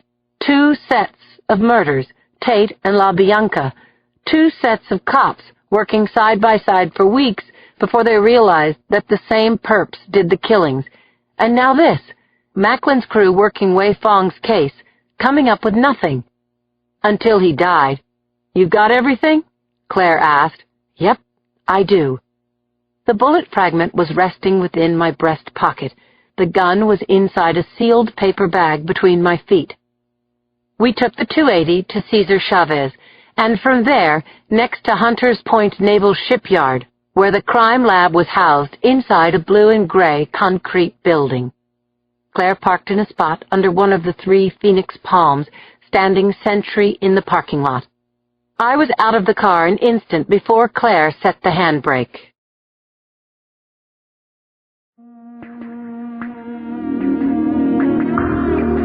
Chapter 135. The crime lab's director, Jim Mudge, was waiting inside his office. He greeted us, took the paper bag from me, and then removed Alfred Brinkley's lethal friend, Bucky. We followed Mudge down the hall, second door to the right, and into the indoor range, where he handed the gun to the firearms inspector, who fired the Smith & Wesson Model 10 handgun into a long, water-filled chamber. He retrieved the .38 slug and handed it back to me. "Here you are, Sarge. Good luck with it. Bring that bastard down." Mudge escorted Claire and me down to a room at the end of the hallway. It had a horseshoe arrangement of tables and workstations and a long wall of comparison microscopes. A young woman greeted us, saying, "I'm Petra. Let's see what we've got." I handed her the .38 slug from Alfred Brinkley's gun and the fragment Claire had removed from Mr. Fong's brain. I sucked in my breath and mentally crossed my fingers. Claire and I crowded around the technician as she set each of the rounds in a stage under the microscope. Petra was smiling when she stepped back and said, "Take a look for yourselves." It was clear even to me as I peered through the double eyepieces and compared the two slugs. The striations, the lands, and grooves on the fragment were a match to the bullet just fired from Alfred Brinkley's gun. The fragment was from the 6th shot, which Alfred Brinkley had fired at Claire's son Willie and missed. That same bullet was going to put Alfred Brinkley on trial again. I turned to Claire, but didn't know whether to slap her a high five or hug her, so I did first one, then the other. "Got him," Claire said as we held each other. Chapter 136. An hour later, Rich Conklin and I stood in a gray room full of small tables and chairs at a Atascadero. Brinkley entered, looking rosy-cheeked and well-fed. I thought he might ask me to dance. He looked so glad to see me. "Do you miss me, Lindsay? Because I sure think about the last time I saw you." "Don't bother to sit down, Fred," I told him. "We're here to arrest you. We're charging you with homicide." "You're joking. Kidding me, right?" I gave him a smile I couldn't contain due to the fireworks display that was exploding inside my head. I was that happy.